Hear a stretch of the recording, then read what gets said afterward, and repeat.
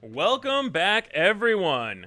We are back with Pool B of the 8K of the Boston Invitational. I'm Jeff Creasy with the Boston Network, here with Josh Snyder from Next Gen Gaming. How you doing today, Josh? Doing well. Getting ready to bring you another 7 rounds of Swiss from CardsHQ here in Atlanta. We saw some good matches early this morning. It's a beautiful day here in Atlanta, and I'm ready for the action to heat up. Same, and it's exciting. So before we get into this Pool B, we're going to look at the leaders and bases and players that top 8'd Pool A. So we've got that graphic ready to look at. I know there were a couple of Han 1 greens. The Han 2 Data Vault that we saw on stream in round 7 got into the top 8. So we've got some really interesting options here. The graphic is getting pulled up shortly. Sorry, guys. Yeah, Courtney's working on getting that pulled up. But That one? Nope. That removed the background. I tell you, if you want, we could go ahead and show them this. Yeah. While we're waiting. Oh, yeah. While we're getting that graphic up, we're going to show you what the players are playing for here. In addition to $8,000 total prize pool, and then I believe $6,000 or something to that effect for the 3v3 event. These are custom serialized. This is, let me find the serialized corner. One of 25 on this playmat. So we have 25 of these serialized playmats, and they were actually commissioned, and the art was done by Kyle Petchcock, who is a SWU artist and has done multiple cards for this game. Yep. He did the art for this playmat. It's really gorgeous, and the way you win one of these is the top 2 teams from the team event each get a playmat. So 6 of them go to there. All of the top 16 of the main events get one. Right. And then the winner of the 2K draft event on Sunday gets one. And then one of these is available for silent auction in the store now. So even if you don't play SWU or are bad at SWU, you can still get your playmat. Just instead of costing skill, it costs money. And that's just every good trading card game can have that. We're pay to win here. So. No, absolutely. Beautiful art. I feel like this one, I know. This art, as a matter of fact. Yeah, there you go. He's got it on his shirt. Also, you can come down and get the merch. I know Frank was talking a little bit about how, the art is changing a little bit, and it's almost zooming out of Atlanta and the picture there from the original Boston Invitational art. So it's very neat. I think Kyle has done a fantastic job with that artwork, and yes, and this is definitely something that the players have enjoyed and they want to get their hands on. So they're really cool mats, and I believe now we are ready to show you the graphic for the top 8 of Pool 1. Okay. The players and deck lists. Still don't have the graphic, trying to get that up, but we do know for sure there's at least a couple Han 1 greens. We do know that. We know that there was. Oh, here we go. We're getting the melee pulled up here. It was good until it snapped up into the corner. 2 Anakin Data Vault, which yeah. is extremely interesting. We saw the explosiveness yeah. of that deck and how good the action ability is with Anakin, especially with some of these new cards like Padme Amidala, the Spy tokens, and Karis Nemec as well. Yeah, and the Anakin has a lot of reach. It's always had things like General's Blade, and they've started playing cards like the Legal Authority and things like that. So the Anakin green deck, it's really, I think, got a decent amount of legs, and it's got some good play into a lot of the meta that you see right now, which is a big difference from how it was before. So the other decks that we've got Quinlan Tarkentown with Carlos Apodaca. He's one of the players that's known for playing that deck very well. We have Han 2 Blue. We have one of those and a Han 2 Data Vault. So an interesting spread of Hans here. And then we saw Philip on stream and also interviewed him with his Han 1 green, another Han 1 green, and the Ray Data Vault that we saw on the last round of Pool A. So it's a pretty interesting, pretty varied. It's a very varied top 8 when you consider Han Solo is 4 of the leaders, because it's 2 different Han Solos and multiple different colors within those Han Solos. Right. It's interesting. It's 2 leaders, or 3 different leaders are duplicated, right? You've got Anakin Skywalker, What It Takes to Win, Han 1 and Han 2, and then you've got the Rey, Data Vault, and the Quinlan. That Rey and Quinlan snuck in as well. So a and total even in of the 5 Han 2, different leaders. one is Blue Force and one is green Data Vault. Okay. So even within Han 2, those are very different decks. Yeah. Absolutely. And then we're about to get started on with our round 1. So Pool A had 103 players in it. Pool B has 120. Yep. So we lost the top 8 who are no longer playing in Pool B, but we still gained 17 players. So we've got a lot of people here ready to jam. They're trying to emergency add tables into the venue. We've got a lot of people here ready and excited to play for these playmats and to play for this cash prize. Yeah, absolutely. I mean, you called it. I mean, there is a good bit of cash on the line. The largest prize purse in Star Wars Unlimited history to date. So yeah, definitely a lot to play for. But yes, there is a lot of cash on the line. But at the same time, this has also been a great community event. Yeah. And yes, there's cash, but at the same time, players are just really enjoying themselves. Oh, yeah, absolutely. The energy in the room has been fantastic. People have been so excited to travel in from all over the country, and then Philip from Europe, right, just coming in to defend his title. So people are excited to be here. It's a great event. It's a great venue. Yeah. And I think that this entire weekend has proved it. Yeah, absolutely. 100% agree. And I'm just so excited to see. I'm excited to see how this Pool B shapes up differently from Pool A.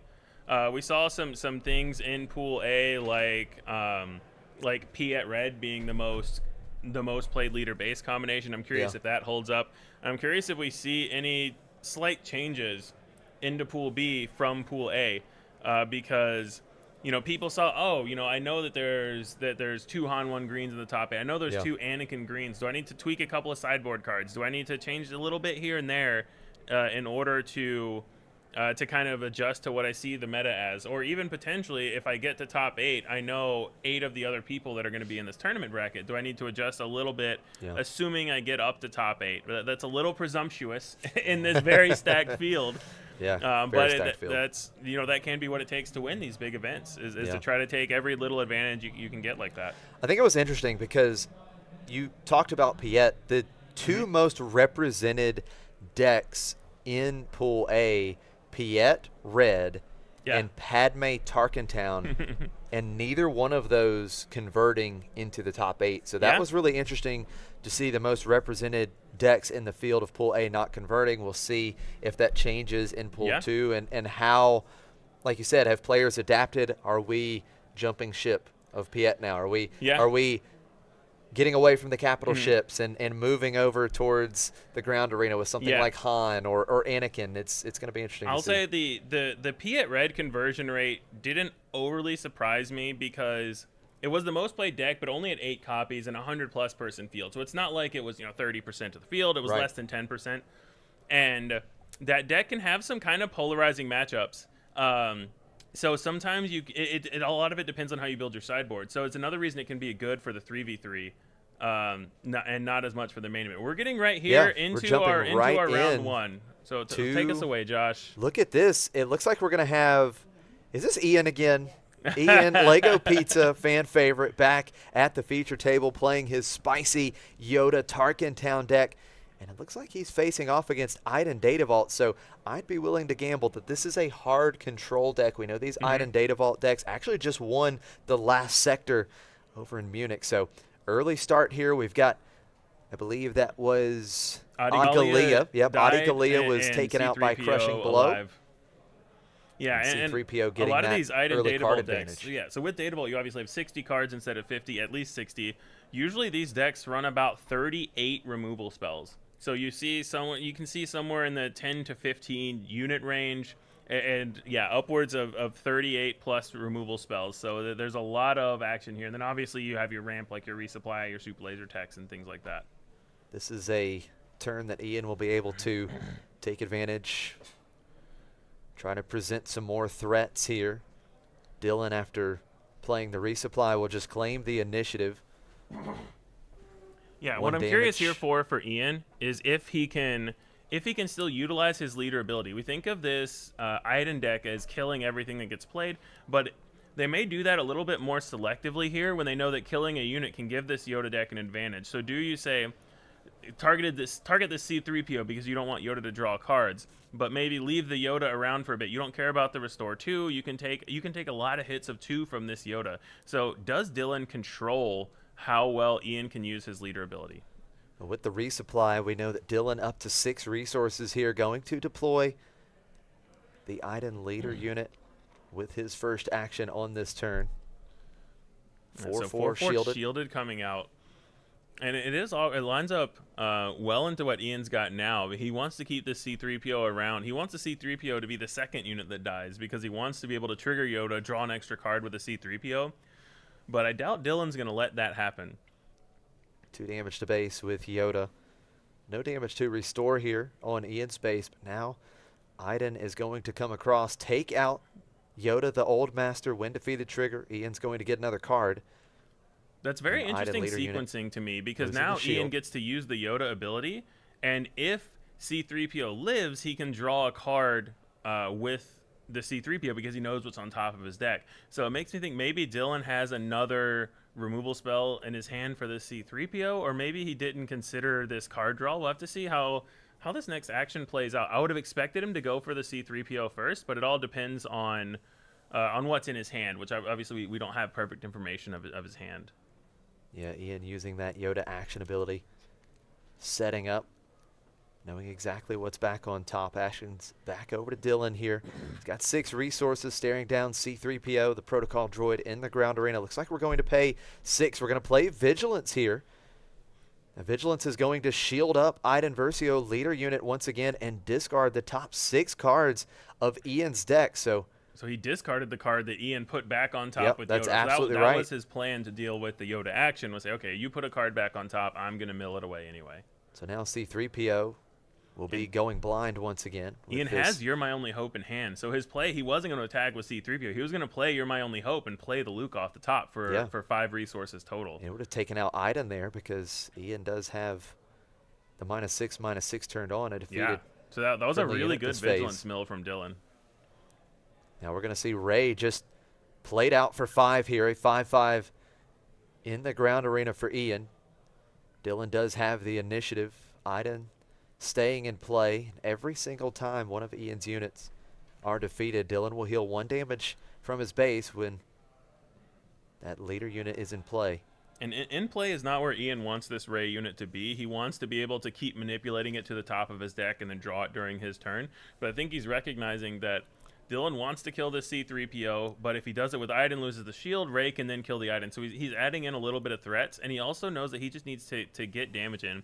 He needs to force Dylan's hand a little bit and not just let him sit back on all the removal spells he wants to play. It's going to be a timely intervention here for Dylan. We are going to timely intervention. Darth Vader will come in, that wind plate ability, a shield token to Darth Vader and Ray. We are ambushing and defeating C-3PO. That on attack ability will defeat Ray with the shield token. Very strong play here, cleaning up that ground arena. Yeah, this is one of the best plays that this Iden deck can do.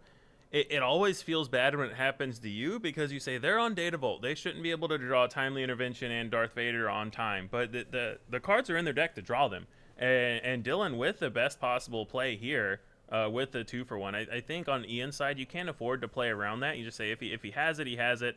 And in this game, Dylan had it. So now Ian's got a lot of work to do to come back into this game. Ian very behind on board right now. We are going to see You're My Only Hope. This was set up with that Yoda action ability. Just paying 1 resource for the rebellious Hammerhead. 6 cards in hand, 6 damage, exactly what is needed to take out Darth Vader, Twilight of the Apprentice. And now we'll see a Karis Nimic as well. This is a fantastic card against control because it replaces itself with a ready spy token. So very solid card here.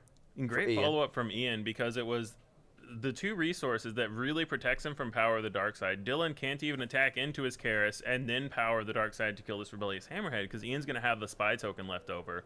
So Karis plus Hammerhead was a really good follow-up from Ian after getting 2-for-1 by this Darth Vader. A good follow-up was needed. Ian responded. Ian, the runner-up at the Galactic Championship this year.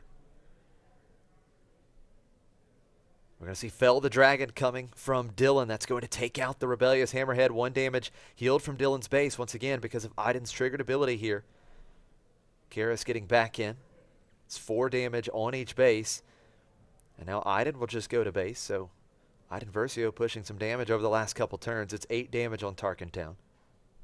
Yeah, and usually Fell the Dragon is one of those premium removal spells that you don't want to throw around haphazardly, but he also already knows he milled a Luke with Vigilance. And this deck doesn't usually go all the way up to Crate Dragons, so you know, okay, he has slightly lower number of those top-end cards in the deck, so I may be good to just throw this on the Hammerhead and not have to deal with it anymore, because you don't want to take 5 in space every turn.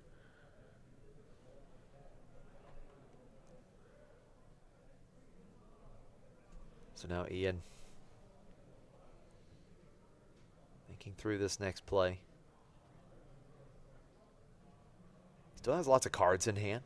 Lots of decisions to make, for sure. Definitely a lot of decisions. Resolving his Yoda ability to put one back on top. Yeah, putting one back on top here. Still has 6 cards in hand after putting that one back on top. 4 resources for Dylan. I believe he may have signaled either a claim or a pass there. I think he passed. Okay. Did see that hand signal. See C3PO setting up here. Protocol Droid getting an extra card. I thought it was Daring Raid. Daring Raid? Oh, it was Daring Raid? I thought it was Daring Raid. Maybe it flashed by quickly. I couldn't really tell. Okay, yeah. Daring Raid is more likely because you do not want to show your opponent that you have aggressive negotiations. But that can deal with the Iden shield and then make it a little bit more vulnerable. So we're going to see 4 resources for the Itinerant Warrior. Just a 4/4 shielded here for Ian, but we do need to go wide on this board and present as many threats as possible that Dylan has to answer. Yeah, try and force out a early Super Laser Blast.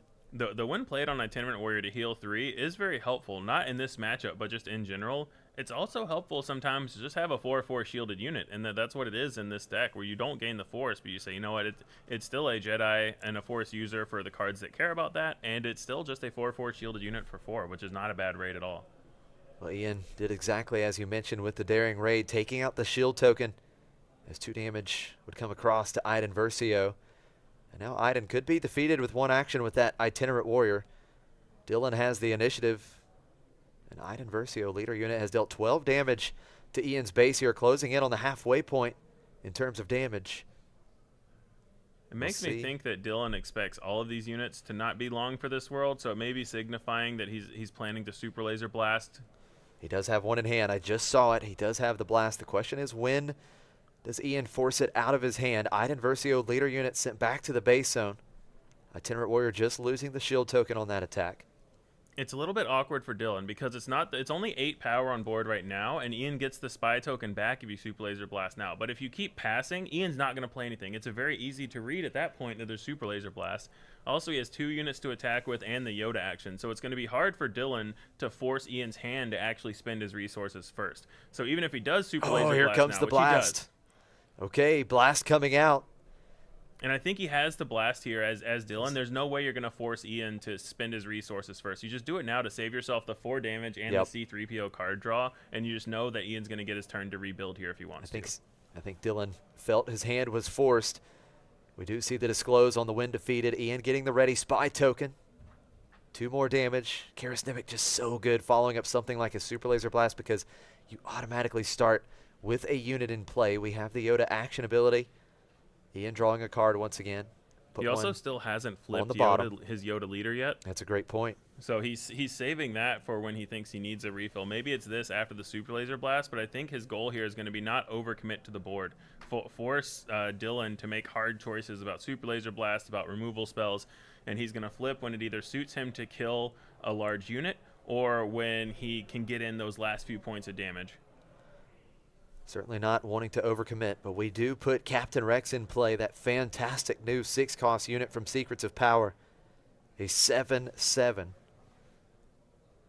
Will get Sentinel each and every turn that it attacks. We see another Darth Vader in hand for Dylan, but if he doesn't also have the timely reinforcements, that card is borderline unplayable. It is so bad to give your unit a shield, an enemy unit a shield, unless you're immediately going to kill that unit. So it's really tough. He could play it and just give something like the spy token a shield and play a shielded unit. Here comes a pretty big play. Dylan's going to line up this first capital ship of round 1. Yeah, that deal 10 damage, taking out Captain Rex. A much cleaner answer for Rex than trying to play the Darth Vader. Absolutely. Yoda action ability used. Now, Ian, once again, will need to replenish this board.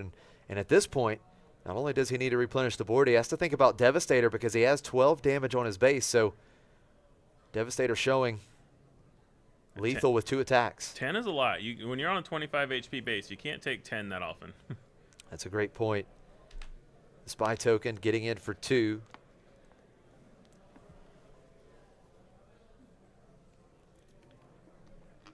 7 damage on Dylan's Data Vault. We do have the Fell the Dragon for Ian, defeating Devastator and following up with a... Thinking about following up with a Jedi Starfighter, we have pivoted to another Itinerant Warrior. I like this a lot better. He's still protected from Power of the Dark Side with the spy token. So just play your larger unit here, and you still don't need to worry about your leader flip. Your goal here is how small of a board can you make Dylan Super Laser Blast? And with a shielded unit and the spy token, Devastator doesn't kill the Itinerant Warrior, Avenger doesn't, so Dylan's going to have to spend something else. He can't Fell the Dragon it. He can take 4 for several turns before it's really an issue, but it's still a question. And that's the way that these mid-range decks can try to beat these Data Vault control decks, is you say, here's a question, you have an answer. Here's a question, you have an answer. And then eventually either they run out of answers or they start having to use less efficient answers. See, the Avenger kills the spy token, but the Itinerant Warrior is still there. Now Ian has some options, hopefully, for him to deal with this Avenger and still hit Dylan for 4 every turn. It's back-to-back turns with not Avenger, but with a capital ship as Avenger takes out the spy token. 4 more damage coming through with the Itinerant Warrior. Ian happy to use that Yoda action ability. Once again, we're going to see the Ray trigger. That is going to be revealed.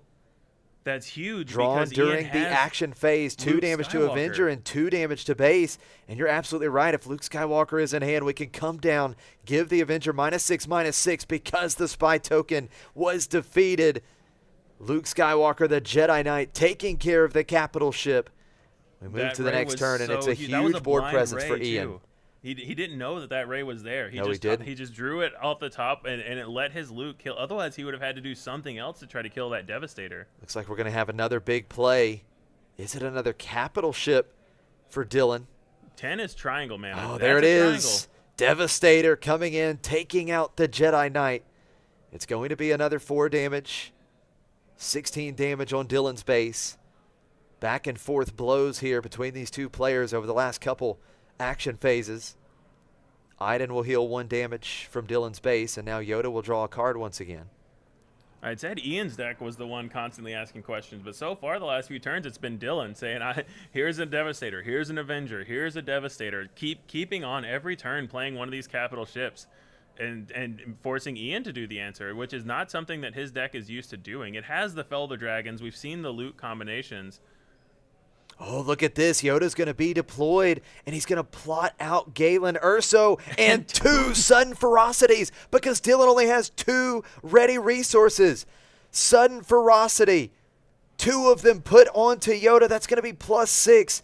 10 power on Yoda coming through. 25 damage on Dylan's base, restoring 2. And what is he going to blank? That's a great point. He gets to name a card with Galen Urso. And it's going to blank its abilities. He still needs to replace his plot resources as well. He should still be at 10 resources. Yeah, it is a great call. Does need to replace 3 here. Wow. There it is. Okay, yep, replacing now. There we go. His plot resources now. So we got there. We're not sure what he named with Balin. Probably a removal spell that he's worried about. So he may have named Rival's Fall because that's the main one that can defeat Yoda. Yoda can't be Fell the Dragon, and with a Super Laser Blast, Dylan is defeating his own Devastator. So I think Ian probably names Rival's Fall, but I'm not 100% sure. We didn't see what he named. That's just my first thought of what I would name in this scenario. So Galen completely turns off any card in play or in hand that your opponent owns. Yeah, Galen Urso, great plot here from Ian. And Dylan has to have a response here with 25 damage on base. This game is in the books if Yoda swings one more time. We see a reinforcement walker, but I don't think 3 heal is going to be enough. 3 would take him down to 22, but then Itinerant Warrior and Yoda would still be enough. We're going to see Rivals fall, so he didn't name Rivals fall, but we have aggressive negotiations, and it's going to be enough cards in hand to attack with the Itinerant Warrior for game. We finally see it, aggressive negotiations paying off in a big way with a bunch of cards in hand for Ian. Game 1 in the books. What a fantastic finish in this game for Ian. And what I think must have happened there is since Ian had the aggressive negotiations, he said, I have 2 lethal threats, which means you can play Rivals Fall, and I'm going to name Super Laser Blast. So my assumption there is Ian named Super Laser Blast, so Dylan could only 1-for-1 remove the board. And he said, if you remove Yoda, I still have you dead here. So that's what I assumed happened. And yeah, Ian came back hard in that game 1. It looked like Dylan was so far ahead, constantly playing those capital ships. And Ian just, wow, really showing the card draw into the finale of aggressive negotiations, the ray off the top to kill the first Avenger. Man, that was a wild game 1. Aggressive negotiations showing us how powerful that card really is. And we talked about it. I know we've mentioned it earlier this weekend that with that card now, there are situations, especially against control, when you're constantly 1-for-1 removing your opponent's threats. Your opponent is slowly just building up this hand. Yeah. And you're never really safe, even with these units that are unassuming. You're just never really safe. And, you know, beautiful line there. I love the decision-making from Ian in that game. Really timing the Yoda flip perfectly. Yeah, it's something that we were talking about where he doesn't need to flip right away. He's probably never killing a unit with this Yoda flip because the only units Iden is going to play are going to be 9+ cost. But he knew, and we talked about too, the Itinerant Warrior, Dylan can take 4 damage a few times. Well, until you get hit for 10 in one turn and then aggressive negotiations for 10 on the next turn. So the chip damage that Ian got in really mattered even against this 33 HP Data Bolt. It absolutely did. Ian ready to go. Dylan in the tank here with his sideboard decisions. I would imagine Dylan has not play tested against Yoda Tarkentown much because it is not a very common meta deck for people to test against. No, you're absolutely right. I mean, really, Yoda Red in general, and it was mainly Yoda Red Force that we were seeing in Legends of the Force when Force Throw was still in the meta. Yeah. But as soon as Force Throw was suspended, the deck just plummeted in its play rate. And so, yeah, you're probably not really expecting this. Yeah, as soon as Force Throw got banned, people said, hey, I can play Blue-Green Hero again. So they tampered around with Yoda Green. They went back to their Ray Data Volts, which we've already seen in the top 8, and some prominent players are playing in Pool B. Yeah, so it's really interesting to go back here and say, you know what, I instead of leaning into Force Throw in the discard package and the Force package, I'm going to lean into drawing cards. I'm going to lean into how many times can I trigger Ray to ping your base and your stuff for a lot of value. We're seeing it. We saw it work out well in game 1 against what traditionally for Blue-Red Hero has been a bad matchup. Yoda's always been a little bit better than your Anakins and your Han 2s because you have a larger leader, because you have a little bit more card draw and card velocity to see more of your deck. It's always been a little bit better into this matchup than the other Blue-Red Hero variants, but it's still not been a great matchup. And we saw it work out fairly well in game 1 by the end of the game there. Well, there was some very important pieces that I think really helped this matchup. Yeah. And it was all of those plot cards, right? I mean, we're seeing plot really play a role here, and the Galen was huge, right? Yeah, because the if Galen you're able to shut off blast, the taking out multiple units in one action is huge, and then Yoda is able to get those sudden ferocities that puts your opponent in that lethal range. So, you know, may not have been a great matchup before, but now with these new pieces and Ian just such a fantastic player, he's maybe got this figured out. But we're ready to go. Yeah. Game 2, Jedi Starfighter coming out. for Ian. And I think it was just a quick claim for Dylan. Yeah, and the other thing about that is with the aggressive negotiations, Dylan has to constantly worry about any unit that's ready. I'm at 25 damage. I'm within 13 of dying. I have to count how many cards are in your hand, and can I afford to leave any? And that's when we get to the point that I was talking about, where the answers may become slightly less efficient, and you do what you have to do instead of what's best to do. Instead of having a 10-card hand and picking your best card, you say, I picked this card up off the top, and I have to play it now. So it can really make Dylan have to play less efficiently to avoid dying to something like aggressive negotiations from game one. So I'm curious if he's going to change his play patterns a little bit in this game too, and try to avoid taking any chip damage early on, and try to keep Ian's board a little bit clearer, which puts a much larger strain on his resources to be able to answer the big threats.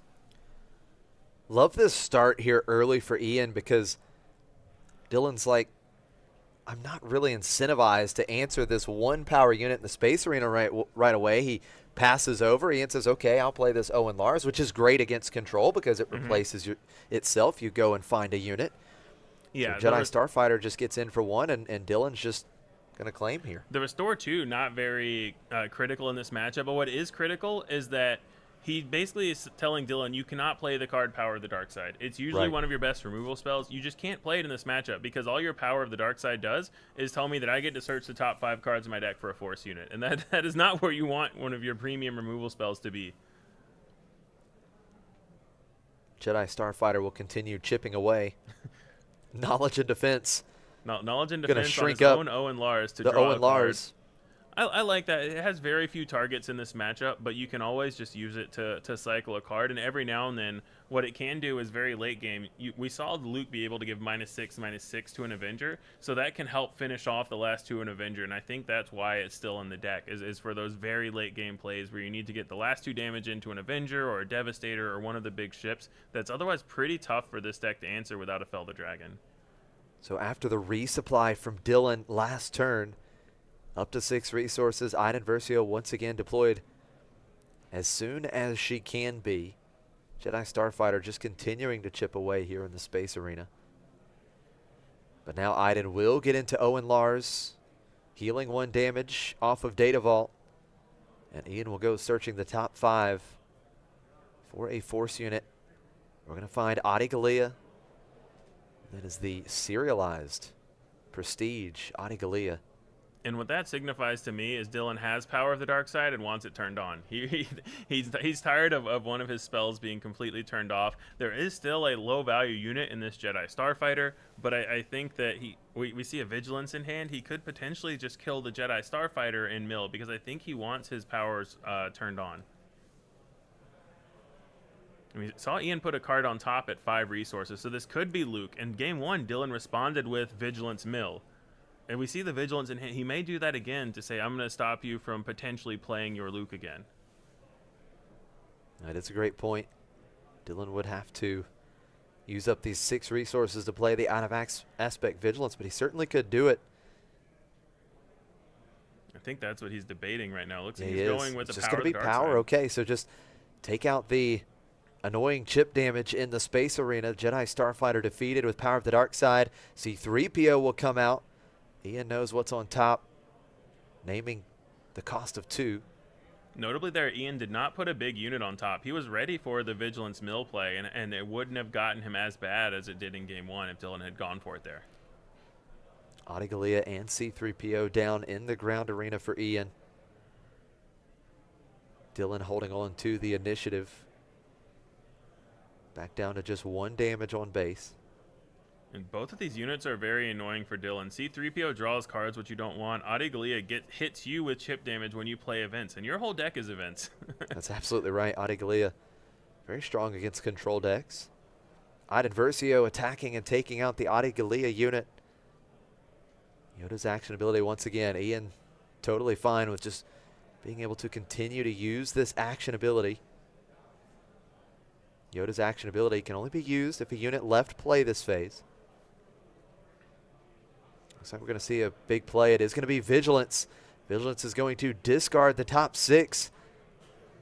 See Arrivals fall there in aggressive negotiations. And multiple copies of C3PO. Yeah, both those going in the discard are pretty big. Absolutely. Now Ian has a blind call the C3PO because the card that he put back, the Rivals Fall that he put back on top with Yoda, got milled. He does have another Rivals Fall in hand. Another Rivals Fall to take out Iden Versio leader unit that got another shield token on it off of Vigilance, but won't protect her here. This does make me slightly worried for Ian in the late game, the fact that 2 Rivals Falls are now gone, and we know that Dylan is playing a lot of your Devastators and your Avengers. So is Ian going to have the answers for those if Dylan finds them? But also, is Dylan going to find them? He's on those 60 cards. We'll have to see if he can draw into them and if Ian still has the answers. We saw multiple capital ships come down in consecutive turns for Dylan in the first game, and Ian did a nice job of answering them. We'll see if he can do the same here in game 2. It's going to be Reinforcement Walker, a unit we did not see come out in game 1. Dylan just going to draw the card. Only 1 damage on base. No reason to heal at this point. And it's an immediate Fell the Dragon in response for Ian, defeating the Reinforcement Walker. Dylan just claiming as he used up all his resources, and now Ian has a little bit of free range here. That action ability once again off of Yoda. You cannot let Iden draw a card every turn with that Reinforcement Walker. They don't even have to heal because you have no damage on base. I mean, you have to kill that Reinforcement Walker. Yeah, it is a great point. We see Knowledge and Defense picked up off the C3PO, and Knowledge and Defense played, giving C3PO -2/-2, but yet again replacing itself. Ian getting another card, digging deeper into his deck. We still haven't seen any Ray triggers this game. Which is one of the reasons. That's another reason that Knowledge and Defense is still in there. You can, if you already have a Ray in hand, you can Yoda action, put the Ray on top, and then Knowledge and Defense to draw it.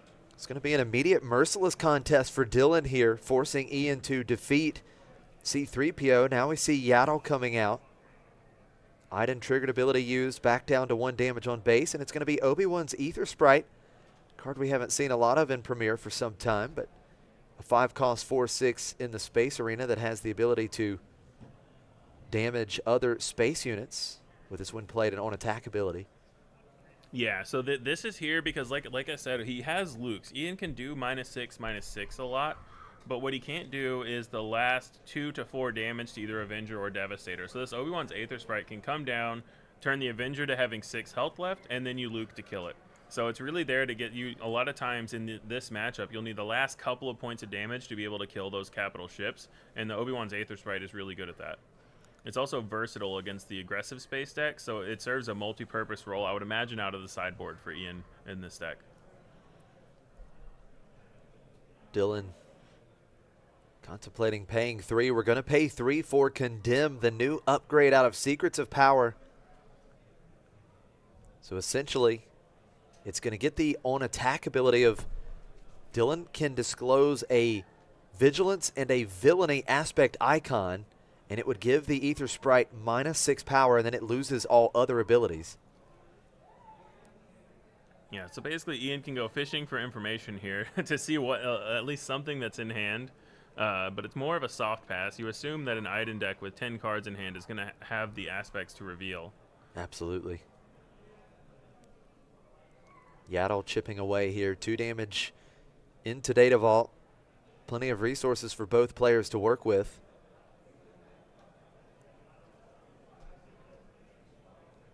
Dylan, a total of 10 resources. We could see something like Devastator. We've already worked through at least 1 Rivals Fall and 1 Fell the Dragon on Ian's side. But a little bit different in this game. In the first game, Iden Versio was able to put some pressure on Tarkentown with 3 attacks, and then you really start to threaten Ian with these capital ships. But in this case, not 1 damage has been dealt to Ian's base. It's going to be another Vigilance, healing off the damage that was on Dylan's base and discarding the top 6 cards of Ian's deck here. It was an interesting Vigilance. I think it's just saying this card isn't that useful in the matchup. I think the main thing that we've seen Dylan do with these Vigilances is re-shield his Iden Versio, which is already dead, and potentially remove a card that Ian put on top. And he stopped putting good cards on top anyway for that reason. So I think this was just this uses my resources this turn, and now he's milled Ian for 12, which is not insignificant in this deck where he's constantly playing all these cycling cards, these cards that just draw extra cards. It's feasible that this comes down to Ian running out of cards, and I think that's one of the things that Dylan is kind of counting on. That was exactly what I was thinking. This is a deck. Ian is drawing plenty of extra cards, so going through his deck a bit faster. We do see Dylan just claim the initiative, and Luke Skywalker coming down. Good board presence in the ground arena for Ian. Yeah, going into the very late stages of this game, no damage on either base. Let's see how Dylan responds to seeing the Luke Skywalker come out. Looks like we're going to have a big play. Big play here. Paying 8. It's going to be Super Laser Blast cleaning up the board.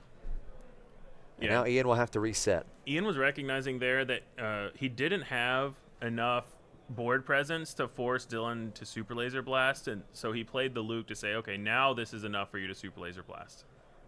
Ian getting a blind ray off of the Yoda action ability, so 2 damage dealt to Data Vault. Whenever you draw a ray during the action phase, can reveal ray and deal 2 damage to a unit in base, so just 2 damage to Data Vault here, and Iden Versio quickly used to heal 1 damage back.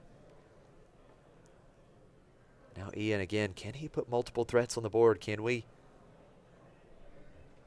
force another big play from Dylan's hand? It's going to be Ray just played into the ground arena. Dylan claiming. And how much does Ian want to commit to this board? I'm assuming he probably would like a couple units on the board. Small unit, because you don't want your Ray to die to the Merciless Contest Power of the Dark Side, but you don't want to commit another large unit that makes another Super Laser Blast a little bit more likely. Oh, and here comes Galen Urso from hand, so we get that when played ability.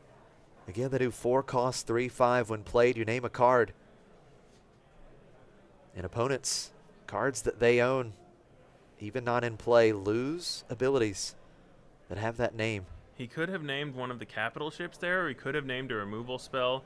Naming something like Devastator means that your units don't die or an Avenger, but you still have to deal with the 8/8 or 10/10 in space, so maybe he just still named Super Laser Blast. Maybe he named something like a Rival's Fall to protect this Yoda flip. There are a lot of valid options for him to name here. Definitely. Dylan with the initiative, loading up for yet another big play. It's going to be a capital ship. Here comes the first Avenger of Game 2. Dylan forcing Ian to defeat one of these 2 units. It's going to be Galen Urso, so whatever was blanked, no longer blanked. And it wasn't Avenger. That's absolutely right. And it's going to be aggressive negotiations here. It's going to be +5, 10 damage coming to Dylan's base with 1 swing from Ray. Iden Versio will heal 1 damage back down to 10. Now we are going to deploy Yoda. How suddenly ferocious are we going to be? Oh, and it's going to be 1 sudden ferocity and another Galen Urso. Very curious to see what he blanks here. Does he attack something that could be played, or does he just shut off Avenger's ability? I don't think you name Avenger here because you have both the Galen and the Ray to sacrifice, and also Avenger says non-leader, so Avenger can't kill the Yoda. I think you're back to either Rival's Fall or Super Laser Blast. You want to name something that stops your board presence, especially if you think that you can outrace this Avenger. The question is, if Dylan attacks first action with the Avenger, do you defeat the Galen and turn the card back on? I think you just defeat the Ray and give up 2 power on your board, but whatever card I named, you still can't play. Absolutely. I think Ray would be the target for sure here. I think Super Laser Blast is probably the worst card right now for Ian, especially with Yoda in play with that sudden ferocity. Would love to be able to protect Yoda if able. Dylan has the initiative. 17 damage on Dylan's base. 15 damage shown right now in the ground arena. 1 shy of lethal for Ian. Ooh, I see an Overwhelming Barrage in hand for Dylan. That could do some work. Absolutely. Overwhelming Barrage would Allow Dylan to deal 10 damage. Looks like we're paying 5. It is going to be overwhelming. Barrage, 10 damage being dealt. Galen, Urso, and Ray both defeated. So, once again, that card that was named by Galen and that when played ability back online for Dylan. Interesting to leave the Yoda, which does not die to Avenger. To me, this means that he may have another Power of the Dark Side in hand, which can defeat leaders. So Ian probably deciding now, should he play into the Power of the Dark Side, or should he play another unit and play into something like a Rival's Fall? He's paying 3. Is it going to be another aggressive negotiations here? He's grabbing it from his hand. That's exactly what it's going to be. It's going to be another, 13. It's plus 6. Oh, man. 13 damage coming through, 30 damage on Dylan's base. Just 3 HP remaining.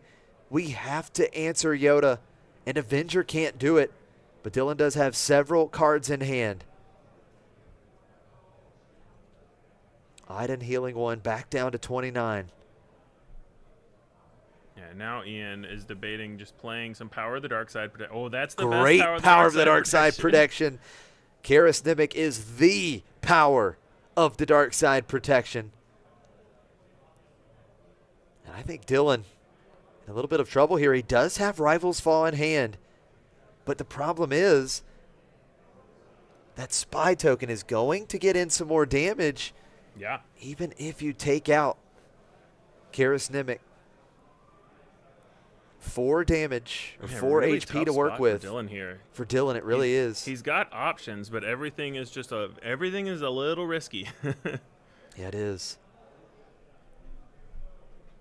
Does have several removal cards here. Rival's Fall, Fell the Dragon. I believe he has no glory, only results as well. It is going to be Rival's Fall taking out the Yoda leader unit. Ian left with just Karis Nimic on the board, but still has 5 resources to work with. I wouldn't be surprised to see him play something like an Owen Lars here, just something small that could eat this Avenger attack, and then you can claim attack with Karis, and then after you do that, the Avenger can't attack anymore until Dylan heals. Yeah, because of that ready token that Karis Nimic would create.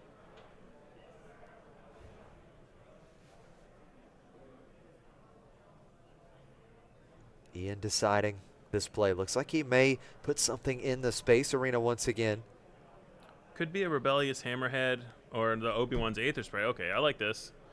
We saw the Luke in hand, so now he gets to deal a couple of damage here, which in future turns, if the game lasts that long, then the Avenger is just set up to die from a Luke at a later date. Absolutely. Obi-Wan's Aether Sprite showing some more pressure here on Ian's side. A unit that has to be dealt with. Has 4 power. Exact lethal. And it looks like just a claim. I think, yeah, Dylan claims. Dylan. So Ian Tarkentown's here because Tarkentown isn't that useful in this matchup anyway. But it means that the Avenger's got a few more damage on it. So now something like an Aether Sprite attack into a Knowledge and Defense. He could potentially kill the Avenger without having to run the Aether Sprite into it. Dylan has the initiative. Does he have a way to... Even if he has Super Laser Blast, he still has to have follow-up for the Spy token and then for whatever Ian plays after that. So the token is a problem. Ian's running low on cards in deck, but he has a lot of time before he dies to the damage from running out of cards. Yep. And he seems like he might have enough with what he has on board now, especially if Dylan doesn't have anything useful in hand. So the action is still on Dylan to find a way to close this game out. I mean, I guess in theory you could play another Barrage here, take out both of these units. You do have to soak up the Spy damage. But then he could answer the Spy, if nothing else, with the Avenger attack. And he'd be left with 2 HP remaining. So we'll see what Dylan decides to go with here. It's a tricky situation on Dylan's side. Ian pushing this hard control Iden Data Vault deck to its limits. And it looks like Avenger's attacking into the Aether Sprite. So yeah, Ian just defeats the Aether Sprite with the on attack trigger. So I think he's saying, yeah, the Avenger is still there because you can defeat the unit that is being attacked, and then the Avenger takes no damage back. Right. But now Dylan can't remove this Karis. Yeah, Karis gets in for 3. That's 32. So that ready spy token would be game for Ian, and that would be match. What does Dylan have here? It's going to be Reinforcement Walker. So the Reinforcement Walker discarding Merciless Contest off the top, healing another 3. Back down to 29. Ian has some options. We see he has a Luke in hand, so he may just play that to kill the Avenger. He may want to try to answer this Reinforcement Walker. He can out-damage the 3 per turn, the 3 heal per turn, but it is very annoying. It's more annoying than the Avenger making him kill a unit. But he has to have something else to kill this Walker because the -6/-6 isn't enough. Ian does have the Yoda action ability as an option here. There's a Rebellious Hammerhead in hand too, so we could potentially use that to answer the Avenger and have 5 attack in space to have different arenas. Sudden Ferocity could be big. Yeah, an extra +3 would be quite dangerous for Dylan. Iden healing 1, so we're back down to 28 damage on. Desperately trying to get out of lethal range here. We're going to see a play. It is going to be Rebellious Hammerhead from Ian. He's killing his own Karis Nimbic. Oh, he's going to take out Karis. Disclose to get a ready token. Now the Sudden Ferocity pumps +3, which would be game. So Dylan has to answer the spy token right now. Wow. And if he does, Ian claims and hits him with the Hammerhead, which is also lethal. What a play from Ian. Does Dylan have a way to answer and heal? He only has 5 ready resources. What a line from Ian, and one of the great plays that you can do with Karis Nimbic. Taking your own unit out, totally fine when you get a ready spy token. So good into these control decks. That's not enough. He can entrench the spy token, but he still has to stop Ian from claiming and hitting him with the Hammerhead. Looks like he's paying 2. It looks like that might be what he's lining up here. But you're right. I mean, if he entrenches the token, you still have to have an answer for the other unit with the 3 remaining resources. What he has to have is a Power of the Dark Side into an entrenched. Okay, no glory, only results. Taking control, Sudden Ferocity coming down onto the spy token. Handshake. Ian Klein has done it again on stream. He was so excited about this deck, and he's undefeated at the feature table with this deck over the last couple days. Also undefeated in Pool B with a roaring 1-0. Moving over to one of our backup matches here. It is Ray Data Vault versus Sabine ECL. Looks like we're pretty far into this game. 18 damage on Data Vault, 10 damage on Energy Conversion Lab. Here comes Queen Amidala. Yeah, we do see the new Queen Amidala unit here in Sabine ECL, which is an interesting inclusion. 24 damage on Data Vault. Captain Rex is going to come across for 7. Now Captain Rex will get Sentinel here, and then an enemy unit should get Sentinel as well. Another 3 to base with red 3. Adams going to make a big play here. Here comes U-Wing Reinforcement. This is interesting. I haven't seen the U-Wing Reinforcements in Ray before. I would imagine it's a sideboard card. But it's interesting to bring it in against Sabine ECL. So it looks like Phoenix Squadron A-Wing in the Space Arena has it entrenched. Yes, so that cannot go to base. A red 3. Yep, red 3. All of the heroic units getting raid 1 from this. Oh, and he finds Captain Typho. So another Sentinel unit here in the ground arena for Adam.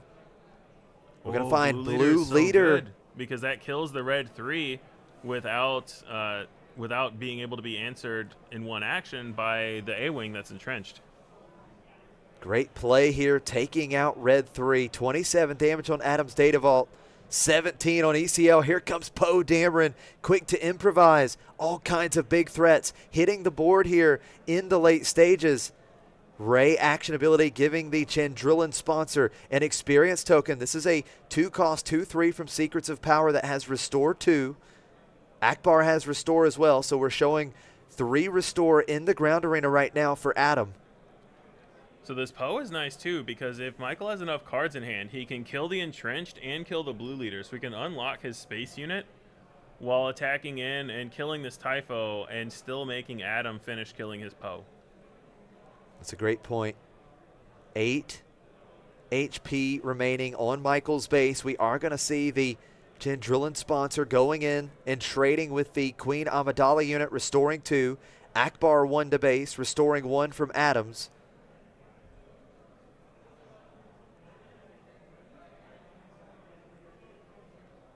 Do want to give a big shout out to Adam because we are tied 1-1. We are tied 1-1. This is the deciding game 3. Adam is a local player in the upstate of South Carolina. I've played in many local events with him. Super nice guy. Great to see him here at the feature table at the Boston Invitational. Can he close it out against the aggro deck? And I think he's got it here. I think that was a concession from Michael because he couldn't answer. I guess he couldn't answer the ground arena. Is that what I'm seeing here? That seems like I think that was the case. Because he has to attack into the Typho. The Rex doesn't have and Sentinels. Rex that is gets game. To 24, and then Rex, Akbar, plus Blue Leader. He can't answer all of them. All right, so, Captain Rex going to seal the deal for Adam. Big congrats, Adam, and so glad that he was able to make it at the feature table. So great first match. We saw some different things there. Ray Datavault doing well. We know that Ray Datavault is I think it's a powerhouse again. Hey, there he is. We have a special guest. There's the Galactic Champion runner-up. Oh, yes, you were the feature match. The play at the end was so nice. Dude. With the, I saw the ferocity off the Yoda. Yes. And I was like, oh, I have lethal now. It was great. Yeah. Just kill my guy. He has 5 up. And if he answers, the one, you I have get to claim Hammerhead and kill him. And if he doesn't, I ferocity the token. The only out that I could see was if he had exactly Power of the Dark Side plus Entrenched. He had Entrenched in his hand. Oh, but he didn't have a 3 But cost? we didn't see that. We didn't see the power. Yep. But yeah. I guess Condemn could have worked as well, right? Entrenched plus Condemn. Yeah. Yeah. That but would have also. He had to have Entrenched plus a 3-cost removal spell. Of which there's only a couple. So yeah, I love the line. That was great. Well, I was mentioning to everyone. This is a deck that you've been working on that you're really excited about. It didn't pan out as well as you had hoped in the first pool. Yeah. However, you're undefeated on stream with Yodakiller Town, and that's the real win, right? Look, I'm undefeated against non-space decks, guys. If I just dodge the space decks, I can't lose. All right? But there you the go. thing is, though, as I added some Jedi Starfighters, you saw them. You know, they were hitting for 1, but you know what they're going to do? They're going to kill spaceships. That's right. So kill spaceships. Do you know how many spaceships are in the top 8 from Pool A? A lot. Not a lot. Oh. So they're all in Michigan. All right. Well, Congrats on the win, Congrats on the Ian. win, Ian. I'm going to lose 2 Great in a row stuff. now, just like Ian Klein. Well, you heard it here. If you want a deck that does not lose to anything other than space, these aggro space decks, then Yodakiller Town is your deck. But it's the final frontier, as they say.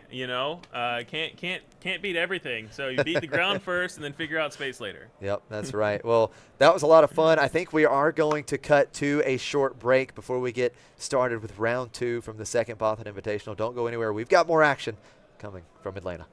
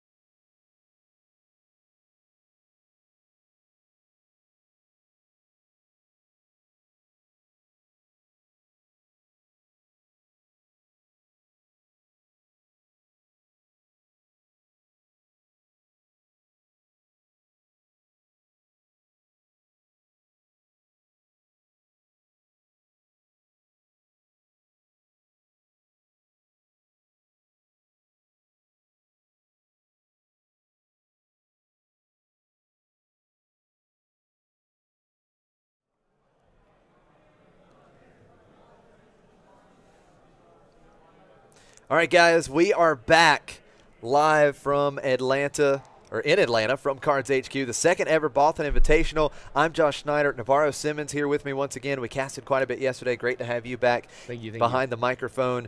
We are getting ready for round 2 of this 8K, pool 2 of the 8K.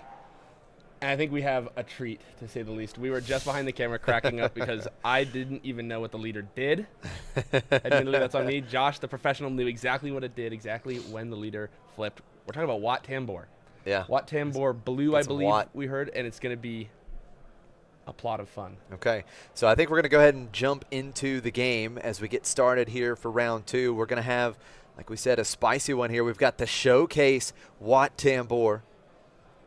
Wat Blue for Crispy versus Carlos on the left. Now, Carlos is known for Cad Tarkentown. He won a planetary qualifier with Cad Bane Tarkentown quite a while ago now. But this is a player that has been deep into Cad Bane Tarkentown for quite some time. It's a Bothan Network showdown here. Yeah, we've got the Bothan mirror. That's going to be pretty common at BIATLs, right? Going to be obviously a lot of Bothans here in the tournament. They have to play each other a decent amount of the time, but it means you get a lot of high-quality matches. We've got kind of what I would say a polarized matchup here, right? Carlos, known for this Cad Tarkentown, certainly a pillar of the archetype in the deck. And then Crispy, who just said, I'm bringing Wat Tambor, and no one can stop me from bringing it. That's right. Well, the interesting thing is, you know, Crispy is a player that is known for bringing these spicy off-meta decks. And he has done it time and time again. He had multiple top-cut finishes in planetary qualifiers with Fennec Shand several sets ago. So he's done it with Fennec. He did it with Major Von Reg. He did it yesterday. He had Major Von Reg, yellow, him and his team to the top 8. Right, they crushed. So Crispy known for kind of bringing these off-meta decks that, honestly, his opponents are not expecting. And in a game like Star Wars, I actually like that a lot more. I personally like to play kind of the standard strong strategies. There's a reason why they're in those kind of top tiers. But when you have games that reward prep so much like Star Wars Unlimited, bringing something a little different, a little bit maybe out of the ordinary, can do a lot of damage to your opponent's prep, right? This game, a lot of similarities to chess. Yeah. When you have similarities to chess, a lot of the opening theory that you might be used to practicing goes out the window. Wat Tambor, I might have to read it. If I have to start the match by reading your leader, I'm already behind, right? I'm already behind the 8-ball, trying to figure out what the heck is going to be in there. I know the colors. That's kind of nice. I know the colors are in it, but that's about the extent of it, right? Absolutely. So we jumped back over to us. Sorry that you have to continue looking at our faces, but we've got some exciting announcements being made right now by Frank and the team before this round starts. And we don't want to tease anything yet, but I do believe we're going to have Frank and another special guest come on here in just a little while and share the special announcement with you as well. But again, we're so thankful for Frank and Courtney for all the hard work they've done making this possible, all the Bothan Network and CardsHQ, because there's been a ton of work that has went into this event from, you know, the Bothan side of things as well as the CardsHQ side. And, you know, we wouldn't be here if it wasn't for all of them. So huge thank you to everyone. Huge shout out to Nick, specifically the TCG events manager here at CardsHQ. He's worked so hard, and you know, he's brought this great Bothan Invitational to us once again. Yeah, he's pulling a couple double shifts, and we appreciate that. Yeah. Along with over 100 players in each of these events, right? Over 30 teams, over 100 players, over 100 players, right? A lot of Star Wars players here. This is a big card store, and it's not like they closed. No. Right? This is all just on the side. Right. As someone who works in a card store, that's really challenging. Yeah. And Nick has made it so fluid, so effortless. You can't even feel any pain points. And it's really hard to do that. So shout out to Nick for sure. Yeah, absolutely. The store has still been buzzing with people coming in, checking out all the sports cards. They have sports cards here. Every trading card game you can imagine, they've got all the cards here. It is Cards headquarters after all, right? And it does really mean it. So super happy to be here. Super thankful for everyone that's put all the hard work into it. Again, we're getting ready for round 2 of Pool B of the 8K, which again, we've talked about it throughout this weekend, the largest prize purse in SWU history, which is super, super exciting. And I know that, again, the cash is important to the players. They're excited to be here participating for large amounts of cash, but at the same time, this has just been a fantastic community-run event. The players are excited to be here and participate in this event once again. And then you have the team event, which we haven't had anywhere else except here. So it's been great. It's so fun. And one thing that keeps me in the Star Wars community specifically is we're playing for the most money in any Star Wars event. That is not the thing that people care about. They have so much passion for this game. You can feel it throughout the entire event hall here. They want to win because they like the game. They like competing.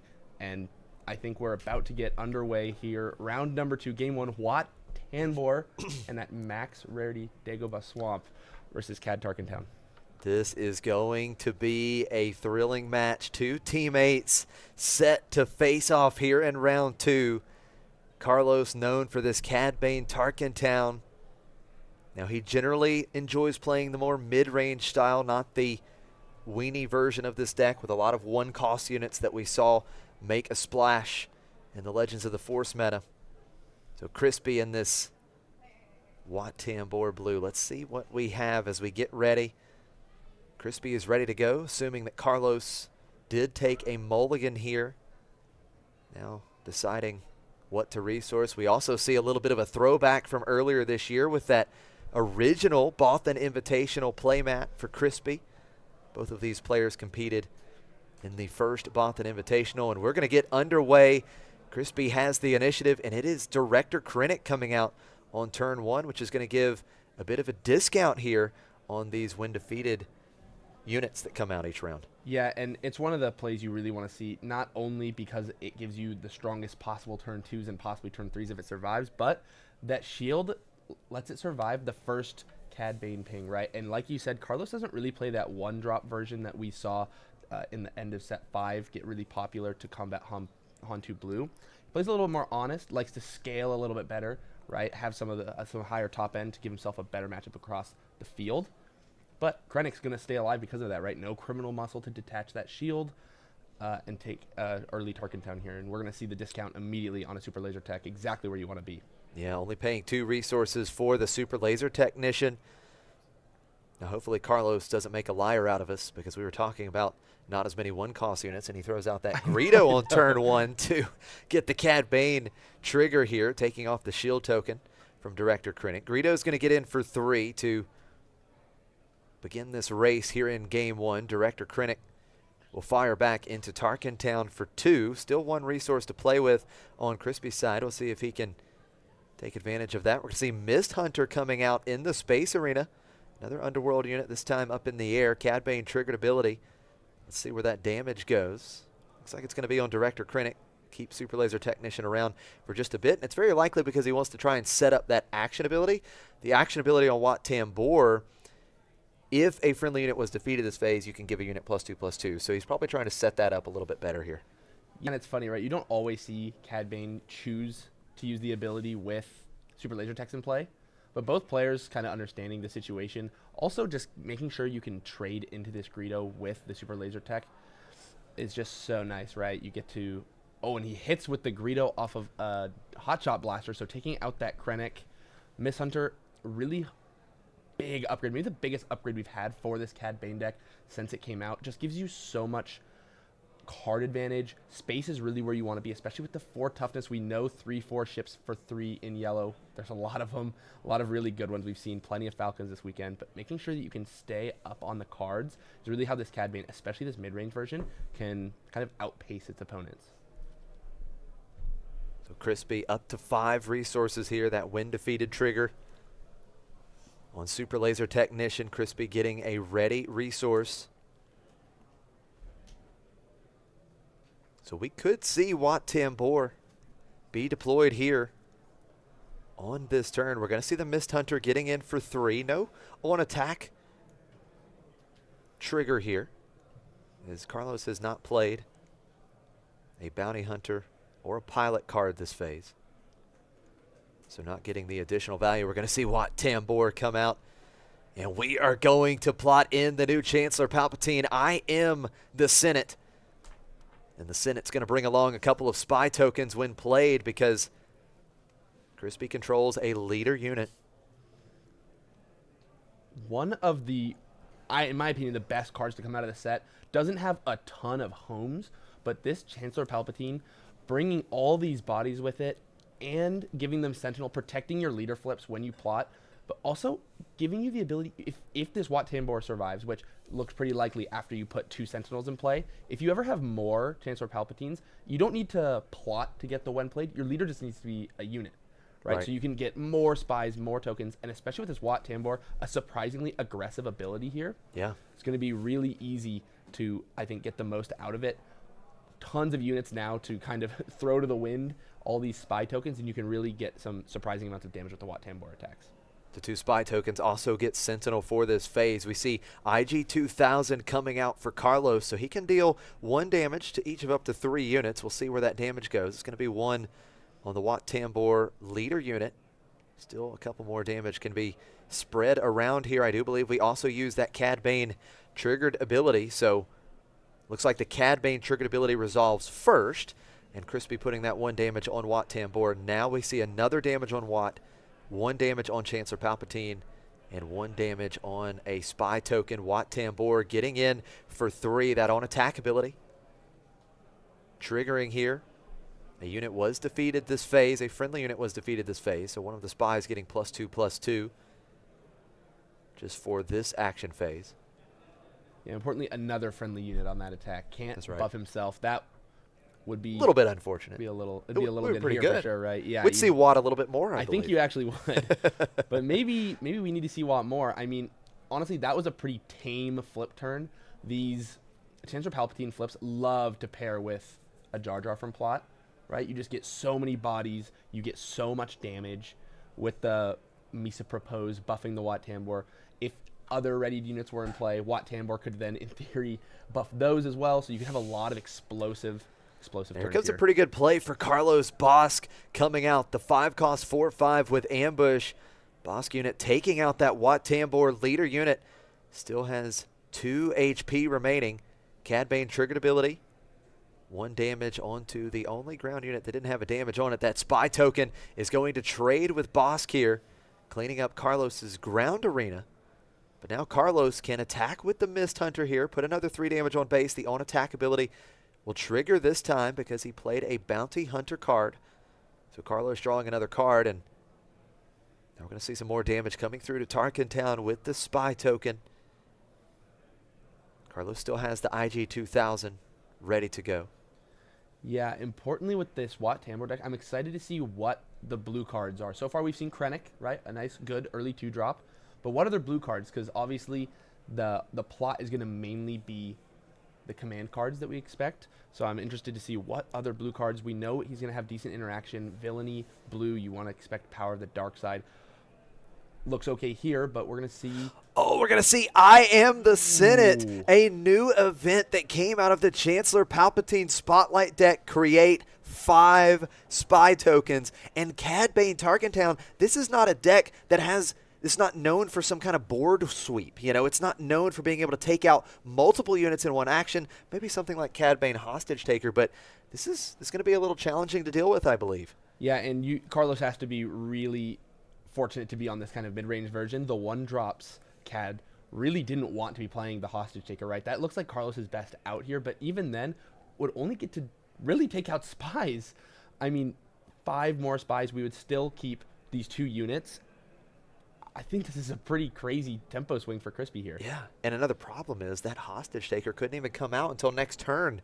So we've got a whole turn that Crispy is threatening a ton of damage, a total of 14 possible damage in the ground arena. Look at all those Bothan spies that have shown up for Crispy here in Game 1, wearing the Lego Pizza special cowboy hat. I mean, you hit it right on the head, right? Yellow aggression, or sorry, cunning aggression, villainy, not known for this ability to remove the board. Not at least a lot at once. You know, we're going to flip the Cad Bane, but this is only representing Oh, it's a lot of damage. A lot of damage coming out, so we're going to see Sudden Ferocity being put, I'm assuming, will be put onto Cad. But he could put it on one of these space units as well. But it is going to be plotted out here from the resources. Garandan as well. So he's going to name a card. Crispy will reveal his hand and have to discard a card with that name from it. So we'll see what we named and if we hit anything. Of course, if we know if he doesn't discard, then he missed. Still haven't seen any blue cards other than this Krennic. Yeah, so another Krennic. You've got Overwhelming Barrage. Look at this Maul. That could be a great finishing play. Totally. That 7 cost, 7 power with Ambush and Overwhelm. You talked about Misa Propose. Mr. Jar Jar Binks himself. One of my 2 favorite cards out of this new set. Queen Amidala and Jar Jar Binks, my 2 favorite cards from Secrets of Power. And the question is, did we hit? Does he discard anything? I don't believe Garandan hit here. Yeah, I'd be really interested. I mean, that's another thing, right? Playing kind of an oddball deck. Right. What do you even name? You might not even know the full contents of your opponent's deck. Now, being teammates, probably more likely that Carlos knows what's going on. But one thing I really like about the immediate CAD flip here is being able to plot this, I think it's Garandan. Yep. You get the Bounty Hunter, or the Underworld rather, and so you get to take out one of these units with the 2-power CAD ping, right? Otherwise, it would have just had no tempo. Sudden Frosty, I think Carlos is tanking where it wanted to go. I kind of want to see it go on a ship, but it's going on CAD here. On CAD Bane. I mean, not a bad spot. The only reason I would have preferred maybe a ship is after you see the Darth Maul, but Overwhelming Barrage does offer a way to kill any of the ships. So I think maybe Carlos just saying, this one, it does my unit, I get the Sudden Frosty ability now, or the value out of it now. Overwhelming Barrage would have likely, just gone on a Chancellor Palpatine, would have cleaned up a ship, so you would have got nothing out of your Frosty. So I guess it does make sense going on the leader. I think this is just a race at this point. You've got a lot of damage, a total of 7 coming through to Crispy's base with the Cad Bane leader unit, 19 damage on base. Crispy just getting in 2 per action, so Carlos is dealing a lot more damage per action here, per attack, as IG-2000 gets in for 3. It's 22 damage on Crispy's base, and Crispy in trouble here. If one more attack gets through, Cad Bane leader unit could win in 1 action, but we are going to see Maul come out and ambush Garandan. Should only be 4 damage, It's going to be 4. 4 damage is going to take Carlos up to 16. 16, we're showing 8. With the Wat Tambor ability, I think he might have lethal. The Wat Tambor ability, you're right, it's free. It doesn't cost any resources.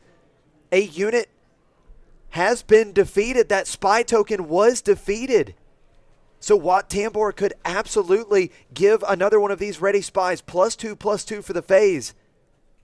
And that would be what he needs.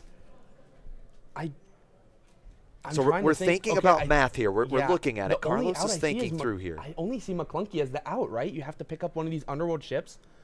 I assume it can pick up ships. I guess I haven't thought about it.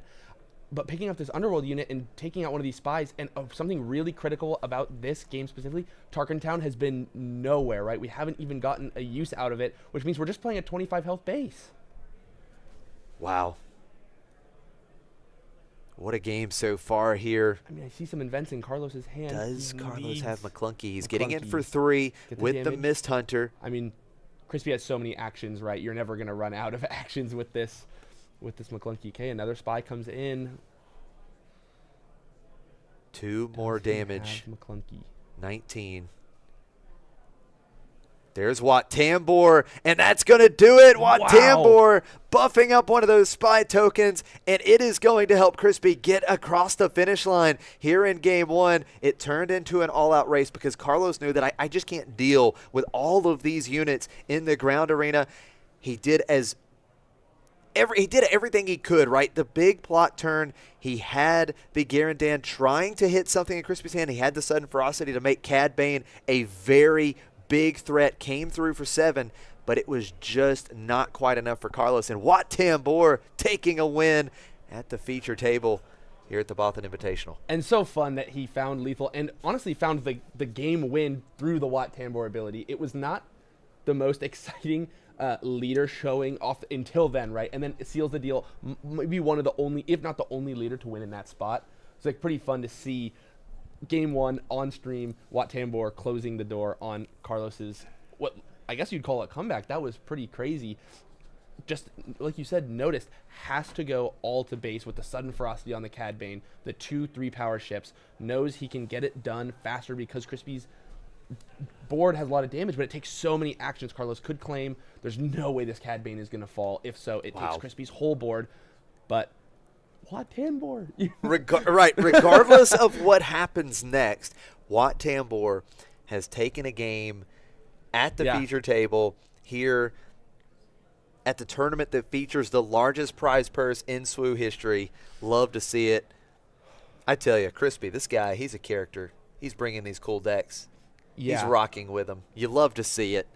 I had the pleasure after the Portland sector to have drinks with Ian, Frank, and Reflex, and then also, of course, Crispy, and just what an all-star group of guys, but Crispy deserving a spot on that lineup. That was so fun to hang out with them and seeing him play a crazy deck. I mean, if you gave me 100 spots on my bingo card, I might not have put Wat Tambor even in the tournament, let alone on stream, let alone winning the game on its ability. I couldn't agree more with you, and this is just the things that I love to see. We talked about Pool 1 was very diverse. The most represented deck was only about 8% of the field. We've got another pretty diverse field here today. I love to see this, and I love to see players trying new things, and Wat Tambor has that type of ability that really synergizes well with the token swarm, and we got that token swarm here in Secrets of Power. You know, the first time we saw tokens in this game back in Twilights of the Republic, it didn't do what we were hoping it would do, right? Yeah. There was never a deck that really rose up with token swarm that it was never good enough, right? It just wasn't good enough. And so hopefully with the spy tokens, there's a lot more play. We got so many good cards that generate spy tokens like Queen Amidala, like Chancellor Palpatine. You've got I Am the Senate. I love to see that card. Literally just create 5 spy tokens. This is so much fun to see. And I absolutely love both of these guys. But seeing Wat Tambor on stream, how can you not pull for Wat Tambor? I know, Navarro? It's especially after that last game. I think I am pulling for Wat Tambor. But don't tell Carlos. We're not going to tell Carlos that I said that. Another fantastic dude. Got to have lunch with him yesterday. Cad Bane, one of my favorite leaders in the game. But man, you said it, Wat Tambor. I mean, you want to see this guy every round, no? Love it. What the heck? What the heck?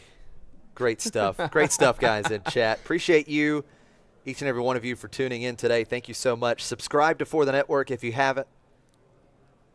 Here we go. Game 2 is underway. It's going to be Carlos starting with the classic Bazine Natal turn 1 play. Taking a look at Crispy's hand. All right, so a couple more blue cards now. Ooh, we've got blue units, and then the Condemn. Condemn and Nuke Gunray. Interesting. After that game, I'm surprised to see the Condemn. I wonder if that's a sideboard card. It feels a little more defensive than maybe this deck wants to be.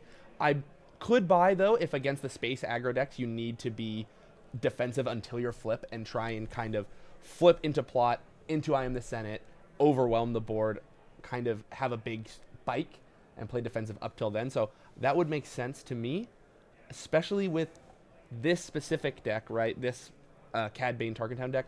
We saw 2 pretty good spaceships, so I'm not surprised to see the Condemn. Gonna Carlos, take Krennic, I think. Yeah, that makes sense. Yeah, taking this turn 1 play out of Crispy's hand, he does get to draw a card in replace, and I believe it was another blue card. I think I saw the 3-cost 4/4, the General Grievous. Yep. So we're seeing some of these Vigilance cards show up for Crispy here in Game 2. Crispy with the initiative. Got a couple options now. We've got that Nuke Gunray. We also have the General Grievous, which is just a great statted unit on 3. So important that Bazine took the only turn 1 play Crispy had, and he didn't peel another one, because it makes this Tarkentown, which we didn't see get any value, so threatening, right? It's so hard now for Crispy to play a unit and not expect it to get Tarkentown. It looks like a Nuke Gunray Prestige. Yeah, the new Nuke Gunray Prestige. Yeah, Prestige for Prestige. Yep, and we're going to see, Carlos said, no Tarkentown activations last time. I'm going to make sure that I get value out of my base. Absolutely. And just, this is exactly where Cad Tarkentown wants to be, right? I mean, any Tarkentown deck. Stunting your opponent's kind of early plays so that you can gain control and then be able to answer those big boards, right? It's really hard to answer them when you guys are at parity and then your opponent flips their leader and there's 6 things in play. It's really hard to deal with that, right? That's absolutely right. But if you're up 2 units and your opponent does this, lets you fight back a little bit, and immediately is obviously a lot of those will enter tapped. Well, Carlos has done a fantastic job early in game 2 at neutralizing Crispy's early plays, taking out the Director Krennic with Bazine Natal before it ever hit the board, and then Ping plus Tarkentown in turn 2. And we've got General Grievous coming out on turn 3 for Crispy. It's going to be Boba Fett. Cad Bane triggered ability. 1 damage to Grievous. And now that Mist Hunter able to get some value. We played the Bounty Hunter. Bazine pinging as well, dealing another damage. But I think this is a much better start for Carlos here in game 2. Oh, I mean, this is obviously Carlos, very devout Cad Bane player. If I had told myself I want to play Cad Bane at this event, and you told me to draw the first 3 turns onto like a piece of paper on what I want to happen, this is the game, right? You want Bazine to strip their turn 1 play, you want Mist Hunter for card draw, and then you want to Tarkentown their turn 2 play. It's just the dream setup. You have the 5 damage already pushed onto Crispy's base, evening up the damage. So I think you really couldn't ask for a better spot, but Overwhelming Barrage. We're going to try to respond here for Crispy. Overwhelming Barrage onto General Grievous, getting +2/+2 for the face. So 6 damage coming through. Going to clean up the Mist Hunter, turn off this card draw for Carlos, and 2 damages going on to Boba Fett, the Disintegrator. Action back over to Carlos here. And I think at this point, Crispy just trying to stabilize this board a little bit. We know that Wat Tambor can be deployed on this turn as well, something to keep in mind. Looks like Bazine getting ready to attack. Carlos knows that either one of these units could die on the next action to an attack from General Grievous. It is going to be Bazine going into base, 6 damage on Crispy's base. I'm really curious if Crispy's going to deploy the Wat Tambor this turn. Obviously, there's so much plot in this deck with the Jar Jar, with the Chancellor Palpatine. Trying to get more value. No, he says, I'm going to go right away. He wants the body, which he does. With full 5 resources, it's hard to expect that you're going to maintain, like that you're going to keep a unit lead. But I think what Crispy wants is he wants to be Wat Tambor or Grievous to Carlos, one of Carlos's units plus Bazine, right? I think you can expect to be in a playable game state as long as you're up against Bazine. But now here comes Garandan. Now Garandan missed here in the first game. What do we see here? What did he call? We see 2 I Am the Senate. We see Overwhelming Barrage and Condemn. Oh, he called I Am the Senate. He called I Am the Senate here. So I Am the Senate getting discarded, but Crispy did have 2. Wow, what a name. Wow, okay. I'm not sure if that's what I would have picked, but after what happened last game, I'm not surprised. Yeah, it doesn't want that swarm in the ground arena. That being said, having a second I Am the Senate and, I think more importantly, a second Overwhelming Barrage, so important. Crispy's hand was really powerful. I think the best line, if Carlos can pull it off, would be a McClunky plus another Garandan taking the last I Am the Senate. That would be huge. And I think Crispy knows that that's so dangerous. Yes.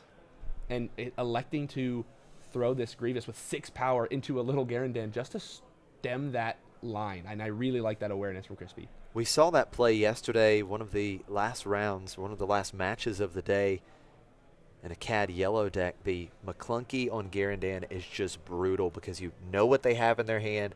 You're able to strip exactly what you need. So Crispy reading that one very well, taking care of the problem before it arises here. General Grievous taking out Boba Fett. Wat Tambor will attack and defeat Bazine Natal, cleaning up Carlos' side of the board.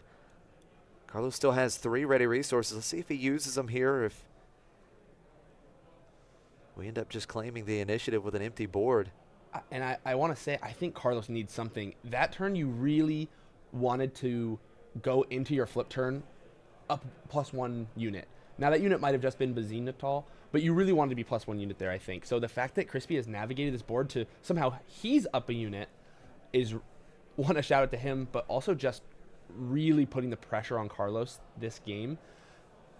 Yes, you've avoided a lot of these the powerful Chancellor Palpatine plot turns, but like I was trying to mention earlier, that's not the only time that Chancellor Palpatine gets the spy tokens, and he's just going to claim. Yeah, just claiming. I think Carlos needs an answer right now. I think he really wants Forlom or the lizard. I'm blanking on his name.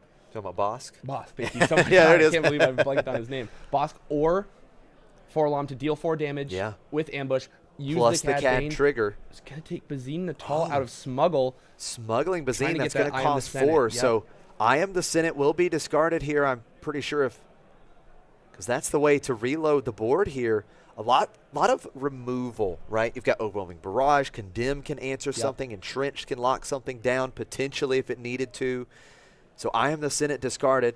Crispy drawing a card in place of that I Am the Senate. Cad Bane triggered ability, 1 damage to Wat Tambor. He has 4 HP remaining. Watch just going to clean up Bazine Natal here, keeping that board clear on Carlos' side. Now, Carlos could deploy Cad Bane, but he also won't be able to take advantage of the plot here on this turn because he only has 2 more ready resources, so we couldn't see a sudden ferocity coming out once again on that Cad Bane. Maybe a Garandan from the resources.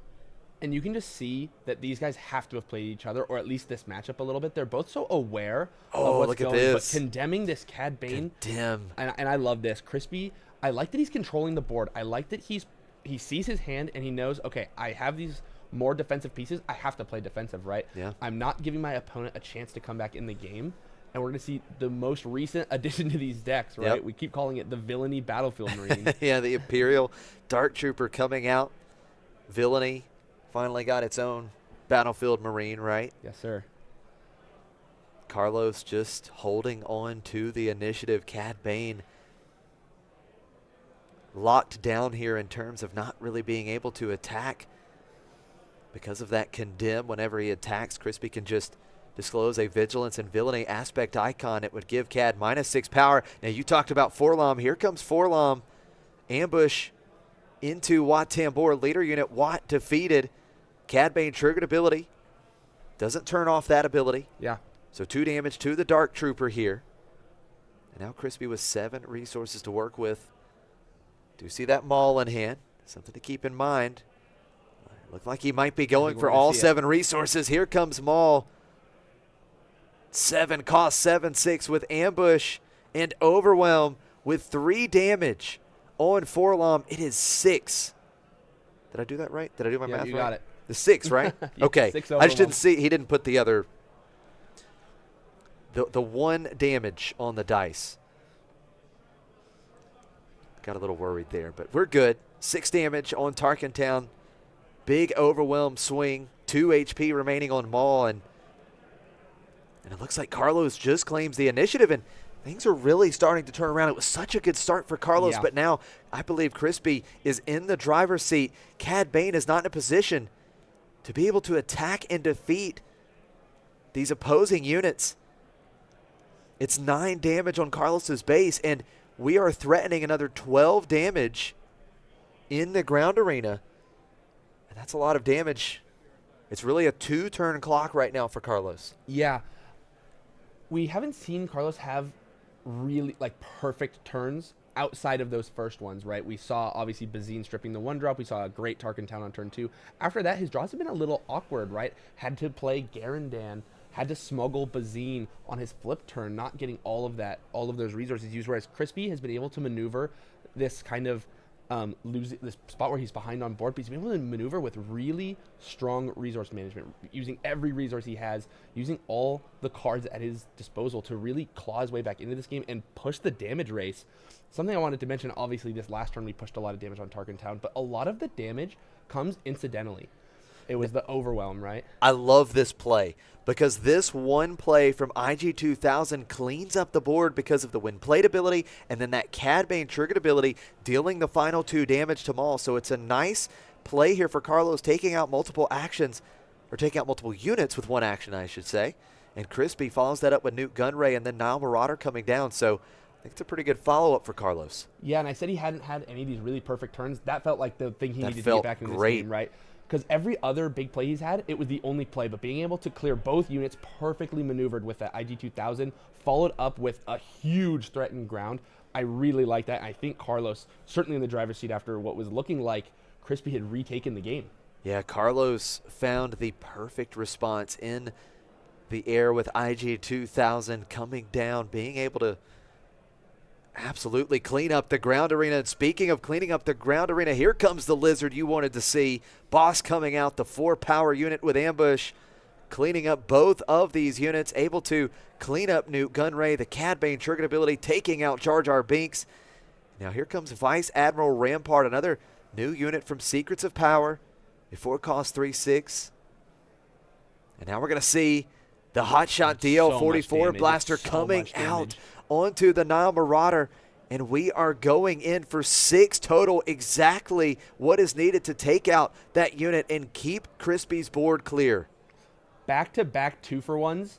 Carlos is definitely happy with that, right? Exactly what he needed.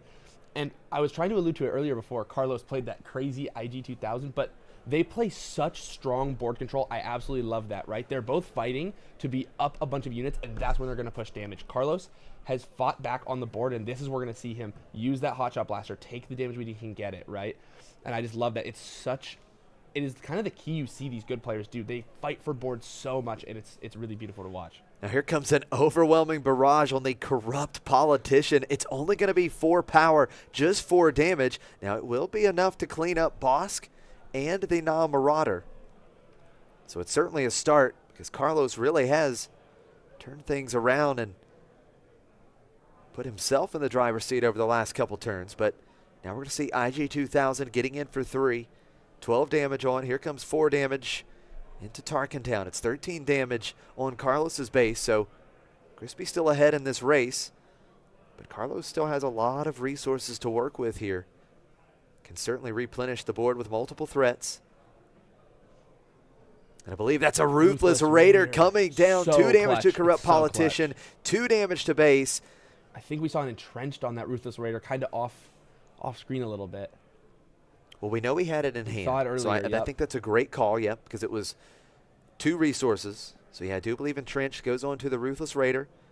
Will keep the Raider from attacking base, but that 2 damage from Ruthless Raider on the Corrupt Politician takes it out. But we are scooping it up, and we are going to game 3. What a game for Carlos, because his back was no doubt against the wall in the game, especially in the mid stages of that game. And 1 card, IG-2000, really got the ball rolling, turned it all around.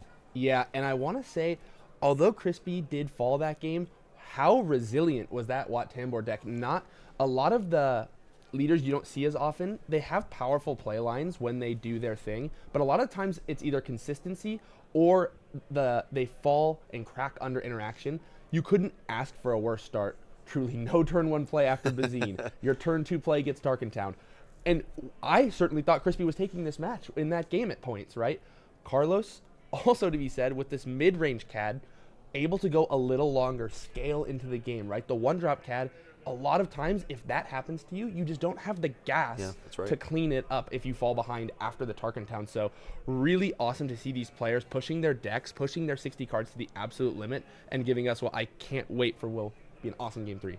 No doubt about it. Now, Crispy falling in Game 2 has the option whether or not he wants the initiative. Now, at this point, that token has stayed on Carlos's side of the board, so it is one of those things where you could let Carlos start with the initiative, just trying to avoid that potential ping plus Tarkin Town. Now, we did see Crispy play Krennic in Game 1, and that is a great response to the whole ping plus Tarkin Town because you have the shield token.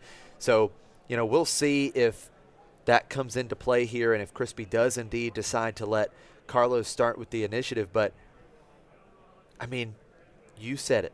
It was a bad start for Crispy, and he really made a game of that Game 2. Was in control at one point. So now Crispy gets to choose who starts with the initiative.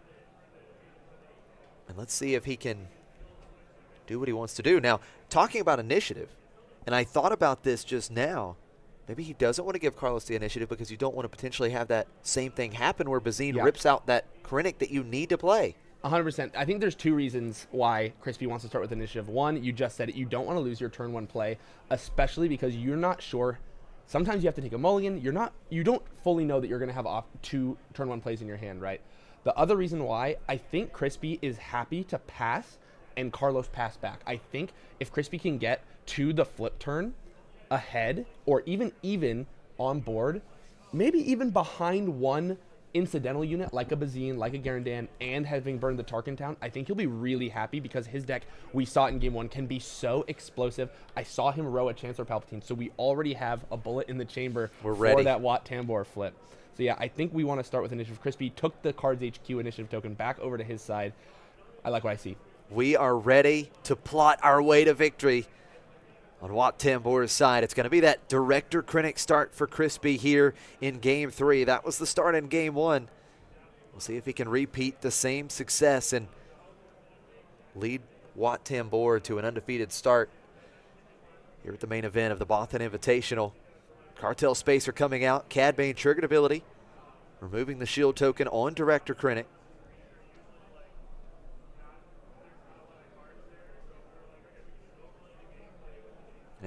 Something interesting to note, the Cartel Spacer in the air, it's not immediately showing that answer to Director Krennic.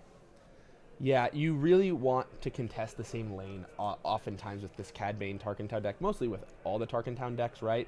Being able to, I mean, you would love if your 2/3 took off the shield and then could just take a free trade into the Krennic and attempt to Tarkentown the next thing, right? Here, the Krennic already going to get the value if we have a when defeated unit to play. Let's see if we have paying one. 3. Oh, okay, it's not when defeated. Just a 4/4. Just a 4/4 on 3 with General Grievous. Cad Bane triggered ability after the Mist Hunter, that Prestige Mist Hunter once again coming out. 1 damage to Director Krennic. Going to take the Tarkentown. I like, after seeing what happened in the last game, I think you want to take the Tarkentown when you can. Yeah. Just keep, especially since both of your units are in space, you probably want to try and keep the pace on damage. And so, while you would love the Tarkentown, the perfect thing, and get this big unit out of the way, I think you have to take it when you can. Crispy going to be aggressive here. You've got that 4 power, 3 cost unit in the ground arena, 6 damage on Carlos's base. If he can be aggressive, you know he wants to do it. Wat Tambor comes out next turn. We know that he's got the plot. We've got Greedo coming down into the ground arena. Cad Bane triggered ability, 1 damage to General Grievous. It's Vice Admiral Rampart, the Prestige variant of Rampart. Mist Hunter getting in for 3. We do draw a card because we played a Bounty Hunter. For a second, I thought that they had passed back and forth, and I was like, just Greedo is not what you want. But okay, just drawing the card off Mist Hunter. Okay, that's why it's in the deck. You really want, I think it's actually pretty good to have Greedo plus another unit here. Having Greedo plus another unit gives you, you're going to be up 4-2 in units, which, while obviously you're going even on the ground, you really need to push damage. You're down life from the start, right? But having these, what looks like uncontested ships, Condemn, Entrenched, the only cards we've seen that can really interact so far from the Wat Tambor deck. Obviously, a lot of cards we haven't seen there, but it's going to be really important for Carlos to survive this turn. This Wat Tambor flip turn, we know there's the Chancellor, which is going to be able to give us, and we're going to see it right now. It's going to right be now, Wat Tambor is deployed instantly. Here comes I Am the Senate, Chancellor Palpatine, and Misa proposed Jar Jar Binks. We're going to play Chancellor Palpatine first. 2 spy tokens that will get Sentinel. That's going to protect these bigger units that want to get through and deal damage on this turn. Jar Jar Binks coming out as well through the new plot mechanic. Crispy showing the power of this great new mechanic from Secrets of Power. +2/+2 given to Wat Tambor from Jar Jar Binks, and this is a massive board. Oh no, we're thinking this through. +2/+2 actually going to go into Grievous here. General Grievous, a 6/5 essentially with that 1 damage on. But he's got so much versatility now in the ground arena. That Rampart can give experience tokens. What does Carlos do here? Those 2 Sentinel spy tokens really messing with this game plan. Greedo going to attack into one of the spy tokens. You need a hit here, I think, with this. Oh, I guess the Greedo doesn't even die. The spy tokens are 0/2s. I always forget. I always just assume they're the 2/2s. But importantly, the spies having Sentinel is going to force this Wat Tambor into having his ability active, right? This Wat Tambor is going to push so much damage. I'm surprised to see the Misa propose go to the General Grievous because it could get waylaid or exhaust it more likely. Love this. Oh my Vice gosh, Admiral so Rampart much on damage. attack ability. You disclose 2 command and 1 villainy aspect icon. If you do, you give an experience token to each of up to 2 units. So General Grievous and Wat Tambor getting an experience token. And like you said, this is a lot of damage being threatened in the ground arena. Grievous is now showing 7 power. Marauder taking out that token. And more importantly, keep in mind, Wat Tambor, his own attack ability, is going to give +2/+2 to another unit because a friendly unit was defeated this phase. General Grievous is +4/+4 with an experience token. General Grievous is coming in swinging. He's got 9 power for this phase. I mean, this is the deck doing exactly what it wants, right? Is this not Crispy's deck firing on every cylinder? I mean, you need what it's got to be Waylay. It's got to be No Good to Me. It's got to be something to stop this Grievous. You can't take 9. You can't go to 22 damage on. You can't go to 22 damage on. Yeah, that would be another Cartel Spacer, like literally anything. But you think Carlos would have played it already? It's such a good point because everything is loaded up onto Grievous, so we know that Cunning has the options. What does he have? Does he have a Waylay? Does he have a No Good to Me dead? He doesn't. He has Bosk, and that's not going to be enough because it's only 4 power. Bosk is going to ambush into Vice Admiral Rampart. Cad Bane triggered ability. 1 damage will be dealt to Chancellor Palpatine, but here comes a massive 9 damage swing from General Grievous. It's 22 damage on Carlos's base. Oh man, Crispy just needs 1 action. Next phase with 3 of his current units in play. Carlos claims the initiative. Does he find any kind of way to stop this? Has Wat Tambor done it? Has Crispy pulled this off at the feature table in round 2 of the Bothan Invitational? I mean, we talked about how explosive this deck is, right? Wow. We saw it in game 1. We saw the Chancellor Palpatine, but we didn't get to see the Chancellor Palpatine plus the Jar Jar Bank. So much damage, so fast. The spy tokens always give Wat Tambor his ability that phase. We saw it. He went from 1 dice to 22 damage on his Tarkin Town base. I mean, I don't think there's a card in Star Wars that would save him. That was the turn. Oh, that was the turn. That was the power of this Wat Tambor deck. We got to see it fully operational on that last turn. We see IG 2000. Now we're going to split up some damage here. Jar Jar Binks, Chancellor Palpatine defeated. We've got 1 more damage. It goes on to Rampart. Cad Bane triggered ability. Rampart defeated, but here comes General Grievous to deal lethal. Crispy has done it with Wat Tambor. Secrets of Power Navarro showing us some amazing stuff. Crispy, this guy's a madman.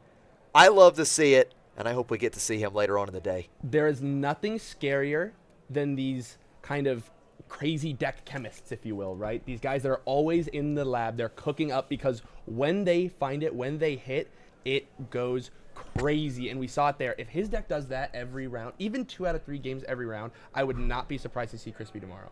Wow.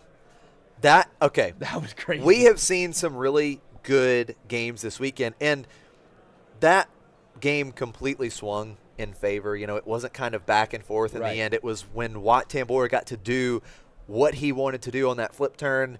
It was really kind of over. I don't think Carlos had any way to stop that if he didn't have the immediate answer for Grievous. However, that may be the most memorable moment for me on stream this weekend. That was a blast to witness. I mean, I'm like almost speechless. That was crazy, right? Wat Tambor, we were joking before. I didn't even know what Wat Tambor did. I didn't even know what the ability was. I was telling Josh, there's no way. If you asked me even what colors he was, I would have had to guess. Yeah. Crispy showing me that I'm a fool for doubting. I'm a fool for doubting Wat Tambor. He's 2-0 in 2 dominant game wins. Even the game where horror struck, right? No unit going into the 4 resource turn, and he still had me believing that he was going to win that game for maybe over half of it. Yeah, that was crazy. We were joking about it before we went live, and we knew that Crispy was going to be there with Wat Tambor, and we said, oh, well, we have to see that. Yeah. And Navarro was like, wait, Wat Tambor, what does that do? Not sure what that one is. That was just crazy. But we saw what he does.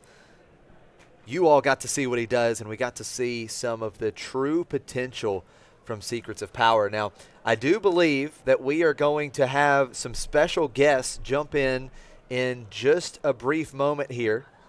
Here, Tim, come grab a seat. Here, None other than Frank Myers himself and the man, the myth, the legend, Tim from McClunky Gaming. Let's get in here, guys. Hey.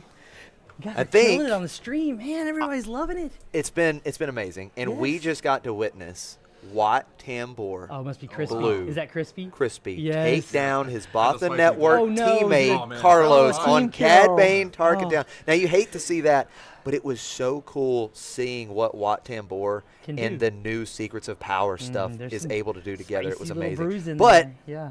you guys are here, and I think you've Yes. got some news Yeah. to share with the viewers. Yeah, we're having so much fun. Should we do this again? I think so. 100%. Should we do this I think again? so. Oh yeah. We have a blast every time. Yeah, so we're talking about the weekend of March 20th. We talked to Jack at FFG, and he said there's not going to be an FFG event on either side of that weekend if we Okay. want to do something that weekend. So let's run it back. We're gonna change the format because we're gonna really lean into the 3v3 team format. Like it really feels like that's what makes our tournament unique, and it's the only Does. opportunity people really have to play large scale with high caliber player 3v3. I know some other local stores do some 3v3, and we support that of course. But so we're looking at doing the Bothan Invitational 3 the weekend of March 20th. Okay. And we're going to move around. We're going to try a That's couple awesome. of spots. We're in talks with a West Coast location to have an event that weekend. Okay. But what we have guaranteed, right, Tim? Yeah. 100%. We're Guaranteed. locked in. Yeah. We're locked in on Bothan Invitational 3 hosted by McClunky Gaming in New Jersey. That's right. Tell us about That's it, right. Tim. So Wow. we're looking to bring it up to the northeast and show the south how it's really done. You know? Oh, okay. Shots fired. Yeah, yeah. I Do mean, it. No, we want it it's the whole bigger and town better every territory, time. Like Let's go. KTOD, McClunky, Yeah, and let's a do it. lot of great players. So we're looking Yeah. to focus more on the 3v3 this time around. We're going to do 2 pools Sick. of 3v3. It's going to be the main event, and we're still looking to do like a solo premiere event. yeah, you know, we'll we'll have see. some We side definitely event. want to try to get that in. And Yeah. Absolutely. Maybe some side event pods and things like that. But yeah, more details to come, and really excited to bring it up. Well, that's awesome because we've talked about it a little bit throughout the weekend. The team event really seems to be the big draw, Yes. even though it hasn't been the main event, if you will, right? It hasn't been the big cash prize like we're seeing here in the 8K.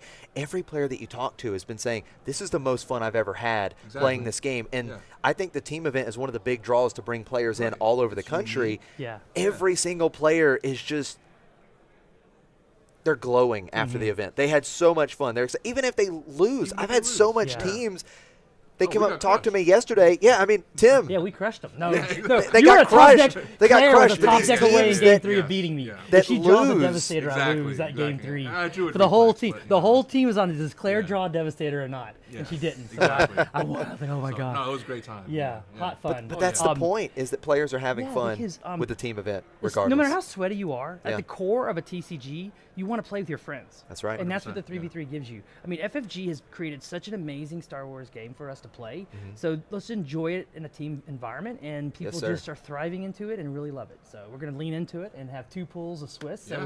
if you That's come to great. New Jersey, March 20th weekend, your team is guaranteed, would that be 12 Swiss rounds? 12 Swiss rounds. And then again, we'll do the Top 2 top 8 16, cuts, so a yeah. top 16. Yeah. So a lot of value for your weekend. That's and, amazing. Yeah, we're excited to be announcing it. So I'm excited, and I mean, you'll be there. I hope to be there as You'll well. be Part of there. it. You're the As best usual. caster in That'd be SWU. great. You and Jeff Creasy I are the best appreciate duo that. in. Appreciate in- it, man. in It's been a blast. I was honored to be here again this weekend. Yeah. Be able to see everybody, You're right? killing I it. think Yeah. that's been one of the big That's one of things. the Just main Yeah. things about again, doing the players event. coming in from all over the 100%. country and Seeing your just friends, you Right. know. being able to see everyone that we've made such great lasting friendships Yeah. with. That's That's really it. the best part. It's Prize about each pool's other. Cool. So. It's cool to be like the biggest prize weekend Right, ever, right, or right. whatever. What's really It's a about thing. is getting to hang out with Yeah, Tim and Claire, the exactly. funky Oh, yeah. guys. Yeah. We love them. Seeing our KTOD Yep. all friends. Oh, yeah. Loopee and the late night guys Yeah. came down. They We were got all West Coast here. people flew We in blur here. lines. The There's- Colorado it's Cantina friendly crew. rivalries, but we love Like each guys, other, we you see it know? all these big sectors and regionals. We love supporting FFG's events, but we also Absolutely. just this is a chance for us all to get together and definitely. we hang out outside the tournaments and just have a blast. I mean, yeah, we all love Yeah. sectors, regionals. We want to be there. Yep. but let's have another big event. Why not, right? We have keep doing more to do. We have more. Do as much as we can. Yeah, much as we can. Yeah. Why not? We want to play SWU. So we want to tentatively, be a our part of it. 2026 would be a Boston Invitational 3 in New Jersey in March. We'd all meet up at Galactics, Yep. of course. Everybody's going to be at Galactics. And then next November, do Boston another Invitational 4 here, right here, again in yeah. Atlanta. Yeah. That'd be kind of like our yearly pattern. Okay. Do a March event somewhere, go to Galactics, do a November Yeah. event here at CardsHQ. That'd be great. Yeah. No, I'm excited about it. It's new. This was news to me, so super excited to hear about it. I hope you Yeah. are as well. But thank you guys so much for sharing Hey, that you with did a us. fantastic job. Appreciate for it, us. Frank, Yeah. Tim. You guys are the best. I think we are probably going to cut to a short break here. We've got about 5 minutes left in the round. Thank you for tuning in. If you haven't, again, please subscribe to For the Network and turn on that notification bell and make sure you don't miss any of their content. Thank you so much. We'll be back for more action from CardsHQ in Atlanta.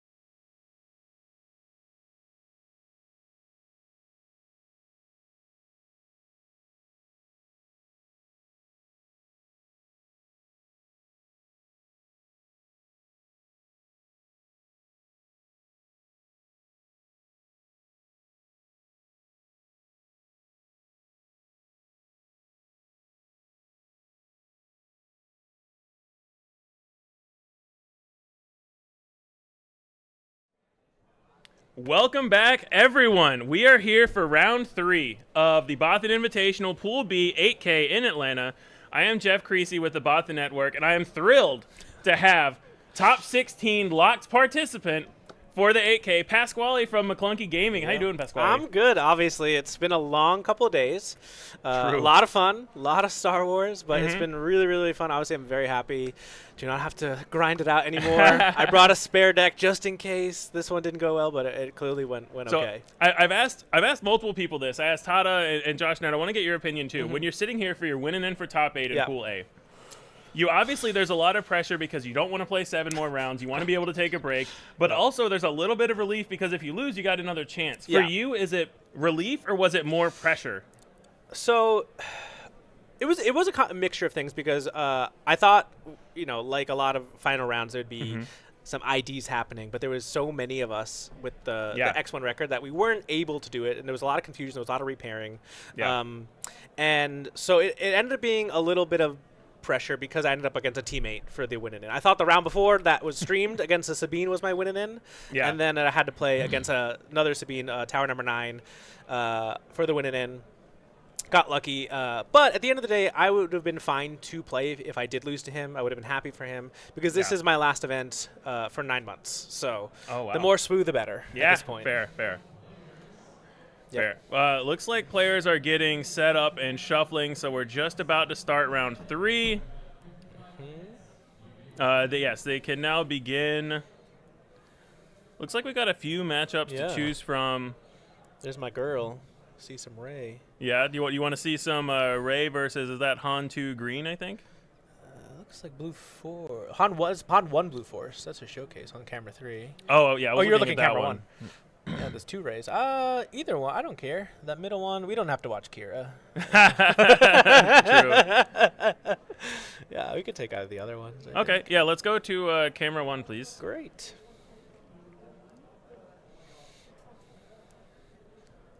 And you're not missing any action. They're still shuffling up and getting started. We were just trying to pick which matchup we think you guys want to see. I feel like Ray's been the talk of the set, kind of, because Green Hero got so many tools. Yeah, I think it's a combination. Green Hero got so many tools, and I think Green Hero is still thriving off of the Force Throw ban because Blue-Red was so strong where you combine the blue removal with the red Force Throw as extra removal. So it feels like that removal unlocked Blue-Green to be able to be played, and then it got a bunch of stuff, and so it's just kind of compounding into this. Everyone wants to try out Blue-Green and use the new toys versus this Han 1 blue Force deck here. Yeah. These colors for the Han one didn't get a ton of tools in Secrets of Power, but obviously we know that the ease of which you turn on Anakin is unmatched in these color combinations. So Rey's going to have to be aware of that -6. It's going to create a dangerous flip turn unless they're playing like a Jar Jar, right? That's like the cool stuff now you can do. Like you can flip a little bit more confidently sometimes with the plot mechanic. What are your thoughts overall on the plot mechanic? I love it. I think it's got some really interesting cards, but it doesn't seem too overpowered, broken. What are your thoughts on the mechanic as a whole and how it's playing out in these events? Yeah, there was a lot of discourse about Cinta specifically being way too overpowered, and I think it's played out in that not to be the case. Yeah. It's just a powerful tool that you can't forget about, right? Like, I had a match against Crispy from the Bothan Network in round, what was it, third round today? Second round today, and you could see us both thinking about the plot, the Cinta and the math of it all. So absolutely. Yep. So it looks like here we've got Phil from the Bothan Network is on this Ray Data Vault, and this is that a that is a no turn 1 from Phil. Blaine opening with the Yodel and the Han 1 blue. So it looks like he is going to be able to get the Force. But Phil has been on Blue-Green Hero as long as I've known Phil. He loves Obi-Wan Kenobi. Yes. He played Obi Leader. And he goes into a turn 2 resupply, so decent way for him to catch up. But Blaine keeping the hits coming. Phil's going to need something to deal with this Jedi Lightsaber Yodel. It's going to stop him from playing to the ground. Oh man, how do you think this is really hard? This is very smart of Blaine because these colors don't deal with upgrades well. So if you're not maining Confiscate, your only out is like an Entrenched, which you do not want to do because then you can't play on the ground, right? Yeah. So this is a really good line from Blaine. I had the pleasure of playing Phil at Galactics on that Obi-Wan Virgin's Temple, which is a signature of his. And yeah, this is a tough spot. The ramp is good, but this Yaddle is deadly, hitting for essentially 7 into any unit. At this point, Phil basically needs something like a Fell the Dragon, but you don't really want to Fell the Dragon a 2-drop, so it feels kind of rough either way. Phil's got his work cut out for him here. Okay, Amidala. Queen Amidala is a good start. It's also really interesting in this Ray deck because you make a unit that's hard to kill, and also you get these spy tokens that Ray can pump up. So that's a really interesting include that I don't think I've seen in the other Ray Data Vault decks. Yeah, I think it's was something people are citing now for more control decks, right? Yeah. It lets you go wide, but it has been cut from a lot of mains, I think. The other nice thing is for Phil that the Jedi Lightsaber only gives -2/-2, so it can't outright kill the Amidala. Yeah, it's going to be really tough to get rid of this. I mean, Blaine just hammering away at the base. Yeah, and so Queen Amidala can kill this Yaddle in a couple of actions, assuming these spy tokens hang around, because she does make the spies, and when she would take damage, you can sacrifice a unit that shares a trait with her. All spies are officials, as is she. Also, interestingly, she is a Naboo official, so if you're playing against something like, if you're playing with something like a Jar Jar Binks on your flip turn, you can also sacrifice him to this ability, because he is Naboo. Yep. And this was honestly a big reason why I ended up playing Anakin instead, because now that Amidala could have finished the Yaddle alone in Anakin for 2 damage to my base. So I felt like the reach that a lot of these tools had in Anakin was a lot more interesting than taking 2 turns to make them good. Yeah, absolutely. The set just ended up, in my opinion, a little too fast for the Ray ability. So I opted for the Quick Punch. Yeah, and this is a Yaddle with a Jedi lightsaber that has finally been defeated, but dealt 10 damage in, got rid of both the spy tokens from this Amidala. So Phil able to answer it, but had to use up a lot of resources to do so, and now Blaine seems kind of open to see what he wants to do. That Itinerant should be ready. That was played last turn. He attacked the Itinerant into the he killed Amidala, or he killed the spy token, I think. Yeah, You're he killed the spy token instead of attacking the Amidala, so the Itinerant has already attacked. Right, the Yaddle was threatening the base. Yep. But we'll have to see if Blaine has a 7-drop like a Luke Skywalker, because Phil's already used up a lot of his resources. It's going to be tough for him to stop this Han from getting to 7.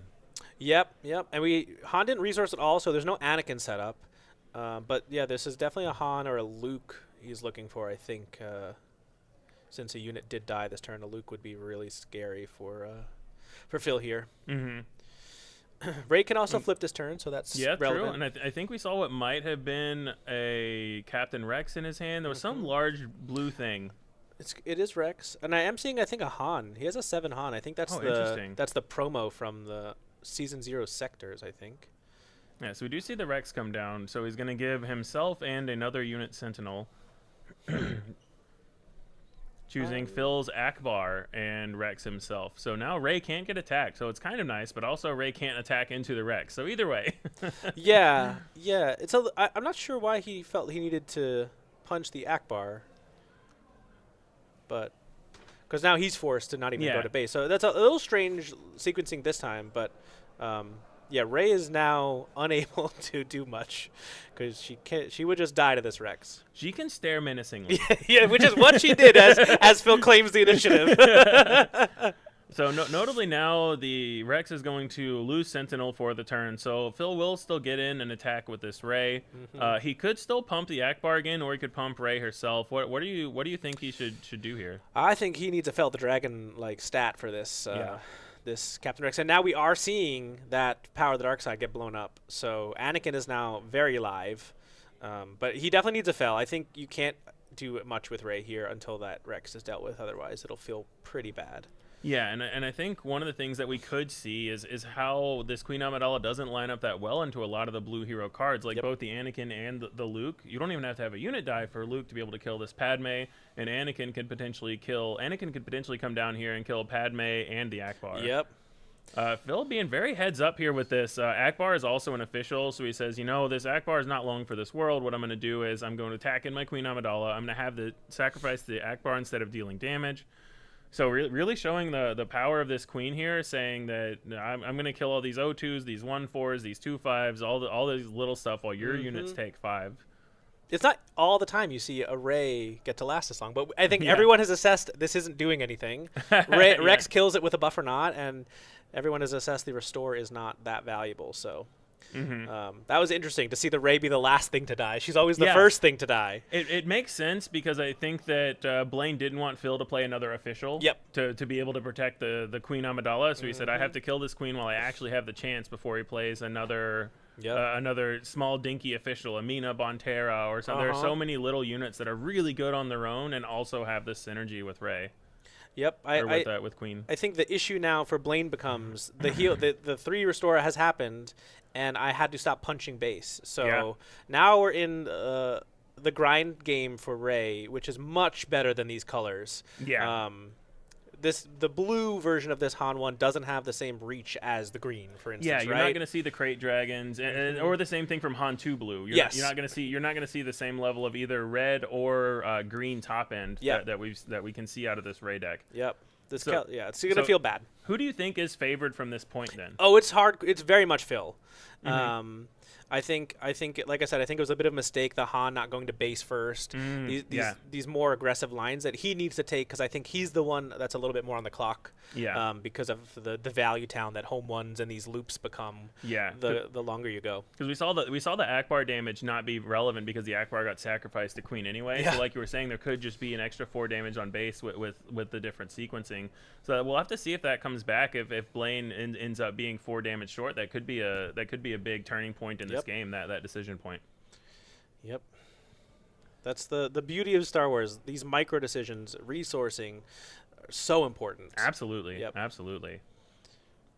And to me, honestly, R2 is not insignificant either. It can get pumped by Ray, but also it just helps filter, because Phil is now at the point where he says, I have 7, 8 resources, my Keller and Becks, my Lukes, my home ones, my U-Wing reinforcements. If I'm playing that card, I have so many live draws, and R2 just helps you get to those a little bit faster. It cuts out, it counters out the data vault. 100%. And you're also seeing now Phil also recognizing, I will win the later we go. The 7 does not need to go to your base. I need to kill your units and keep your stuff alive. Whereas now you're seeing the Rex go to base, right? Now we're seeing, I think, Blaine realizing the oopsies.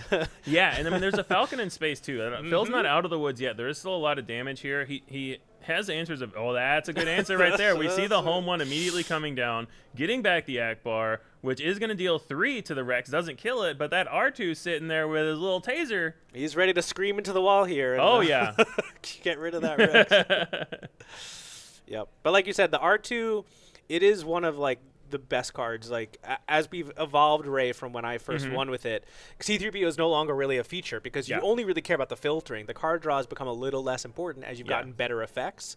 But there's a lot of mediocre cards in certain matchups, and R2 putting those to the bottom is really, really important. Yeah, absolutely.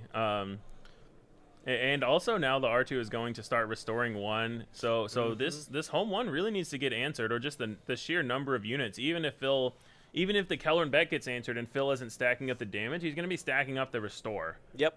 And Blaine's going to have a hard time closing out this game if he can't get the home 1 and get this restore off of the field. Yep, and the 7 is really an important breakpoint for Phil because both Anakin and Luke are -6. So not choosing to deal any damage to that is going to be tough, I think. So Han unit gets the Keller out of the way. So that's step 1, right? You had to get the big damage off the board, and that is helpful. But you still got to deal with this home 1. Phil, if he wanted to, he could attack and kill the Falcon and restore 2 while taking the 5 space threat off the board. He could just attack with Akbar and restore 2 that way. He could play something to deal with the Han or the Falcon. He's got a lot of options. It feels like Blaine had answer number 1, but he needs to have answer number 2 now, and I think that seems to be like his way back into this game. What do you think? Yeah, I think you're going to see that home 1 kill that Falcon immediately, setting up a Luke Skywalker on either side. Yeah. And then you're just going to trade the Lukes kind of. You're going to go in circle. Maybe the Akbar will crash into the other Luke, giving it vulnerable to your Luke. We're doing a whole song and dance here. And again, like I was saying, the colors that the Han 1 Blue struggles with is that Han can't get a blaster, right? Yeah. So the reach is not quite there like in other colors. So it's really tough into these grindy blue hero decks because you don't have the blaster specifically, honestly. Yeah. Well, it's interesting because blaster smuggles for yellow, so Han 1 could play it, but they don't. Yeah. In this version, they don't. Yeah, but it's an interesting point that they basically choose to not have that reach. Yeah. They say, you know what? Instead of these colors, I'm gonna go with this other kind of top end or more of these blue removal spells. I mean, you constantly have to make these choices in deck building, right? So it's a really interesting point that they could do it, but they assume it's not in their best interest, even though we see cases like this where maybe they need it. And yeah, home 1 has Sentinel. Very not relevant right now, but it's just one of the advantages of Rex. Yep. Right, you can say, okay, we don't care about the space arena right now, so give your space guy Sentinel. And when it matters, you say, okay, I'm going to give your ground guy Sentinel because that's the guy that I want to crash into. Yep. And the beauty for Phil now is that there was no Luke to dispel that home 1. So if he's able to find his own or a U-wing reinforcement to find it, he's going to be feeling good. But he does need a Sentinel. I mean, he's lethal as on board currently. He needs a Sentinel and or a Luke. He needs something now. There's one. We have the Sentinel. So Typho coming down. That is a 4/6, I believe, Sentinel, and when it's attacked, he can also reveal cards to restore 1 health on his base. So it kind of has reverse restore. Yep. Pseudo restore, very powerful. Disclose is super easy because it's just 1 command, 1 heroism. And we are seeing the tech, which I was about to shout, is probably coming with that type of play because I feel like he might have had to resource some of this late game early. That's what I was going to say. Is that tech is so huge at this point because he can play his home 1s or his Lukes from the resource row. So Phil basically just drew 12 cards, and anything big that he had to resource early, he now has access to. And his tech is hiding behind a Sentinel, and his tech can't get Fell the Dragon or Takedown because it has that 1 experience. Yep. So it's going to be really tough for Blaine to kill this tech in 1 action, and if he kills the Typho, he's turning on potentially a Luke from the resource row. So yeah, Han has a nice attack into Typho, except now do you want to turn on the Luke from these 6 extra cards? I don't think Blaine has a choice. No, yeah. But I think Phil might be okay with this, especially if he has a Luke in the row. Yep, 100%. And, you know, something interesting that I always had to think about back when we were first playing Ray in set 4, it was Kira was big, right? And I had realized very quickly how I loved buffing tech, and then they would play Traitorous, and I couldn't take down my own tech. So tech was always the last thing I started to buff. Yeah. But obviously we're not really worried about that in this color combination. But it is something to consider when you do buff that tech. It is hard for yourself to remove, and now you give your opponent potentially a whole row of cards. The whole point is that blue can't remove it, and when someone takes it from you, you are now blue that can't remove it. Exactly. But yeah, these are things you have to think about. That's a really good point. Yep. And there's the Rex. We see Rex on Rex action here. So both Rexes having Sentinel. So now Blaine has to make a choice of either trade or do nothing. I would imagine Phil is perfectly happy not attacking with his tech or his Akbar. Oof. There's the Luke. So we finally see the Luke take out the home 1s. That takes Restore off the board. Blaine has an overwhelming ground presence now. Phil was able to get the Rex. But if he has to claim to be able to give the Rex Sentinel next turn, there's still the Han unit and the Luke. He still has the tech out. But it seems like unless he has something huge here.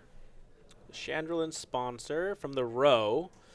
Yeah, so not what you want. Using tech to play out the 2/3, not the most impactful of plays. Did he replace that? I couldn't tell if he. I think he did. I hope so. I believe he did. Okay. I would. He's smart enough to not do that, but sometimes you get caught up. Yeah. But yeah, I think there obviously with 4 open, you're really hoping for a clean Fell. But you're gonna have to hope for the best here. It's a tricky spot to be in. That's a lot of damage and restore on Blaine's board. Yeah, it's tough too because with Blaine having initiative, it means that he gets to attack before anything has Sentinel. Yep. Oh, okay. There's a blaster. There's the Rex. I spoke too Rex soon down. A couple minutes ago. Wow, he's okay. Surprising, but also. I mean, it's happy to see it. We happy to see about it. how it could be good in these Han 1 blue decks, and Blaine 100%. agrees.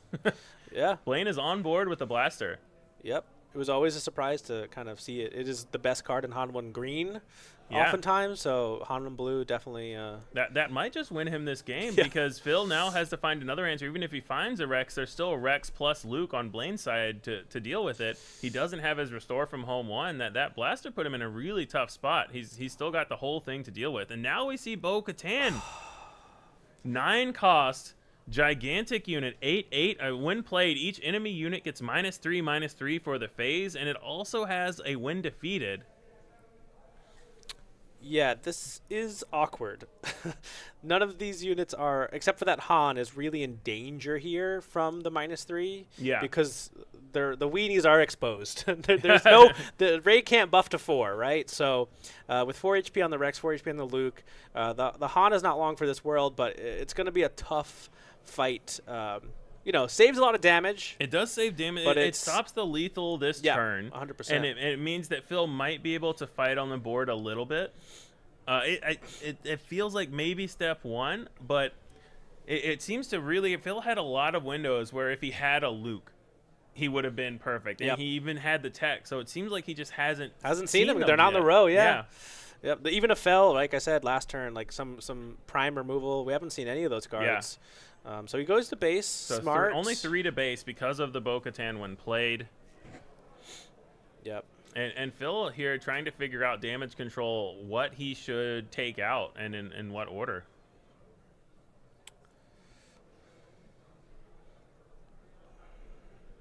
And going to Luke is interesting because once Rex attacks, Rex is going to give himself Sentinel. So Phil maybe basically committing to saying these other 2 units are going at Rex. Yeah. And have at least gotten one damage in on the Luke. Yeah, well, what's going to happen here... Yeah, the Rex should have been the attack, I think, either way, because he needed the buff on the Chandrillin sponsor to then clear the Rex, which can then buff... Bo-Katan can then buff the tech to then clear the Luke. Yeah. And then give another experience token out. But he's kind of missequenced this a little bit, I think, and he's going to find himself... Again, he has 2 resources, but I think he's in a little bit of a hole here because he attacked incorrectly. Oh, Rivals Fall in the Bo-Katan. So, yeah, it's a really good unit, but it is susceptible to things like the Rivals Fall. So, Phil needs something spectacular here. It looks like Blaine may be running away with this game 1. Yep. We'll have to see what else. He still has 10 HP left on base, so he's not dead in 1 action. He's dead in 2, so. Yeah, exactly. Yeah, 2 actions is scary, or another blaster would do it. Yeah, or surprise strike. At this point, I don't know how many buffs he's running. The blaster was a little bit of a surprise, so maybe he's also running the reach. I haven't seen blaster in Han 1 Blue before, but it worked really well this game because it really hit that break point of being able to kill the Rex. I wonder if Blaine specifically thought about how many 7 health units are here with blue hero mirrors, with Rex being big in the meta. 7 is a pretty good break point that Han unit has always been kind of bad at hitting. Yep. So now Phil is 1 shot away. So he needs another Sentinel. He needs something to deal with this Han unit. He still has the tech out, so he still has a lot of options. But we didn't see a Fel the Dragon or a Luke before. Village Protectors is insanely good here because it still hits Han back as well. Because Han can't break through the shield in 1 hit. Yeah, super vulnerable to Anakin. But I'm not sure.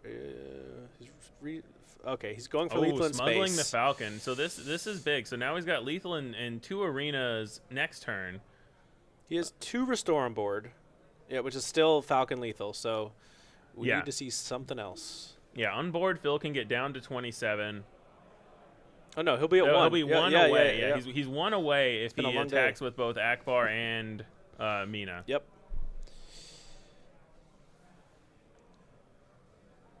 And then what do you even go into here?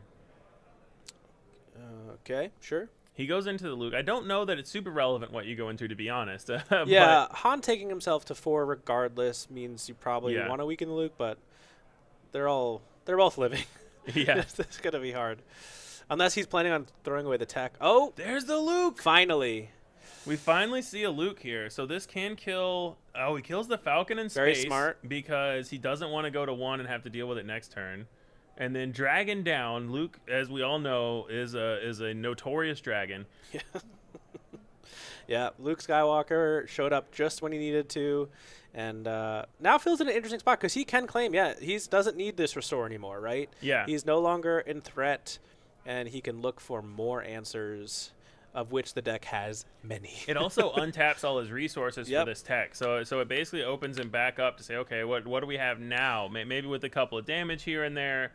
Maybe he has a new card that he can smuggle out to help in this situation. Well, what is beautiful for him is I believe we are at 13 resources on Phil's side is what I counted. It's either 12 or 13, which does open up the home one into Kellerin or Luke, and you just like swarm the board with huge beaters. And that could be really backbreaking for Blaine on the other side, having to deal with a Village Protector and a huge home 1 play. Yeah, Phil's at more than 10 resources. If I can't count it on my fingers, I can't count that high. So he's more than 10. That's all I know.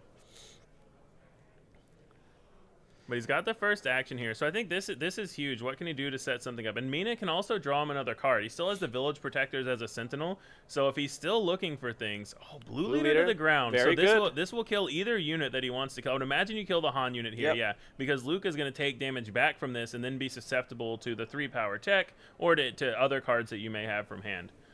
Yep, and that was a good shout by Phil, then putting that 1 damage to Luke, making it vulnerable to maybe a second blue leader. Exactly. From the row even. Another 7-cost Han unit here. Wow. So now Phil is staring down 6 damage from this Han, which, if my math is correct, puts him at lethal. So he has to be able to kill this Luke and not let it attack, but then be able to deal with the Han if Blaine claims. Yep.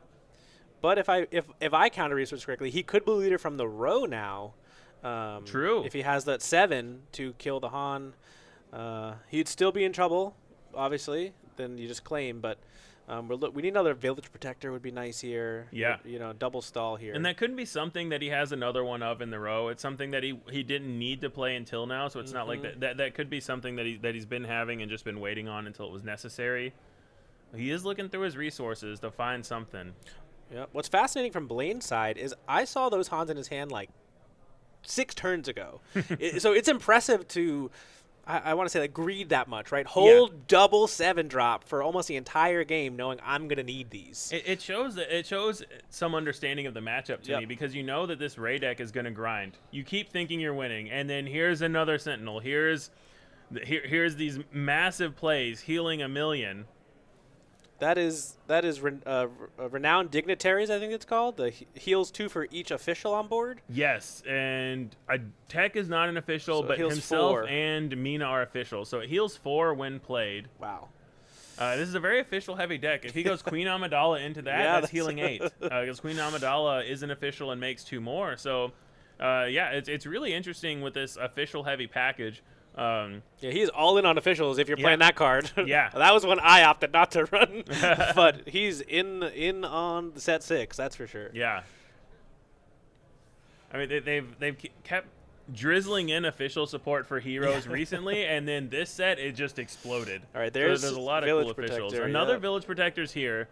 So this is, Blaine really wants to go to game 2, and Phil is saying, not so fast. We're gonna stay here at 30 damage to 0 until I say we're done. That's right. This is the Ray. You're in the Ray torture chamber. Yeah, I saw another blaster in Blaine's row. Not super relevant at the moment because pretty much any damage to base kills Phil, but it's there. So that may become relevant for future Sentinels that Phil plays. Yeah, and it's been, I would say, Blaine's been quite unlucky not seeing Anakin. Right? That almost ends the game here on the spot. Like, absolutely. But again, Luke just...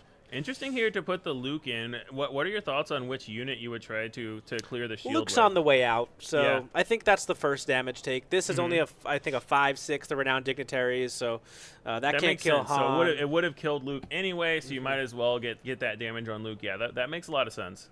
Yep. And now your Han could attack in and not take damage back. Now that the shield is gone from the Village and Protectors. Renowned can't trade favorably. Exactly, yeah. So that makes a lot of sense. But it's dicey. This is the stressful part of Ray, right? And you're also seeing the power of Data Vault. Yeah. If he's on green 30, game's over. Another home 1. How many resources does he have left? Can he replay this Luke from his graveyard as well? He can play... I think he had 13 or 14, so he's played already 3. spent 3. So that would be 12. Another Village Protectors. The Village people never end. They can't stop coming and they won't stop coming. No, they're ready for the YMCA now. Yeah. Jesus. We're going to need to put more letters into that song with how many Village people we have coming out this game from That Phil. is very frustrating for Blaine because, again, an Anakin just wipes them both because you have that power from turn 1. And he didn't save it. Someone said in chat, I think there's 1 in the row. He held on to the 2 Hans instead. Yeah. And really kind of paying the price now. And now we're back to Phil having every unit have Restore online, or extra Restore in the case of Mina. So cleaning up this board can potentially help Phil claw back into this as well. Yeah, and honestly, Phil, if Blaine attacks, can trade this entire board down. Yeah. And have multiple units left still. So we are... Yeah, that play makes sense. You keep your Han undamaged and take out one of the Village Protectors. And then Blaine is just kind of forced to just trade his shield into this Village Protector shield next action. But now Phil can choose. He still has a resource up. He could potentially Ray action his Mina to have it take out Luke if he wanted to. That's what I was thinking, the exact same. That would have been probably my play because I want that renown for the Han. He's still thinking about it. Yeah. Because Blaine still hasn't spent any resources this turn. Yep. So Phil is dealing with Blaine's board, but he has cards in hand too. So Phil has still got his work cut out for him here. Yep. He's now probably thinking about a third Luke, right? You don't want to. Yeah. But again, I think you think get slammed, so you've already expanded what your opponent can have, right? You played 2 Village Protectors. Yeah. They didn't Anakin them both. You didn't Anakin the first one, or double Luke the second one. So you've kind of process of elimination. Your opponent's hand's pretty weak right now. So really heads up play there from Phil for me. He kills the Itinerant Warrior. So what that does is if he kills the Luke, then second Luke from hand kills his guy. But now he's saying, if you're going to play a Luke, you have to kill one anyway. So I'm going to kill your other guy first so that I still have that action available to kill him. Yep. And tech here is terrifying from Blaine. Because he is in the same spot Phil is in with a million resources. So now he has all these extra cards in his hand. Still has 9 up. So now he could play a Luke from the row if he has one. And someone said he had an Anakin down there. So yeah, that Anakin from the row is also live. He's disclosing to draw. Yeah, disclosing from Mina to draw. We see a U-wing reinforcement, so that could find another Luke if Phil is missing one. He's got to be pretty close there to guaranteeing hitting a Luke from the row based on how much of his deck he's gone through, and we've only seen one. But I think we're going to see this Anakin that keen-eyed chat was able to see. Oh, no, it's a turret. Okay. Turret. This is it. So I think it seems here Blaine is saying, I'm protecting my tech. I have a lot of things here to play. I'll Anakin you next turn. Yeah, I'll Anakin you later. We've got time. You're giving us nothing but time, so I'm gonna make this take time as well. Yeah. that's what I'm getting from that play from Blaine. And honestly, I like it because everything that's like a last gasp to try to finish the game hasn't worked out. So I like the idea of saying, okay, fine, you want to play a long game, we'll play a long game. I'll play these more guys. I'll protect my valuable threats, and you're gonna still have to keep answering things. And let's see what answers Phil comes up with next. We know he has a U-wing reinforcements, which if it finds something like a Kelleran Beck could be huge. He still has the tech in play, so both players have so many options here, which is why some of these matches go to time. You just have so many things to think about and figure out here. Yeah, I think I have a slight amount of PTSD. My last big Ray event was the Minneapolis Regional, where I went 5-1 and 3 draws. It is hard to close out games sometimes. Yeah. Yeah, Blaine there reminding Phil that is indeed a turret with Sentinel. It is the special promo version, so it looks different than the normal turret, but they both have Sentinel. Yep. Yeah, this could, as Chad had just mentioned, this could be a 1-0 for one of these players at this point. Who knows? But the force has been gained many times over, so that turret is a pain in the butt. And that's a big reason why, as I was constructing Ray for this set, I noticed a lot of people cutting Takedown from the list, but I feel like you need to play it just for this unit alone. Ray has such a hard time. It also with a kills turn, the tech as well. Yeah, with a turret on curve, it's impossible for Ray for so long to do anything. Yeah. Finally, we see an Anakin champion There's Mortis. And this may be enough to close out this game 1. How much fight does Phil still have? He's put up such a brutal fight here. We're going to see. I'm guessing he's going to find Obi-Wan 3rd Village Protectors. That's what my money's on. There's so many things. I mean, Kelleran into Luke. Like, you have so many resources. This is like the dream U-wing reinforcement. He's just got to hit. You just got to hit, you know?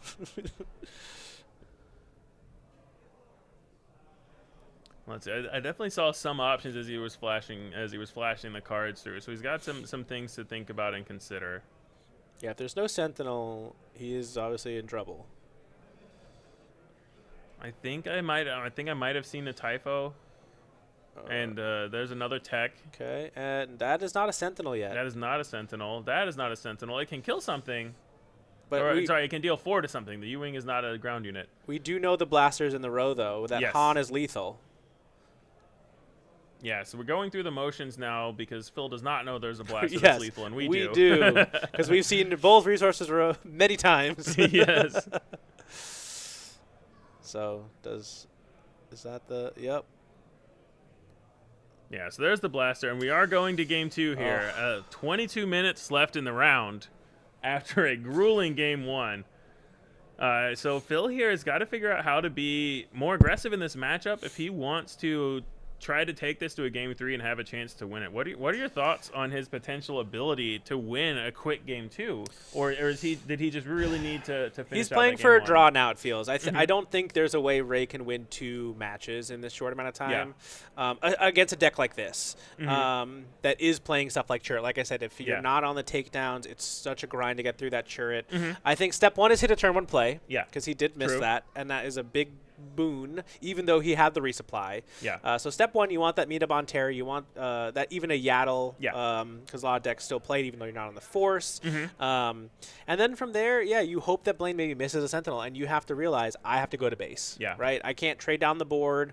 I've got to play the aggro. It's happened to me before. I've won quickly, but that has to be your mindset. And as a soft control player that like Phil is, sometimes it's hard to like turn the Sabine brain on, if you will, and really just go to base. Yeah, absolutely. I notice that a lot. If I switch modes and play more controlling decks, I'll sit here and figure out, I actually have lethal on board. Let me actually remember all aspects of the game. I know for me specifically, it's hard when I'm playing these grindier decks. It is tricky, but side decking happened pretty quick for Phil, so he had a game plan going into this, right? He didn't really have to think about it. He knew exactly what he wanted in and out. Blaine's still making some final adjustments before he shuffles, and we'll be off to the races. Yeah, and one thing that we've talked about before that I'm interested to get your opinion on is, in general, when you're playing, especially these grindy matchups, at what point in game 1 do you say, I'm 20% to win this, it's going to take 20 more minutes, I'm going to concede now because I have a better chance of winning games 2 and 3 than I do of getting this 20% of game 1 and then winning a game 2. Anyone who knows me from playing me in New York City or in a lot of these big events, I'm a fast scooper. Especially when I'm playing Ray, I know I can assess like my chance. Like he probably thought maybe there was a chance. He didn't draw the Lukes early enough, but I think that's the game you run into. It's like recognizing I'm already over 25. I have no board. I think even for me, saving 2 minutes, I would have saw that Ewing and scooped. I didn't hit a Sentinel. I don't care that gets tentative Sentinel when he goes, like, you know what I mean? Like the populist advisor is not a real Sentinel. So I would have scooped after looking at the 10 and saved me those 2 minutes. But that's valuable time every time you can do something like that. Yeah, absolutely. This is a good aggro opening, though. Yeah, definitely. R2, pump the R2, find your other things, pump the R2 again. You got options with this opener for sure. Yeah. And both players playing fast. Nobody wants to time out, especially when you're in this high stakes of an event. Everybody wants to get to top 8, and they don't want to get there with going to time and trying to figure out if someone should scoop or if it's a draw. So both players trying to get out of here. Oh, God. The same opening again. Yodel into Jedi Lightsaber. 2 games in a row for Blaine. And we saw this be really tough for Phil to deal with in game 1. I don't know that it's going to be any easier in this game. Yeah, we just said he has to be the aggro, and you're seeing him. He wants to go to base, and he recognizes he will lose this race now. Yeah. So it's a tough spot to be in. Yeah, and he just claims he doesn't even attack with the R2. Maybe he thinks that he has a Fell the Dragon that he has to play first action. Or he can't even rely on the Village Protectors because they died to the on attack from the Jedi Lightsaber. Yeah, and there is Fell the Dragon. So we talked about it in game 1, how bad it feels to fell a 2-drop. He did it anyway. Immediate response of a turret. So now Phil is in the same spot of, man, all my guys just died to this turret. I'm going to claim again. I'm the aggro, and I have no damage on base, and none of my units can attack. Phil is wanting a lunch break right now, I think. Yeah, it has been a rough run of draws for him. They've reversed roles here. Yeah. Blaine is playing control, essentially trying to win 1-0 because it's going to be hard to win. Yeah. And then he probably recognizes that, and he's like, I just need not to die. Yeah. And if I can kill him, even better. Yeah. But he's got one goal, and that is don't lose, right? Yeah. The pressure's on Phil, and when we played at Galactics, we actually did draw. So I know that in this situation, we were playing lightning fast because our first game took forever. So he's got the chops to do it. It's just going to be really hard. Yeah, and I think we saw Phil pass, waiting for this Han to attack. Yep. It's hidden behind the turret, and like I said, if you don't have Takedown, Ray just can't get through that card. Yeah, so Phil still hasn't spent any of his resources. Blaine over here doing a bunch of actions. I have to imagine Phil keeps passing into this, maybe waiting to see what 7 Blaine plays. Yeah, if he's holding up another Fel, that only buys you seconds at this point because Han gets the free attack for 7 next turn. You know? It's a real hard spot. I mean, if Phil keeps passing, does Blaine have to play anything? Can he just claim and say, all right, I'll attack you with Han next turn and get in my 4 again? Or do you want to spend your resources even though you're assuming Phil is holding up some kind of interaction? I would force Phil to have it. Like I'd play my 7 knowing I'm playing another 7. That's fair. That's fair. But again, my goal is not to lose. So it's like Yeah. I'm trying to expend your hand, and if you don't have it, then I can also just kill you and win a little bit more honorably. Yeah. Let's say. Itinerant Warrior into Queen Amidala. I mean, this can be a start to help fight against this turret. But Blaine's going to be able to keep getting the force back again and again. So I think Phil is going to need something else as well. Yeah, we're buff. No, just moved. No, it was on 5 resources. Yeah, so he just like shifted. He does that when he's like ready to buff or play a Sentinel. Yeah. But yeah, we're seeing the Bonthan spies appear. Oh yeah, the old cowboy mafia. That's Love to see it. It is a bit disappointing for Blaine, right? His flip turn was an Itinerant Warrior, like not where you want to be, but that turret. But it feels like he's so far ahead anyway with the Yaddle play into Phil doing nothing, Fel, and then the turret just completely blanking his turn. It feels like Blaine doesn't need to do much more. Correct. We're seeing a fascinating tech from the No Good to Me Dead as one of your villainy options in these colors. It's typically triple power. I haven't really seen too much of No Good, but it is very cool to see that. It's really interesting because I think a lot of people go to, depending on what colors you're in, you go to the Force Lightnings, you go to the Power of the Dark Side's a big one because you're always in blue. But yeah, I like No Good to Me a lot in the in this spot. Where especially you're against on a leader you would love to exhaust for 2 turns. Exactly, or against your home ones, your Luke units, things like that. Like, oh, that's a big Akbar. So Ray making 3 units, and then Akbar actually getting to kill things. So turret down. That's one way to do it. Yeah, you can have the Force all you want. That is a blessing of Queen Amidala, though, right? Yeah. 3 units for 1 card opens up huge Akbar plays. And that was after the Queen died. So the Queen ate a card, but the spy token still let this Akbar kill the turret. Yep. Blaine now playing control, like I said, right? Yeah. Killing units. I don't need to kill you. You've got to kill me. So we saw the turret, obviously, which was threatening using the Force.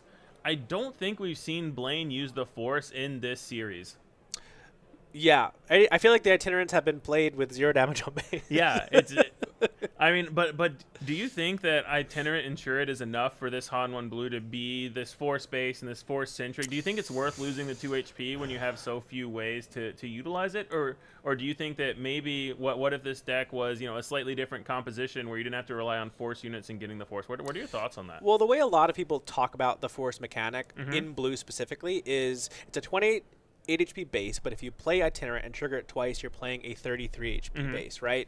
Or 34 HP base even. So I think that's the benefit. Sure, it is such an annoying Sentinel, and the Itinerants give you essentially more HP than a vanilla 30 because no other card does that, right? Just gives you 3 when played. Everything else is restore units. So I'm a fan of it. I've adjusted many of my Force decks, like Yoda Red that I've been playing a lot, to basically use the Force for the 4-drops. Yeah, that's a really good point. That's a really good point that you don't need a ton of, and if Turret uses the Force on 2 attacks, you've probably saved more than the 2 HP anyway. So yeah, that's a really good point there. And we see Phil getting in for base with these spy tokens and with Ray. So recognizing now that I have 6 damage on my base, I'm kind of low, but he has this Village Protectors out, and he has he has a lot of small ground units, which is kind of where Ray wants to be. Just small units everywhere. We saw it work. In round 7 of Pool A with a Ray player that made it into the top 8, just playing a bunch of little guys. Never found his top end, but it didn't matter. He was still able to get in there. And we see Depa Balaba. Okay, so since that is Depa Balaba, it is Saboteur and Ambush. So the Saboteur is going to defeat the shield on attack, and then Depa defeats the Village Protectors with combat damage. Yeah, we're seeing, though, like I mentioned earlier, the really mediocre flip turn kind of punishing Blaine now, right? Yeah. He hasn't really found that 7-drop. He's staying on 6 resources because the Han is out, but he's not going to be able to play more cards because now he just has 1 ready resource. So we're really seeing him being punished by not finding that 7, and now the board is being built up by Phil to the point where with 12 minutes left or so, he might actually be able to win this. We might try to take this to a game 3, which I think at this point that we're not going to be able to get to an end of. But I think for Phil, a draw is better than a loss. This early, yep. Yeah, this early especially. So Phil here trying to do what he can. And yeah, like you said, Blaine had such a fast start, and Phil is just punishing the lack of follow-up. Depa down, and that was Blaine's only threat. He's had this Han leader out for a long time, but last game we saw Phil not draw his Lukes and not draw his home ones until late, and now we're seeing Blaine not draw his Lukes and not draw his top end to help close this game out. But we're even seeing, like I mentioned, you often don't see Ray last this long. You never see Han 1 last this long. Yeah. But Phil has clicked into the Sabine brain and is going base, base, base, base. I've got to kill you. And now there's, I think, lethal on board with this Luke. 6, maybe 9, 12, almost. Yeah, he's got 13 damage at least on base. So. Yeah, he's got lethal with no interaction, but I think like the R2 could die. I would imagine Blaine's going to be able to stop the lethal on board, but Phil could still be in a really good spot to win first action next turn. I think Blaine's going to have to have drawn something this turn better than what he's played in the last couple of turns, which has been not much. The Depa was solid. The Depa got through the Sentinel to let him start to take out these units, but now he needs the follow-up. Yep. I think a mistake I'd noticed from Blaine was potentially stopping playing any resources. Yeah. I did see a Bo-Katan in his resource. I don't know if that's main deck or side deck, but they're in the deck. And if you're never going to 9, that card can crush Ray, right? Yeah. And now you've made it very hard for yourself to actually play the card. Yeah, that's a really good point. It's kind of like how when people are playing Han 2 Blue, they make the decision of, do I run Crate Dragon or not? Because if I don't, then I don't have to resource past a certain point. But you have to know when that card is in your deck, and you say, okay, I have to go to 8 at least because I have to be able to go to 9 if I draw this 9-drop. And the fact that he stayed at 6 for so long, it would let him play a Luke if he draw it, but it doesn't let him play this 9-drop. So that's a really good point. Yep. We see Anakin Skywalker, champion of Mortis here. We know there is the No Good to Me Dead, so there are 2 -3s going out here, and this is going to save Blaine a bunch of damage. Kelleran Beck here to put the damage back on. Yikes. Yeah. So the now pain train keeps on coming. And Blaine's at 21, so we were talking about the 2 HP. Well, that makes Kelleran Beck lethal, so now he has to kill this Kelleran Beck. If he can't answer, he has to claim here. And that's we see in the tap on the the Bothan Sigil. He set up the easy kill on this Luke with the Itinerant Warrior, but he can't take it because he has to draw a Sentinel here. He's dead to this Kelleran Beck. And worth noting, Phil won this game in about 11 minutes, and they've got 10 left. So if a game 3 goes the way this went, with an extra action phase, that's maybe a couple minutes, and Phil can take this 2-1. We'll have to see.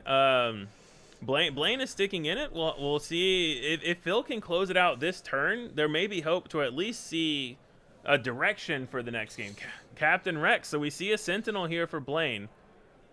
Do we have something like a Fell the Dragon?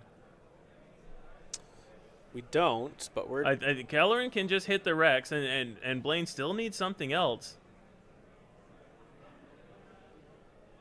And a scoop? That's a scoop. We're going to game 3. We have... The official clock in the hall has 8.5 minutes left in the round. They're on 9. This is an unofficial unofficial clock is on stream. I can just see the official clock, so I'm telling the stream so there's a little bit less time than you see on there, but it's pretty close. Now is when we're gonna see the hustle. Now is when we're riffle shuffling the convention exclusives. We're getting some shuffles in here. We're going. Yeah, value be damned. We must finish. Now Blaine was like, I can't draw. I played not to lose, and I got blown out by just incredible foresight from Phil. The biggest play, I think, was claiming and fell, right? He played almost nothing on that 3 resource turn, if I remember, and went right for the fell, and then bam, we saw him wham, attack wham. nothing for the first 3 turns. First he had to claim for the fell, and then he couldn't get past he couldn't get past the turret for a while. Yep. And the way Phil came back into that game was really cool to see. And I hope one way or another, we get something close to a conclusion to this game before time gets called. They've got enough time to at least get started and try to see how far they can go. Yeah, Blaine cannot have a bad flip turn again. He needs an Anakin or a Luke to flip into. Otherwise, we very much might see Game 2 all over again. Yeah, and we're going to see a little bit of shortcutting here, I think, by what we see. Yeah, R2 experience, you have initiative go. You know, there's going to be a lot of, like... But it's the same opening. Yeah, same opening. Do we see a General's or a Jedi lightsaber? We do! 3 in a row! All 3 games, we have seen Yaddle into Jedi lightsaber. Akbar to put 2 damage on it. So this is this isn't claim, which is nice. And now, Blaine going the control route here. It's interesting. He's saying maybe I get felled. Maybe if I don't get felled, I get this anyway. Right. Last time we went to base. Yeah. What do you think of that attack onto the R2 there? Again, I think he's saying I can't lose. Right. Yeah. He's saying I can't lose. It feels a little play for the draw almost, which I don't love, but. Maybe his hand's weak again, and he doesn't have that setup turn. Again, he hasn't resourced with Han, so the Anakin's not fully charged. It's a really interesting place to be here. And the turret. This does look exactly like Game 2, except Phil has played more things. That is the only difference. And he had the fell. Maybe he drew it off the top, but he found the fell. He had the fell for the Yaddle into turret, into Phil can't attack with this guy, into the Han flip. So we have the Typho here. So now this Akbar can kill. If he gets rid of the turret, Akbar can kill. But also, turret can't really attack that favorably into this Typho. But he doesn't need to because the Han is there. We're talking fast because they're playing fast. Yeah, but this is the 7 turn he wanted last game, right? Exactly. Han Solo, he got the big guy going into Rey. Now the Rey is a little bit hostage until that Han attacks, right? Yeah. You're feeling really good as Blaine to maybe even win yourself outright with this kind of an opening. Yeah, he's got 6 minutes left, and Phil's got to get something going. This is where we need to see something like a Village Protectors. Phil, turret again, Phil. It's Rivals fall on the Han unit. So that was on 6 cost Han unit. That was interesting because he could have Rivals followed the turret to enable his attacks. He could have Rivals followed the Han leader to stop from getting to 7. What are your thoughts on the target? I feel like all 3 have at least some case for them. He had to go for the Han and say, you have to have another 7. Like, I dare you. Mm-hmm. It's like I said, it stinks to be in because that turret is the what's the word? Yeah. The nemesis of Rey. Like, yeah, it is so, especially when you don't have a queen yet. Your board's not big. The Akbar's already on the board, so you don't have that play from last game. But it feels like Phil had to unlock his leader. The Han was just holding Rey hostage. 100%. So I think he had to Rivals fall the Rey there. But it's just interesting that there are 3 units, and there was a case for all 3 of them. Anakin, Champion of Mortis. Is there a villain card? There's there a is power of the dark side. So he had another follow-up. Yeah, so he did Han defeat that, and now Phil's really behind it here. He attacks into the turret to restore and to get 1 damage on the turret. So I would imagine we might not see a Han leader attack first because he may want to get the Force back. Yeah, you might definitely. The Anakin might be the card here. Yeah. You're not really scared of a Luke. Like, if it happens on your leader, worse things. Yeah, you're already at 7 naturally. Yeah. So at this point, you can play the big things in your deck anyway. Oh, he goes with the Han first, but he is taking out the Rey leader. But yeah, it still feels like Blaine is playing very safe here, just trying to keep the board clear. And there is the Luke. So Luke cannot kill Anakin, who is a 5/7, but can kill the turret. And now Anakin can't kill Luke, so there's this whole dynamic. Oof. Fell the dragon, though. Dragon Luke is down again. Phil claims another lightsaber. Wow. Phil this is a more juicy dragons. fell for Phil now, though. Yeah. That's a 2 for 1. Yeah, if Phil has either a fell or a Rivals fall, but he has to draw it quick, or this game is going to be over. You can't get hit for 8 for that long. No, this is quite a, I would say, a greedy list, right? Keeping all the upgrades in. Yeah. But again, like I mentioned, you're up against a deck that has a hard time dealing with upgrades. Yeah. This color combination, it's trade risk, confiscate, or bust, really. Yeah. And it feels like the upgrades here. There's a home 1 for Phil. That's a tight. Whoa. Home 1 for Akbar to deal 1 damage. So I think he just didn't have much choice there. It was either Akbar or R2. Yes. Because it's home 1 from he can't the discard Typho. pile. He's on 8 exactly. Exactly, yeah. So I think that was just a get home 1 and play. Oh my goodness, I have not seen that unit before. So when played, use the Force to ready that unit. That is not a card I expected out of this Han 1 blue deck. And Blaine just saying, do you play Super Laser Blast out of Aspect? Yeah, that was a lot of. We haven't seen Vernestra all series, and now it is lethal central all over the place for Blaine. Yeah. And the thing that seemed implausible 10 minutes ago, an actual conclusion to this match may happen in the next 2 to 3 minutes. A 35, 40-minute game 1 into lightning fast Sabine into action. a 10-minute game 2 and a 10-minute game 3. That's what we're looking at now. Phil needs to find something if he wants to prolong this game. Yeah, it is impressive, though. Oh, absolutely. Yep. There's a Typho, so he's got one Sentinel out there. Typho can get taken out by the Anakin, but then you're giving up 8 damage to base, and that feels bad when you've already got 27 on. Yeah, that's why he reconsidered his options. Can I do it another way? And the answer is no. And we do see the Anakin take out the Typho. Only take 2 back because of the -2/-2 from the Jedi lightsaber, but now he's got 7 on board. Yep. Phil at 26. Akbar does have Restore 1. Restore 2, the home 1. Oh, the home 1 out, Restore 2. Yeah, and the home 1 has Restore 2 itself, so he's not dead on board this turn, but we've seen Blaine play multiple Hotshot Blasters, multiple other options, and Phil's probably deciding, do I attack with one of these units to get the Restore? Do I play a card? This is another spot where Village Protectors would be helpful. Yep. I don't know his hand, but you could buff the Akbar here, so it's out of range of the itinerant, just to see the direction Blaine's going, and you still have the Restore 4. He might not want to be dead to a double. Blue Leader on the ground is nice, so he takes out one of the units. So now he's not dead to Double Blaster, which was another option, potentially. Yep. And this can trade with the Anakin. No, still 7 HP on that Anakin. Yeah. Okay, so there is one blaster. So Phil goes up to 31. And I believe he claimed there because he has to find a ground sentinel. But even a village protector still dies to the on-attack from Anakin. Another Vernestra wins the game. True. There's a Captain Rex. We see a Luke in hand for Phil, but he needs 4 more of those, I think. Yeah, he's 4. Yeah, all at once. Yeah, just for 7 at the same time. Clone Luke. Yeah, if you know Yu-Gi-Oh! Pendulum Summon, all the Lukes, they all appear at once. Okay. We're fishing for a Village Protector, honestly. Yes, so time in the round has officially just been called. So they have this action phase and one more. I don't think we're going to need that much unless Phil finds something spectacular. Yeah, it's Village Protector for fighting for a draw, right? Like, there's no way he wins. Can he stop Blaine? But he has to survive another action phase as well. And we see the 1 Village Protectors here, so that saves 1 action. 1 attack because of the Anakin. Anakin kills it through the shield with a -2/-2 on attack from the Jedi lightsaber. He can't play this Luke. There's an Entrenched, but that doesn't help. The Rex is... Because there are 2 lethal threats. You can, and Blaine takes it. Man, I did not expect that match to actually finish. That was an insane games 1, 2, and 3 by both players. We saw game 1 and said, okay, this is going to be a 1-0 draw, and then we ended up with a 2-1, getting both games done. So my goodness, Vegas is in shambles because I think all the odds were this is not getting finished. 3 games especially, but really impressive from both players. Yeah, Phil played a fantastic game 2, and then Blaine lightning fast game 3.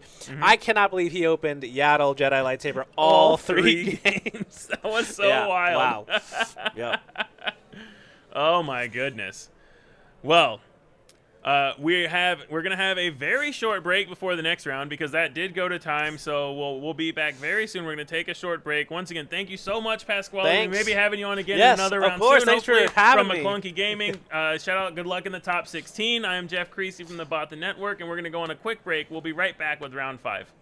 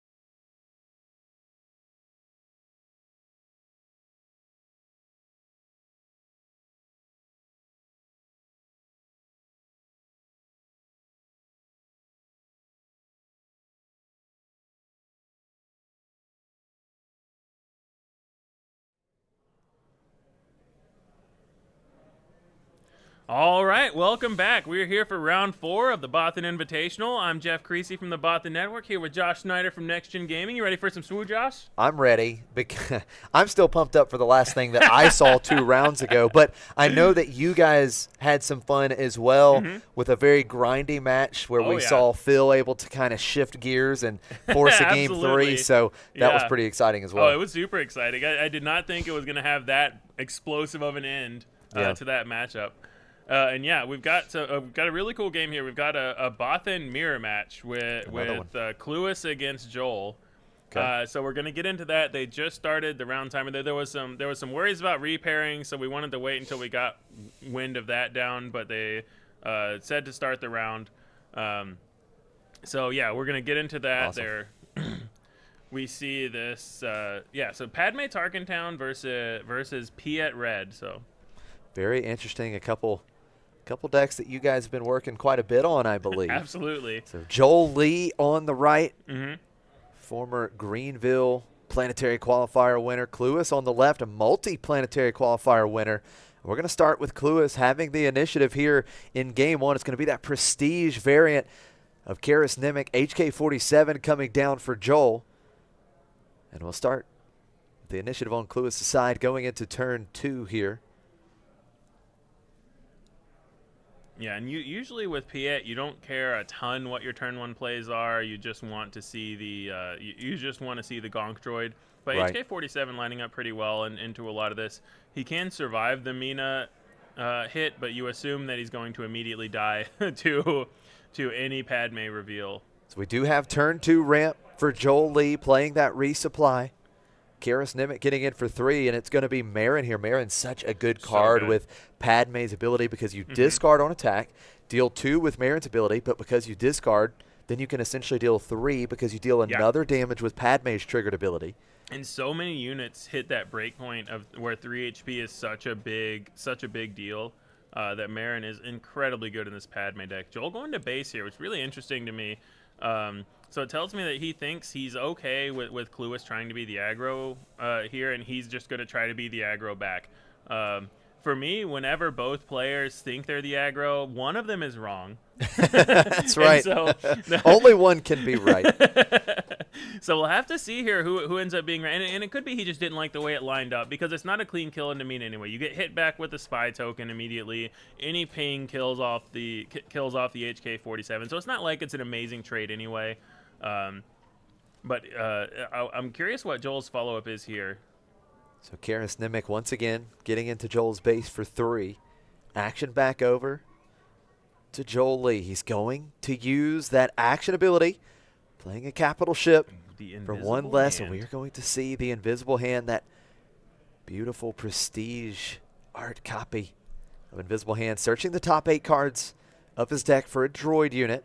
If it costs 2 or less, he can play it for free. We find the new Battlefield Marine for villainy here, the Imperial Dark Droid, the Imperial Dark Trooper coming out. That card is so good in this deck because it's just a solid turn 1 play, and it makes it so that every single 2-drop in this deck is a droid that Invisible Hand can find, and none of them are terrible. They all have situational usefulness, and it really makes Invisible Hand a card that you don't have to build around, and it's still just a good card. And a capital ship that you can play on discount. So that 6-cost ship able to come out because of Piet's action ability. You play a capital ship from your hand. It costs 1 less. Marin going to be attacking here, the on attack. Cluis discarding Faith in Your Friends, dealing a total of 3 damage to the Invisible Hand, between 2 from the on attack ability on Marin, 1 with the triggered ability on Padme. And that does set up a clean Tarkentown kill here if Cluis wishes to do so. Action back over to Joel Lee. And I think Joel is okay with this. You know that basically your first ship is probably going to get Tarkentown. The question is, does he have any follow-up? Because right now, if he flips Piet and Cluis can't kill it, then he's set up to play either Devastator or a Fulminatrix next turn. So what he really wants to do is get one of those 8-drop ships down, even if... And Cluis sniffs it out. There it is. That's what he wants to do. Kira coming out, looking at Joel Lee's hand. We don't see one of the 8-cost ships. We see Craving Power, the MC-30 Assault Frigate, and Turbo Laser Salvo. So Kira does have the ability, allowing Cluis to name a card. It's going to be Craving Power, so Craving Power will cost an additional 3 resources while Kira is in play.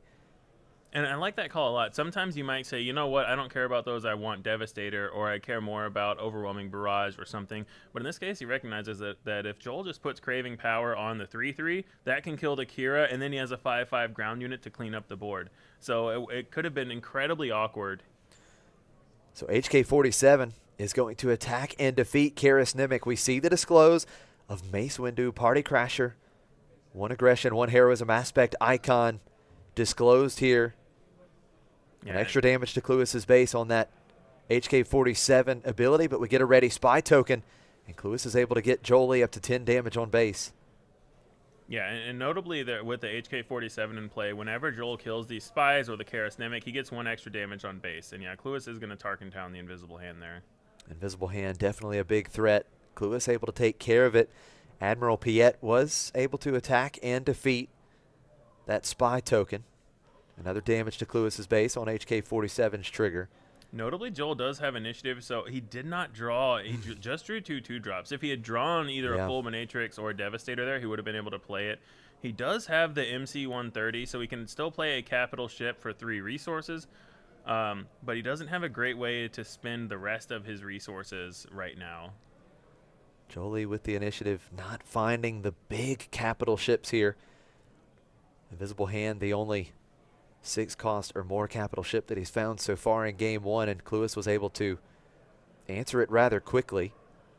Yeah, that's the intricate thing about this matchup. They can always easily answer the first one. It's how many more you can find after that. They have a lot more trouble with the second one and even more trouble with the third one. And once the Tarkin Town is out of the way, a lot of it comes down to, do they draw their waylays / spare the targets, if that's the version that they're playing, to stall enough to get their damage in on the ground. Joel really thinking through this first action. It's going to be HK47. Yes, and for those asking about Melee names, trying to find this table, in Melee, this should be Tetra versus Sir Bostwick. The players not loving their human names for Melee, but we love them as their teammates, and we love their human names. So this would be Sir Bostwick versus Tetra, I believe, in Melee.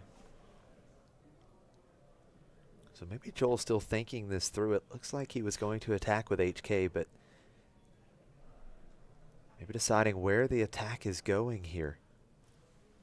Of course, HK47, only 2 power. Can't do anything about these 5 HP units on Cluis' side of the board.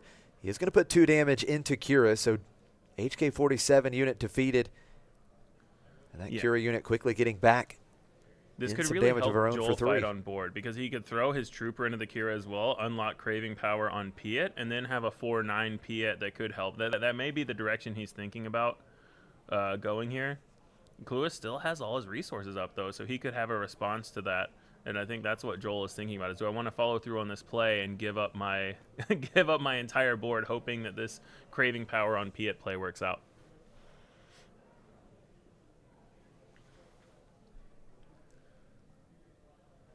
I think it's safe to say that both of these players have, of course, I'm sure played each other quite a few times, but definitely, yeah. Probably very familiar with these 2 decks as well. This is a matchup that internally we tested a lot. Cluis tests a lot with Lego Pizza. Ian has been hard on this Piet deck for the 3v3s as well. So for this specific matchup, I would say Cluis has probably played it more than Joel, because Cluis has played a ton of this matchup specifically. So I would expect him to have the matchup knowledge edge specifically, but Joel is still a very good player, and this Piet Red deck is a very good deck. Imperial Dark Trooper attacking and defeating the Kira unit. Both units defeated. We see Faith in Your Friends. Cluis searching the top 3 cards. We'll draw a card from those top 3, and we'll see if he can disclose here and create some spies. He's got to have all 3 cards be yellow and 2 of them be hero. That's right. So he might very not. Specific. He's got it. Double Anakin and Surprise Strike. Cluis able to fulfill the disclosed requirements here. A couple spy tokens. And the Anakins are looking really nice here, because it's something that Joel is going to have to answer and then potentially have to answer again.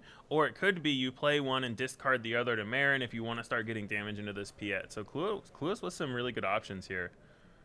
And Joel knows about the Surprise Strike, but there's only so much you can do to play around it.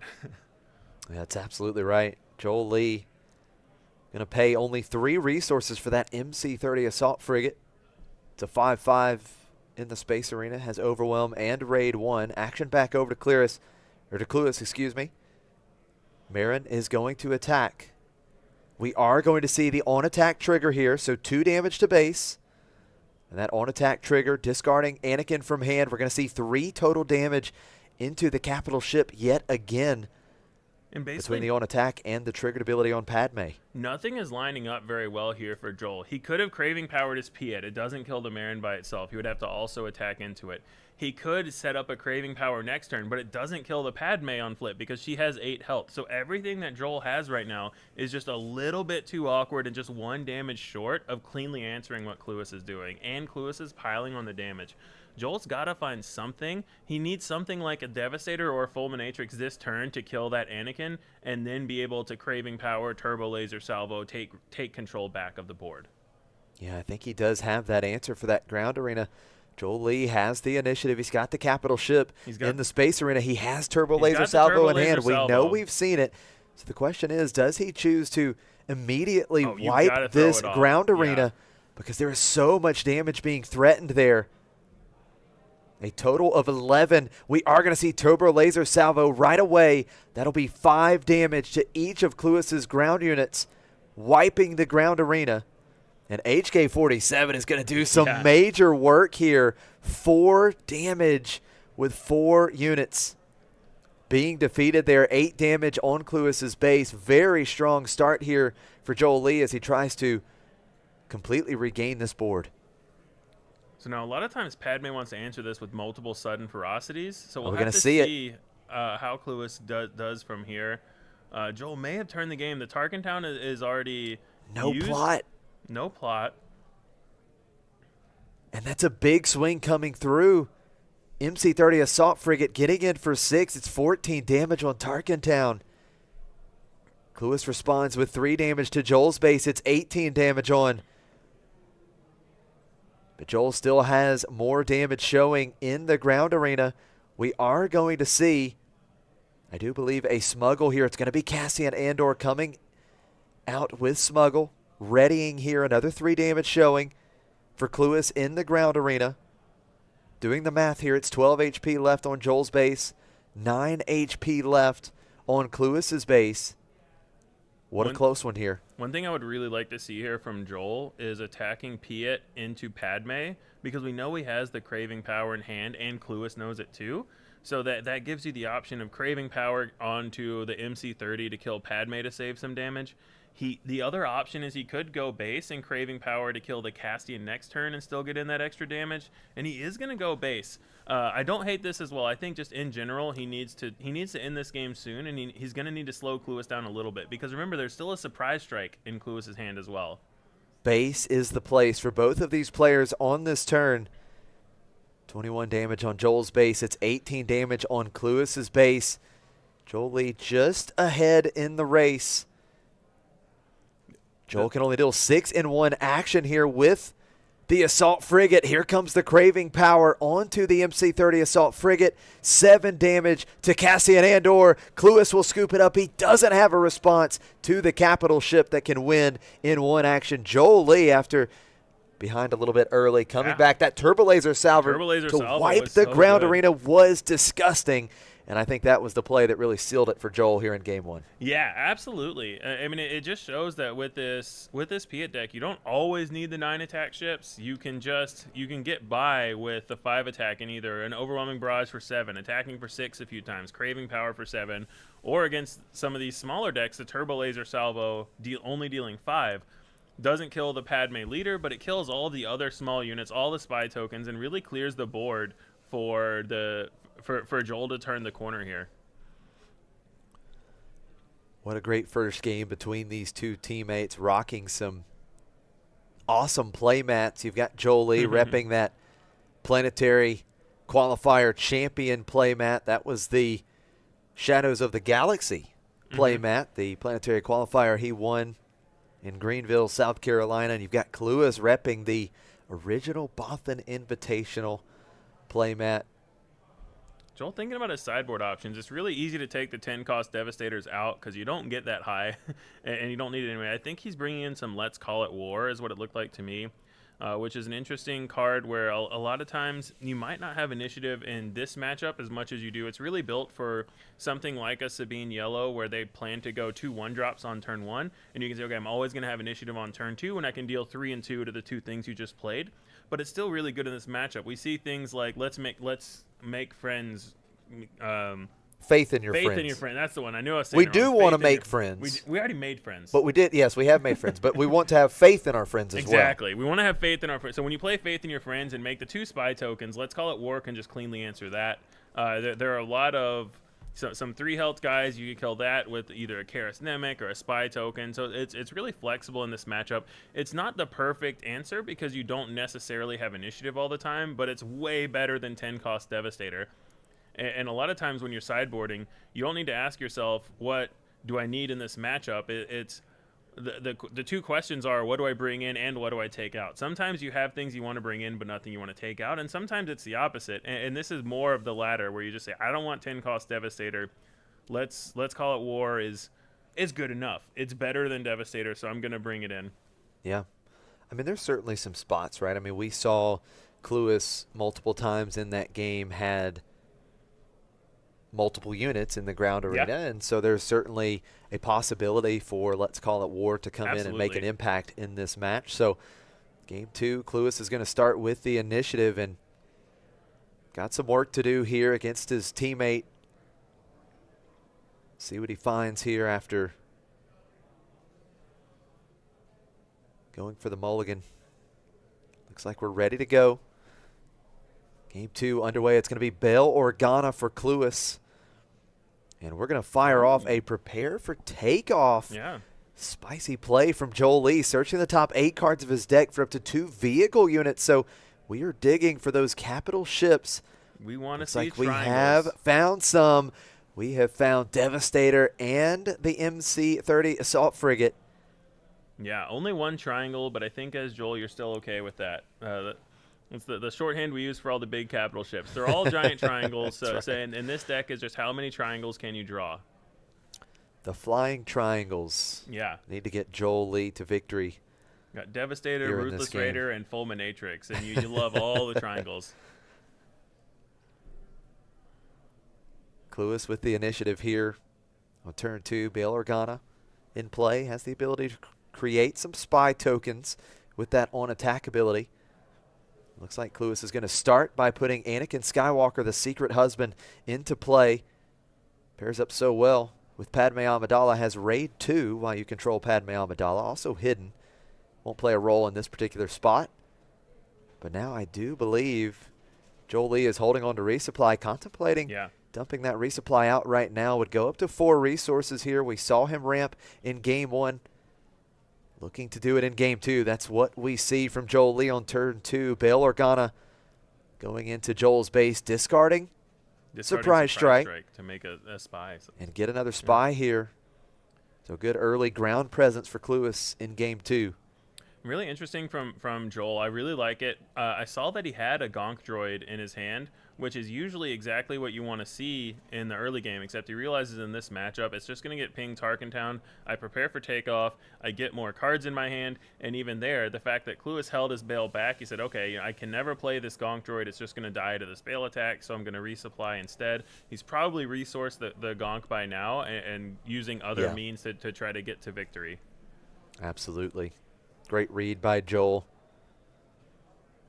Interesting here, he's debating resourcing this Devastator or the HK-47. I feel like it's like what we talked about before. We saw Tarkentown easily take out the first ship. So usually the thing is, do you have your second ship? So I in my opinion, I think he needs to hold on to this Devastator. He's going to resource it. Big he resource won game decision. 1, so he's the guy that makes the choices here. And he does have another one, so it's not his only ship. Yeah. Devastator goes down. HK-47 gets to stick around in Joel's hand. He's got the initiative. He's up to 5 resources, so we can deploy Piet on this turn. Looks like we're going to start by paying 3. We see an open We fire. do see the open fire. That can take out Anakin Skywalker. So open fire cleaning up the big 5-power threat on offense. The spy token will get in for 2. Yeah, and the thing that Joel wants is he wants to flip Piet this turn and have initiative next turn, or he wants it to survive an action. So he wants Cluis to attack with his units and to do things to spend resources so that he can flip Piet, claim, and play Devastator next turn. Bail Organa into base for 2. Once again, discarding a card. This time it's Millennium Falcon, piece of junk. Pinging HK-47, creating another spy token. We do see Piet deployed. Tarkin Town cleaning up the Sith droid in the ground arena. HK-47 unit now.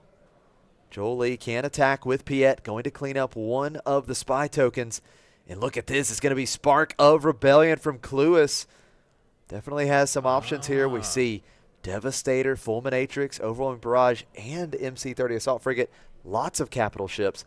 And it's going to be Fulminatrix taken out. This really helps explain Joel's resourcing decision because he already had 2 other 8-drop ships. So he says, okay, the HK lets me spend my resources this turn and flip Piet and potentially have a ground presence. Cluis is just looking again, I think. But taking the Fulminatrix, realizing that the constant on-attack ping is more threatening than the Devastator's 4 when played and then a potential planetary bombardment. But yeah, now Joel's down to only 1 big triangle in hand. So now a ping Tarkin Town could potentially get this ship out of here. Devastator only has 6 health. That's another reason to take the Fulminatrix. The 7 health breakpoint is a lot harder for a lot of decks to deal with. Only has 1 triangle, but that triangle coming out here. Devastator being played. 4 indirect damage to Bail Organa. Bail Organa unit defeated. We see Cassian smuggled out here after Admiral Piet was able to clean up the spy token. Cluis needs to find something. He doesn't have a way right now to deal with this Devastator. There's an Overwhelming Barrage in hand. Joel can't just start attacking for 9, and then even if you waylay it, it can come back down and deal 4 more when it comes back down. Yeah, that's absolutely right. Joel Lee does have 11 damage on his base, but I feel like he has to like his position with the Devastator here. You better believe he'll catch up quick. 9 damage in 1 action. Cassian does get in for 3. It's 14 damage on Joel's base, 9 damage on Cluis's base. That Overwhelming Barrage could be absolutely disgusting on Devastator. Would be a total of 11 damage, which means that, let's say Padme was to deploy with some sudden ferocity. Yeah. Joel could say, no thank you. Yeah, and I would be shocked to see Joel tap below 5 right now, especially on the flip turn. But also, I think if you're Cluis, you know it's a possibility. You know this deck plays Overwhelming Barrage and Craving Power, but he's so far behind, I don't think he has a choice here. I think he just has to play into it. But he says no plot. Padme Amidala once again coming out, no plot in game 2. We do see Overwhelming Barrage going to clean up Padme Amidala, leader, sent back to the bake zone. Another 3 damage as well. He didn't spend any resources on his 6R turn. That is brutal. Cluis, I just don't see a way back in here. Force Choke is going to clean up Cassian Andor. Cluis does get to draw a card, but Joel Lee, complete control here. Joel's excited. He in sees game the 2. Finish line. He sees the finish line. Now he just has to get there. Cluis has the initiative.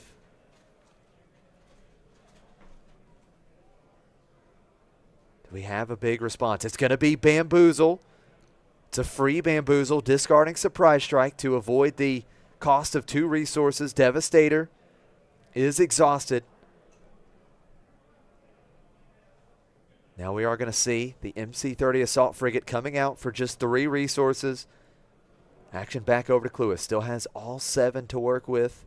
And we see that he doesn't have it, but Joel is still representing both Craving Power and Overwhelming Barrage, so you know that's on Cluis's mind of, oh, he played that, but he still has 5 resources. That's absolutely right. What can I commit? What can I do here? 5 resources in this deck can be crucial. We're going to see Commandeer taking control of the MC-30 Assault Frigate. It readies.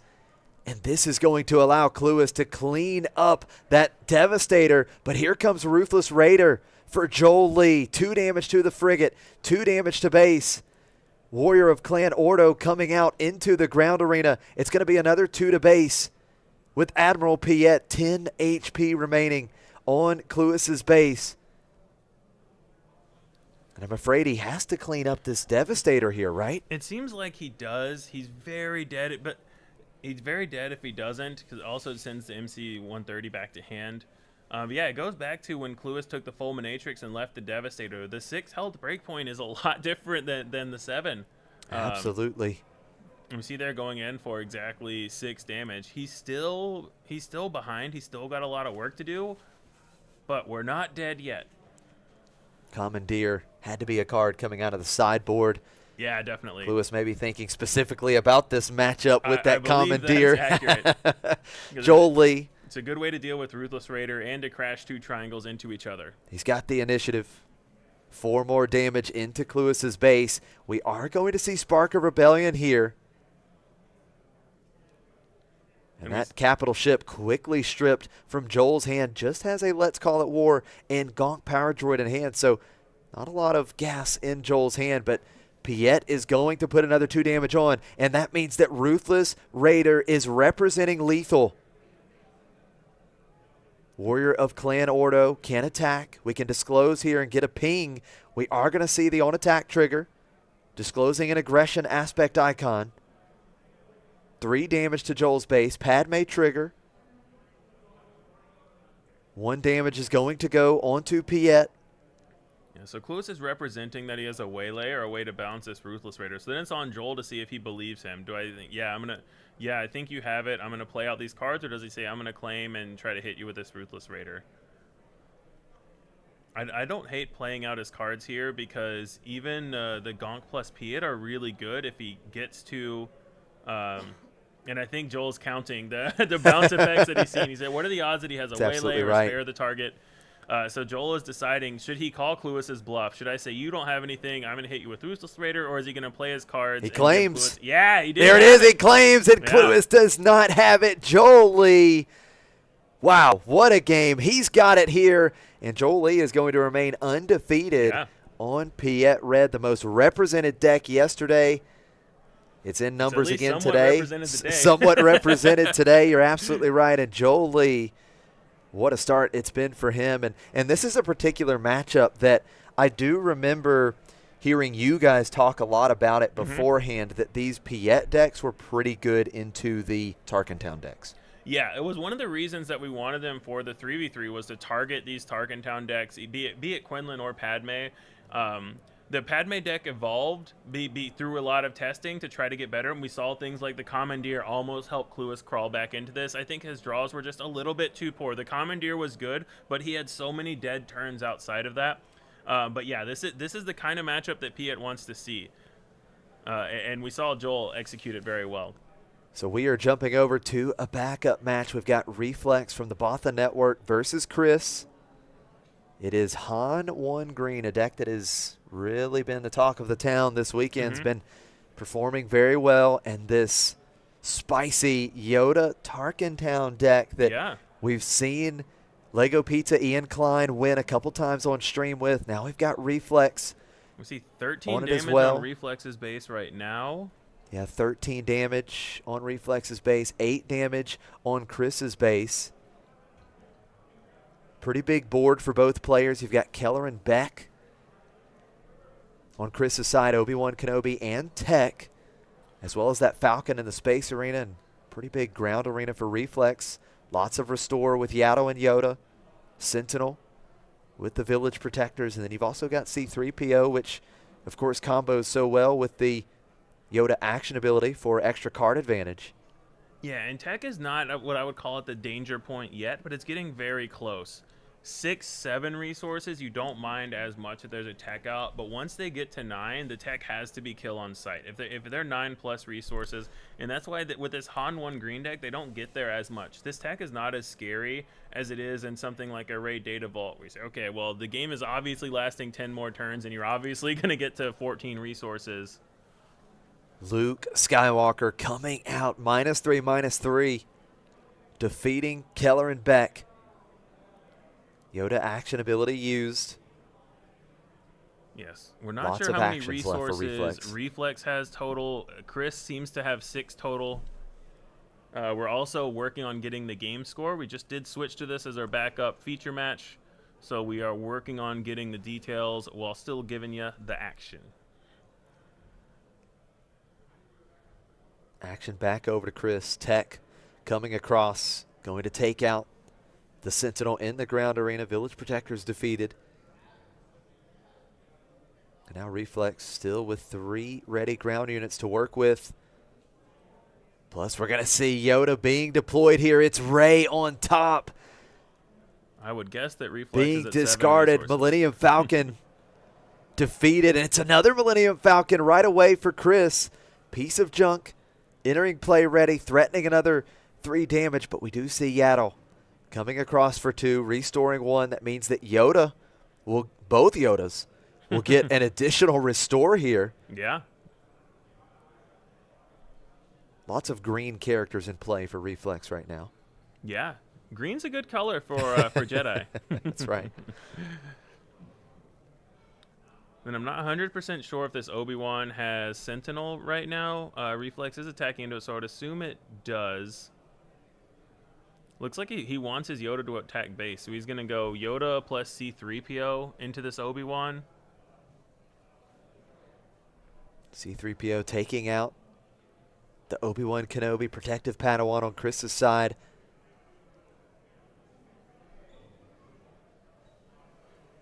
You know, this is where we see, does Reflex care about this tech at all? I think that's what he's thinking about. He did put 2 damage onto it. Checking with C-3PO, looks like he didn't draw the card, and yeah, he does take out the tech. I think it's pretty clean to just take it out, because also tech could deal with your Yaddle or your 3PO or your Yoda. It's kind of clean to just get it out of there now. Pretty big for Yoda here. The leader unit restoring 3 with that attack. Tech defeated, and Chris going to start this next turn with just the Millennium Falcon in play. Yeah. Another big reason to kill the tech there is that now he doesn't have to worry about killing it next turn and turning on a Luke Skywalker. So he went ahead and got it out of the way a turn early, so it's going to be much harder for Chris to get his Luke Skywalker to give -6/-6. We do see him bounce, so he wants to play a 7. We see a Fennec Shand in hand. Very interesting. I'm wondering, what does that discard pile look like? What is that on attack trigger going to give us? Yeah, we can't see the discard pile from here. It looks like Chris is counting it out now. Yeah. It's a pretty big discard pile. Chris does have the initiative. Fennec Shand is a 7-cost 4/6 with ambush. And that on attack ability would deal 1 damage to the defender for each different cost. Yes. Among cards in your discard pile.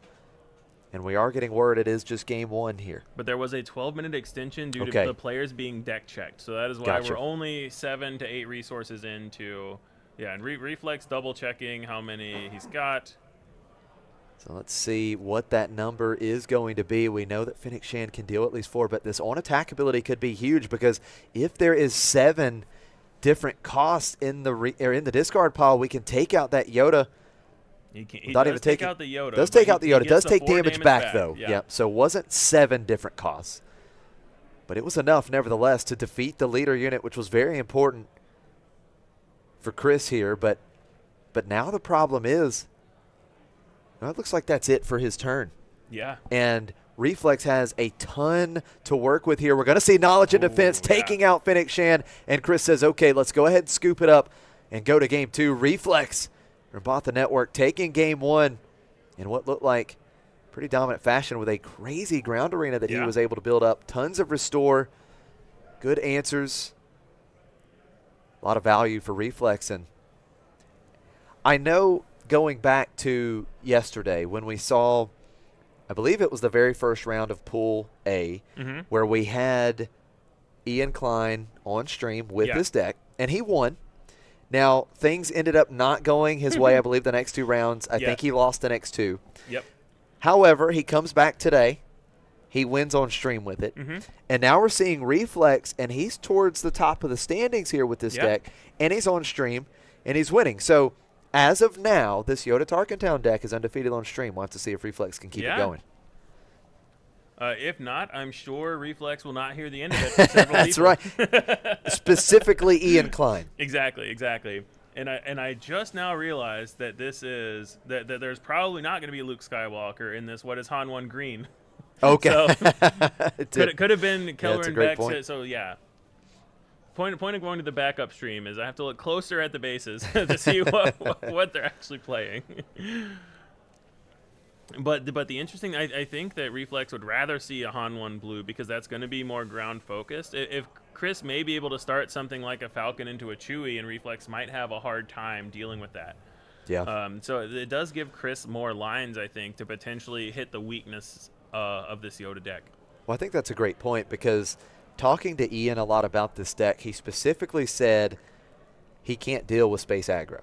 He said, I can beat – in fact – he came on stream earlier. He hijacked the stream here, came up, showed up after his win on camera, and he said, if it's not space aggro, I can beat it. Yeah. And so I would venture out to say that Millennium Falcon on turn 1, Chewbacca on 2 is pretty good in line with the definition of space aggro. Now, it wouldn't surprise me if they're running entrenched, so they might be able to deal with a big space unit, but the question is, can they deal with multiples? Can they deal with them in time? Because you're also on a very limited clock with this Tarkin Town base.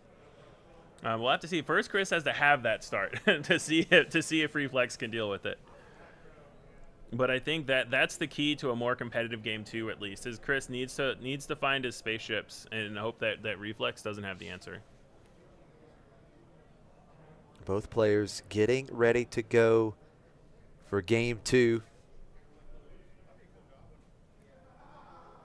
Again, if you haven't already, please be sure to subscribe to the For the Network YouTube channel. We're so thankful for all the work done here on this channel. We'll be back tomorrow streaming more action from the Boston Invitational. Yeah. Championship Sunday all day tomorrow. I'm super excited about it. It's going to be all top cut epic. All the time. Going to be an epic finale tomorrow here in Atlanta at CardsHQ. Be sure to stop by CardsHQ if you're in the Atlanta area. You have all the trading card game supplies you need, sports trading cards as well. Check them out on CardsHQ.com. Have some great deals, especially on the Star Wars Unlimited products. What do you think Chris is looking for here on turn 1? Do you think you're trying to go to space with a Falcon? Yeah, I think you want to just go Falcon on turn 1. Even if you have the resupply, I think it's better to go Falcon on turn 1, resupply on turn 2. He does have the resupply on turn 1. It's not bad to resupply on turn 1, but it can be a little bit more damage efficient, especially when you're racing. And there he draws the Falcon top card.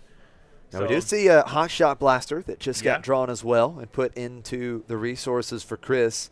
It was a YATL turn 1 for Reflex, so Reflex starting out already with the Jedi unit that has the ability to spread out, restore. Yeah, it looks like Chris has this Falcon and then a lot of 7 drops. So he's really living off the top of his deck right now to try to get something to play. And it's not the biggest deal, but if you had this Falcon last turn, everything would be the same except Reflex would have 3 more damage on base. A little bit of deja vu. Yoda, the old master, coming out for Reflex. Yoda and YATL will pair well together. We've got Chris playing Millennium Falcon, piece of junk. YATL will come across for 2. It'll be 3 coming the other way from the air. Chris getting in with Millennium Falcon. Spark of Hope, I think I just saw from Chris, which is a really interesting play to try to ramp more. I haven't seen that out of a lot of these Han 1 green decks. It wouldn't surprise me if it's in the sideboard. But Chris sending huge signals here. Bouncing the Falcon while at 5 resources tells me that he wants to go 5, 6, 7. I want the 5, 6, 7. If Absolutely. I Reflex, I read that as he has a 7 drop. I need to figure out a way to try to stop this Han flip. But I think Chris knows that he's signaling that and says, what can Red Blue Hero do to stop that when you're on 4 resources? You can't Rivals Fall yet. Like what answers could you possibly have to stop me from going 5, 6, 7? And I don't think Reflex has one. I mean, ultimately, this is, the 5, 6, 7 that Han does. I mean, it's one of, if not the strongest thing that this deck does. Yeah. So, yes, you're telling your opponent, hey, I want to do what the deck wants to do, but, like you said, Reflex has to have an answer for it. So, Reflex with Yaddle getting in for 2 once again, restoring 1. Yoda will be able to restore 3 now. We do see that action ability. 6 total resources for Chris now as it goes down to just 2 cards in hand. And here comes Owen Lars. More restore. More restore. All the restore right now for Reflex. We do see Han Solo deployed, and there is the Village Protectors. An immediate response for Reflex, putting a Sentinel in the ground arena. And once again, just a massive ground arena for Reflex. Han Solo does attack into the Village Protectors, taking off the shield token, an extra resource from the top card of Chris's deck. We'll see what 7 he has in store for us here. Yeah, and basically Reflex saying, I can't stop you, but I can make you hurt your Han to do it. So now he's got a choice to make. Does he hit Yoda into the Han or into base? He goes into base. So this is basically preserving his Yoda, because his other option was to Yoda into the Han, and then Han can't attack again without dying to the Village Protectors, or Yaddle or the Village Protectors itself could kill the Han. So it's going to be Infest Nest. Okay, so the 7 cost 5/7 when played will be able to bounce one of these units back to Reflex's hand with less power. So Yoda, the old master, bounced back to Reflex's hand. Reflex will just claim the initiative. Not a bad play for Chris here, trying to clean up this ground arena just a little bit. And I see the You're My Only Hope in Reflex's hand, but I don't see the big unit like the Luke Skywalker or something like that, so that he could cheat out as well. This Yoda deck isn't based around cheating out those big units like Han is, but it still has the ability to if you draw everything correctly. Yeah, it looks like he's just resourcing the You're My Only Hope because he recognizes that he doesn't have time to try to dig for this Luke Skywalker. First action on Reflex is going to be an immediate Fell the Dragon to take out the 7 cost Infest Nest unit. Yeah, Infest is way too dangerous to live here. It can bounce your entire board. It has Saboteur, so you can't protect any units anyway. Now the one bright side for Chris, he is able to attack with Han Solo and get that 7th resource, which is important, I think, because he is holding on to U-Wing reinforcement. Yeah. So he does have at least a big 7 cost play here as Han Solo leader unit attacks and defeat that 2 cost 2/2, or the 3 cost 2/2 Sentinel unit in the ground arena. Yoda action ability used. Yeah, I think Reflex taking a bit of a Hail Mary there, hoping that he gets the Ray unit off the top, because the problem here is if Chris U-Wings into a Sentinel, then Reflex still can't kill the Han leader this turn. That's absolutely right. It's less relevant now than it was last turn, because next turn Chris is going to be at 7 anyway, but if you look back at the sequencing, I agree with Reflex's decision. I think he made the right decision, but he had an option of attacking a unit into Han last turn, and then this turn, instead of the Fell the Dragon, he could have attacked another unit in. So he had the option to stop Chris from getting to 7 this turn. I do like his line better of playing the Fell the Dragon, but it's an interesting decision point that he made of basically acknowledging that, yes, you're going to get to 7 again, you're going to play another 7. U-Wing reinforcement able to find that Fennec Shand once again. That on-attack ability able to take out Yaddle. So no damage back onto the 7 cost Fennec Shand unit. Yeah, and the Yoda ability there now meaning that Reflex doesn't currently have a way to kill this Han leader either. And still 2 turns away from Yoda flip. Chris just hoping that this Han leader unit can get some more mileage for him here. Fennec Shand, of course, pretty big threat as well. Not a huge offensive threat in terms of damage to base, but a very good defensive threat because he already has multiple costs in his discard pile, so this can take out quite a few units with that on-attack ability. Yeah, absolutely. That Reflex puts into play. We are going to see Daring Raid. So Daring Raid with that last resource for Reflex, dealing 2 damage to the Han leader unit. Han Solo defeated. That makes all of the decision-making there with the Yoda activation and all of that make way more sense, because he said, okay, I have the ability to kill the Han, so I'm going to make Chris expend these resources trying to save his Han when I know I can kill it anyway. So having the information of what's in their hand makes the decisions make a lot more sense, which is the way it works a lot of the time with these high-level players. That's right. What a back and forth here. Reflex Giving the initiative over to Chris after that daring raid. Now, you were talking about it earlier how, you know, Chris is kind of living off of, okay, I need to find some gas off the top here because he didn't have a lot to start with earlier, and I'm very curious now, you know, what are we finding? Now, keep in mind, he's got that hotshot blaster in the resources, so the Fennec Shand really with that blaster can do some serious work. It can do some work. It doesn't do as much work hitting base. That's right. It's really about trying to hold this Yoda hostage a little bit, and so I think with the blaster, he only needs 3 different costs in his discard pile to kill the Yoda on an attack. So I think that's more what Reflex is going to be worried about. And we see a Ray unit in hand and a couple of small guys. So Reflex doesn't have much right now. He could suicide this Owen Lars into the Fennec to try to get more looks at a large unit. Or he could just restore 2. I think this is reasonable as well. The Fennec Shand was able to get in for 4. Owen just restoring 2. Here comes Keller and Beck. You know, one thing has been certain. Most of the Han 1 greens that we have seen on stream this weekend, they just don't run out of the 7-cost plays. Keller and Beck is going to go fishing for a unit that costs 3 or less. We've got the Ebon Hawk coming out, that 3/3 for 3 in the space arena that can really start to put your opponent on a clock with that on-attack ability, become a 5-power unit through the disclose. So we're going to see Yoda Old Master for the 2nd time in Game 2. Karis Nemec coming out as well for Reflex after Chris claims the initiative. Moving on to the regroup phase here.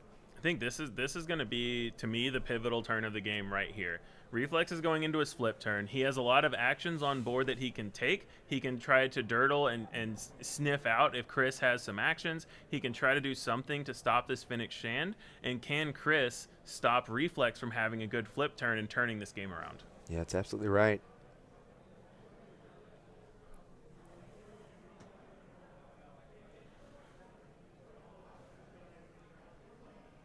So here we go. Chris with the initiative.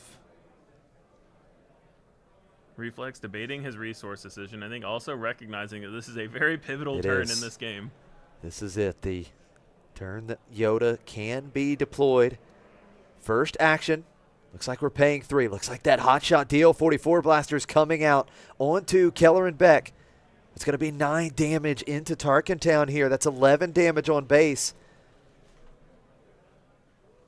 Now Reflex has a decision to make here. You've got 4 damage possibly coming through with the Fennec Shand. He's also another got 5 some that could come tricks through that with he Ebon can Hawk. do. If he's able to activate Yoda, he has a Ray in hand. So if he kills a non Yoda unit, then he can use Yoda action to put the Ray on top, then kill his Yoda, draw the Ray to ping again, so he can just increase his amount of damage. Oh, look dealt. at this find. Owen Lars attacking into one of these ground units. Doesn't matter which one. It gets defeated either way. He does restore 2 in the process and finds a Luke Skywalker Jedi Knight. Yeah, and that probably changes Chris's plans here because Fennec can no longer hold Yoda hostage when he knows that there's just a Luke sitting there. And now the problem is Luke gives -6/-6, so the Ebon Hawk, the Fennec Shand, both of them could be defeated with Luke Skywalker. We do see the Ebon Hawk coming through. Yeah, I think the big swing here for 5. I think Reflex's goal is to have Luke kill the Fennec Shand, have his units kill the Keller and Beck, and have his Yoda flip kill the Ebon Hawk. That's the way he wants. He wants to try to have this turn line up, but let's see if he can make it pan out. And we see the step 1. We see the Fennec Shand down. Luke Skywalker, Jedi Knight, doing some great work. Such a classic 7-cost unit. One of the best units in this game, all the way back from Spark of Rebellion, taking out Fennec Shand. Now the action back over to Chris. We're going to see that Millennium Falcon piece of junk, so more damage will be threatened on this turn for Chris. Reflex has now spent his resources, but as you talked about, we have the units in the ground arena. We're showing 5 damage currently, but with that ready spy token, if Reflex is able to disclose from the Karis Nemec when defeated ability, you can get up to 7. So just those units can be combined to take out Keller and Beck. And here he's showing the Ray. And now he can Yoda ability, put the Ray on top, and then either flip Yoda to discard the Ray to kill the Ebonhawk or Falcon, or kill the Yoda to draw the Ray to ping things. So he's got options here. Lots of options indeed. It's going to be a 2-cost play. It's the Han Solo pilot onto the Millennium Falcon. Falcon attacking for 5 here. It's 19 damage on Tarkin Town. And things just got a little interesting because while Reflex has the ability to kill Kelleran Beck, we know that he can defeat one of these units in the space arena with that Yoda when deployed ability. But it's going to be tough because that's still 5 damage from either one of these units being shown next action phase. Now, the good news for Reflex, I will say, is we still have Yoda that can restore 2 here. Town. He still has Tarkin Town. So it looks like Tarkin Town taking out Kelleran Beck. Yeah, so now he just needs to put back a 3-drop on top so that he can Yoda flip, guarantee. I would imagine at this point you want to kill the Falcon over the Ebonhawk because it has more health and it's still just a 3-drop.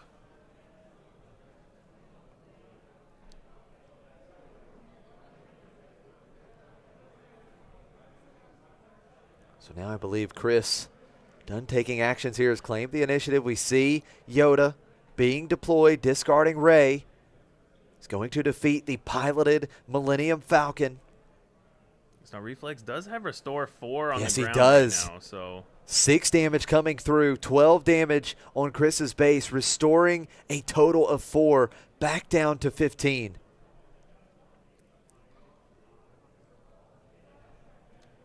Reflex trying so hard to stabilize here, and I think he's actually getting really close to doing so because even though the Ebonhawk can deal 5 next turn, potentially 7 if he played the Han Solo pilot, 7 in one action, you're still looking at another Restore 4. Restore 7. There's a Luke Skywalker up there. The scoreboard has got me. My apologies. Yep, you're absolutely right. I completely forgot about the Jedi Luke Knight, likes to and that's hide the in the most trash important. compactor. Yes, he's he over off does. to the side. The most important unit with Restore 3. So you're absolutely right. Restore 7 on the board. So if Chris can't close this out quickly, we could see Reflex stabilizing. We are going to see Captain Typho come out with the first action, putting a Sentinel unit in the ground arena, but Reflex isn't worried about dealing damage to Chris. He's worried about healing damage. He's from worrying himself. about healing. That's absolutely right. The Restore is so important here because Ebonhawk is lethal in 2 attacks without the Restore. Yeah, I would imagine you just want to slam your Luke into this, get your 3 health, kill the Typho, and yeah, that's what he goes for. Captain Typho defeated. We will disclose on Chris's side to heal 1 damage from base with the Captain Typho ability. When he's attacked, you disclose, or you can disclose, a command and heroism aspect to heal 1 from base. And we're going to see yet another Captain Typho. So back-to-back Captain Typhos. So one thing Chris is doing here is at least keeping damage off of his base currently. You could call it a typhoon. That's absolutely right. That does slow Reflex down a bit because Yeah, if he wants to throw his 2/4 Yoda in, it dies. So he can kill this Typho as well, but lose 2 of his Restore to do it.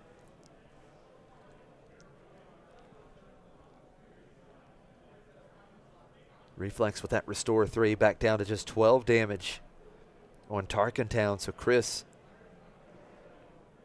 the work he has to do just getting tougher and tougher. It's piling up on him here. Yoda Old Master going to attack into Captain Typho. We will see the disclose once again. Another damage healed from Chris's base. But we're going to see 2 damage restored from Reflex's base. And he draws and a card does from get the to Yoda get as well. another card, which is so important. Got tons of cards to work with here for Reflex. I believe that was a daring raid, so he's 1 damage off from being able to kill this Ebonhawk in that fashion. He doesn't have a good way to draw cards to try to trigger his raid to do the last damage, though. Ebonhawk does get in for 5, disclosing the Chewbacca. I believe that was Chewbacca in hand. We see Yoda leader unit attacking and defeating Captain Typho. More damage being restored, back down to 13 damage on Chris, claiming the initiative, and now Reflex able to go to work here. Still has plenty of resources. Do see Galen Urso in hand, so that's certainly an option. I mean, he knows he's trying to shut out something specific. That's absolutely right. He knows Chewbacca's in hand. It still gets the pumps though, so it would just turn on if he drew a removal spell. So it's not the most impactful.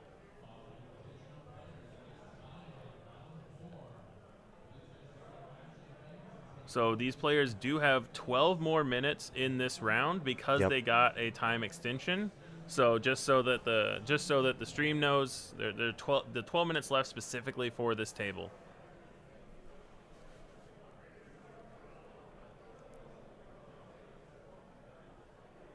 What a game this has been. Reflex working hard to keep this Yoda Tarkentown deck moving forward. And I think at this point we might just be confirming that time. Yeah, right think now that because time did get called and they're just having that discussion. Yeah, they're having a discussion with the players judge now to make sure, I think, about what their time extension is.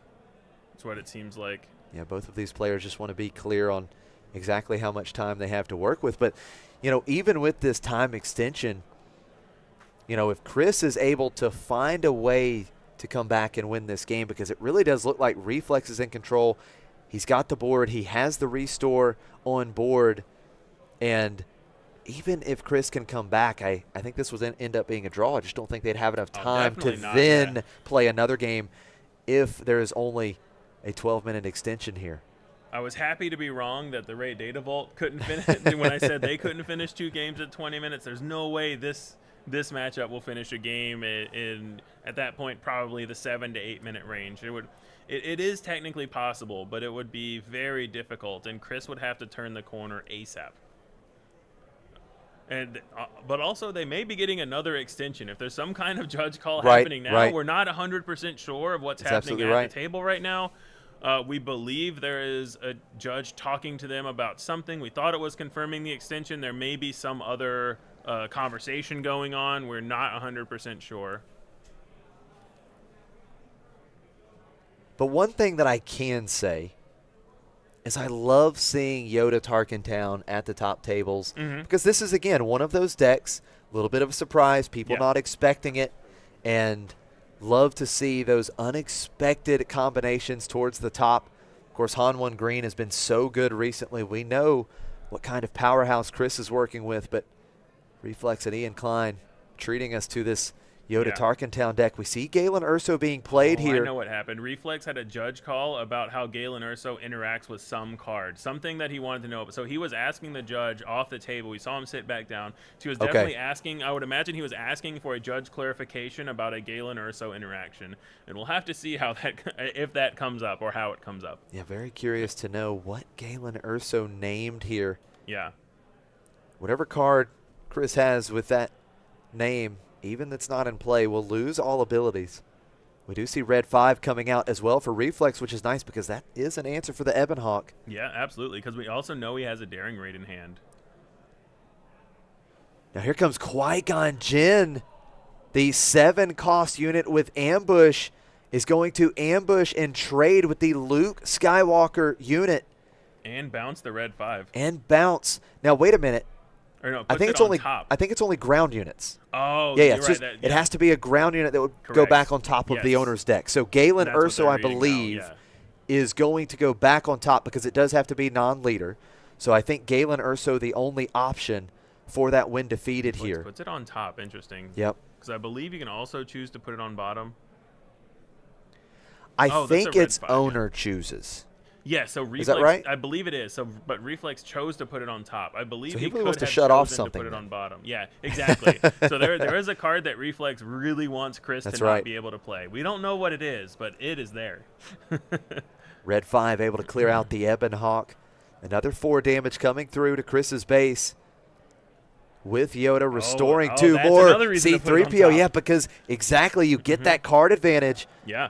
From the protocol droid.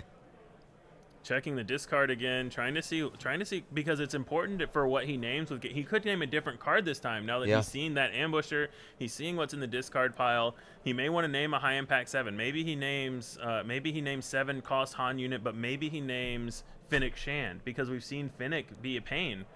Yeah. So Galen he's Urso probably right back naming out. one of those 7-cost ambush guys and trying to figure out which one Chris is more likely to have that could defeat his Yoda, because that's the main way that Chris could get back into this game. Yeah, it's a real problem here. Chris needing, I believe, a miracle at this point. Only 15 HP remaining on base. Reflex still has Restore on the board with that Yoda leader unit. He has 4 units in play. Chris starting this action phase with no units in play. Extremely behind here. Does have a Keller and Beck, but I'm not sure it's going to be enough. We are going to see Keller and Beck coming out. Let's see what he finds. Resources up, so he could play up to a 5-cost. He could also play a blue leader and move it to the ground if he saw one. Yeah, it is a good point. Could ambush and defeat that Yoda leader unit. We see a 7-cost Han unit, but he can't play that. Oh, that's brutal. Not quite enough ready resources. Do we see the Lightmaker? Okay. Lightmaker coming out. It's a 3/4. Reflex 5 has cost. already restored so much, though. That Yes, he has. He's down to only 11 damage on base at this point. Yeah, I mean, Lightmaker with Raid 4, attacks for 7. But, yeah, like you said, I mean, the problem is it's just even Lightmaker plus Surprise Strike. Just not quite enough here. And Reflex, again, can still restore more with this Yoda. I think it is going to make Reflex decide if he has to kill this Keller and Beck, though, because now Chris has 7 damage in both arenas. So threatening 14 damage is a lot more threatening than just the 1/7.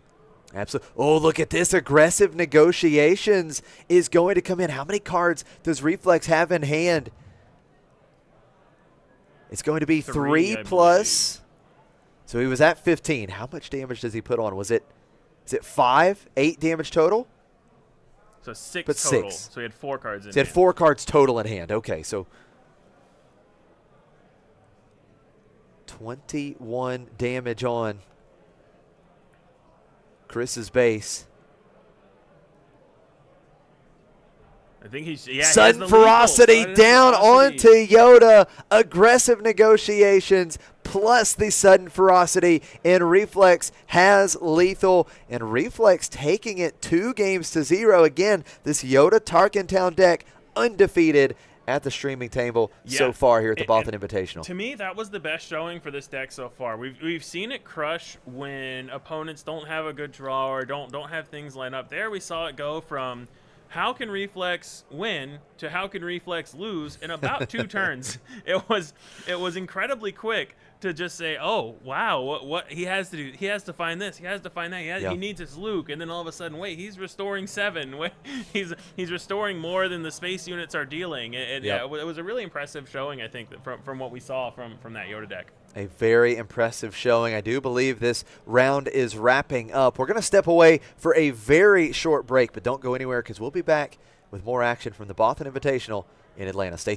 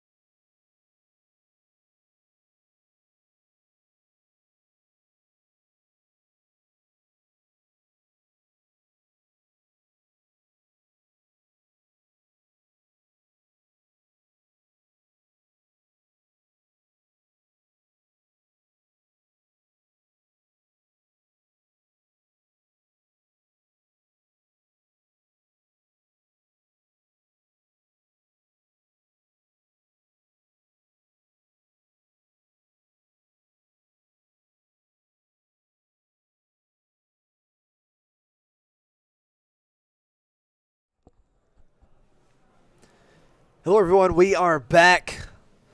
Apologize. We are jumping into a game already. We've got Steve from the Colorado Cantina crew versus CJ from KTOD. We've got Han2 ECL versus Mother Towson Red Force. And we are already looking pretty deep into this game. We've got quite the board developed already.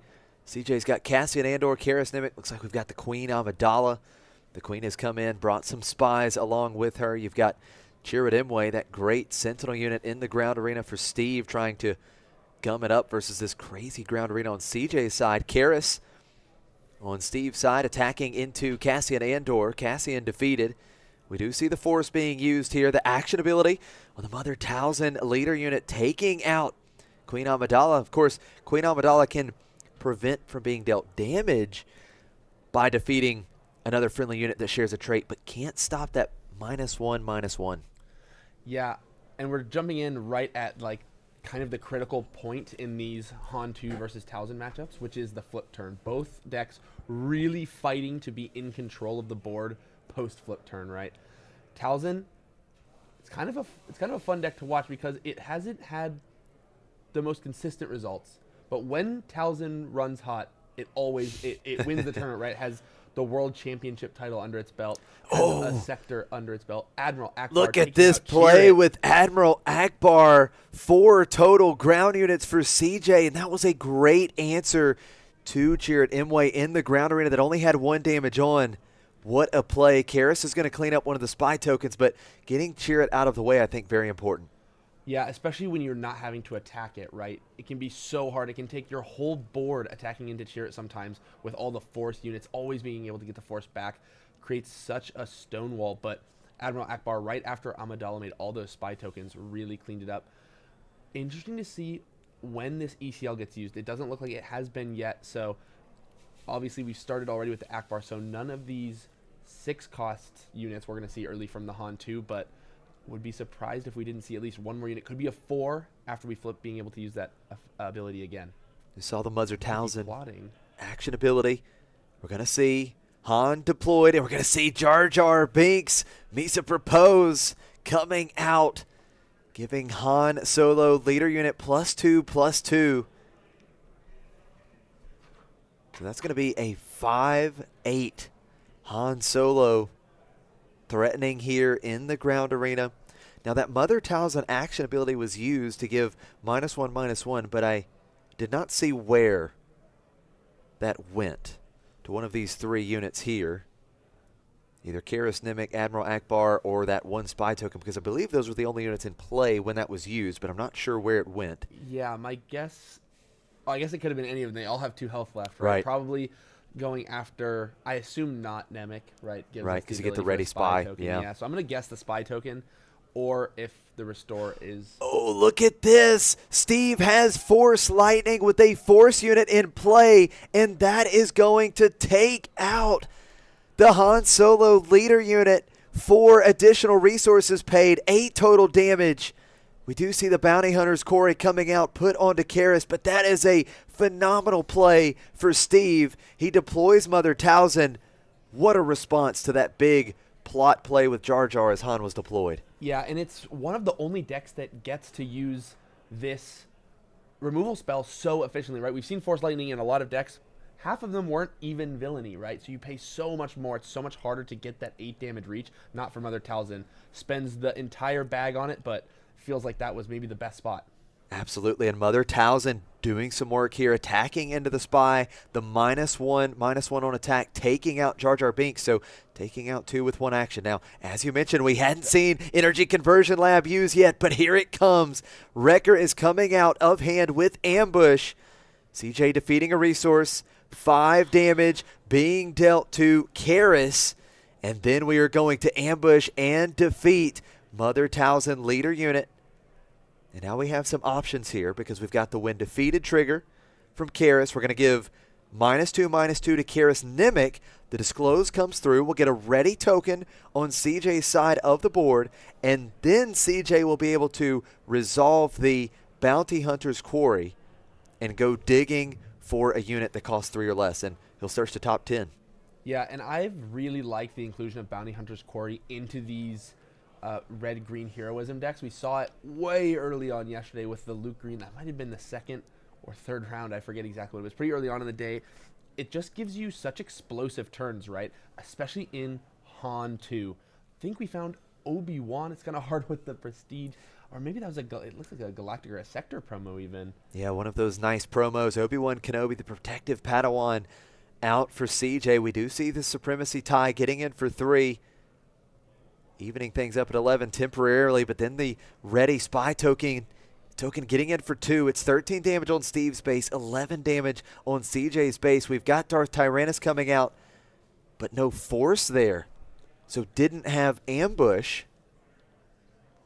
And we also see Night Sister Warrior coming out. This is a big ground arena for CJ.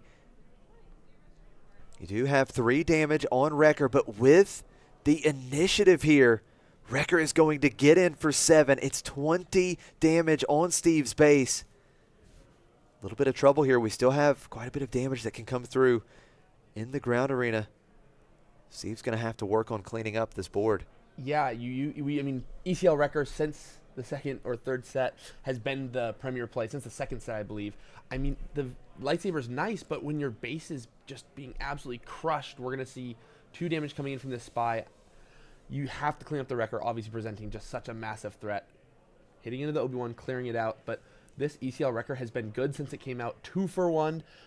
Triggered the Bounty Hunter Quarry to get a 3/5. I mean, what a play on the 6 resource turn for this Han 2 deck. So good. Obi-Wan Kenobi cleared out with the Night Sister Warrior that has a fallen saber on it.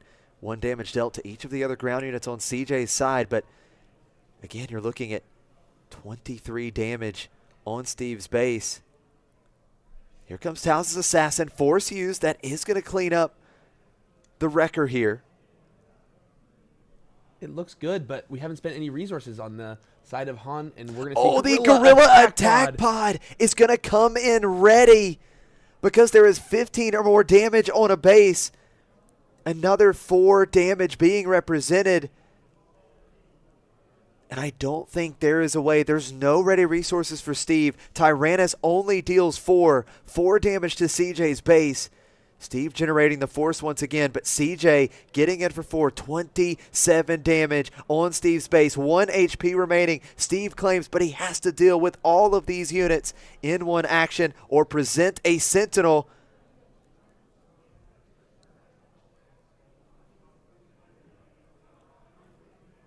It looks like they were starting to scoop up here.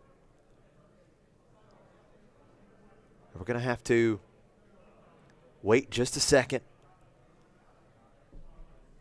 I think a Sentinel is probably what you wanted the most, because I don't think you have a way to clear out multiple units with one action generally with this deck, right? So a Sentinel, like Chirrut. Chirrut's the big one, yeah. Probably would have been the big one. Chirrut mostly because it can survive all of the units with the Force, right? You have all these Force units to keep re-triggering the Force.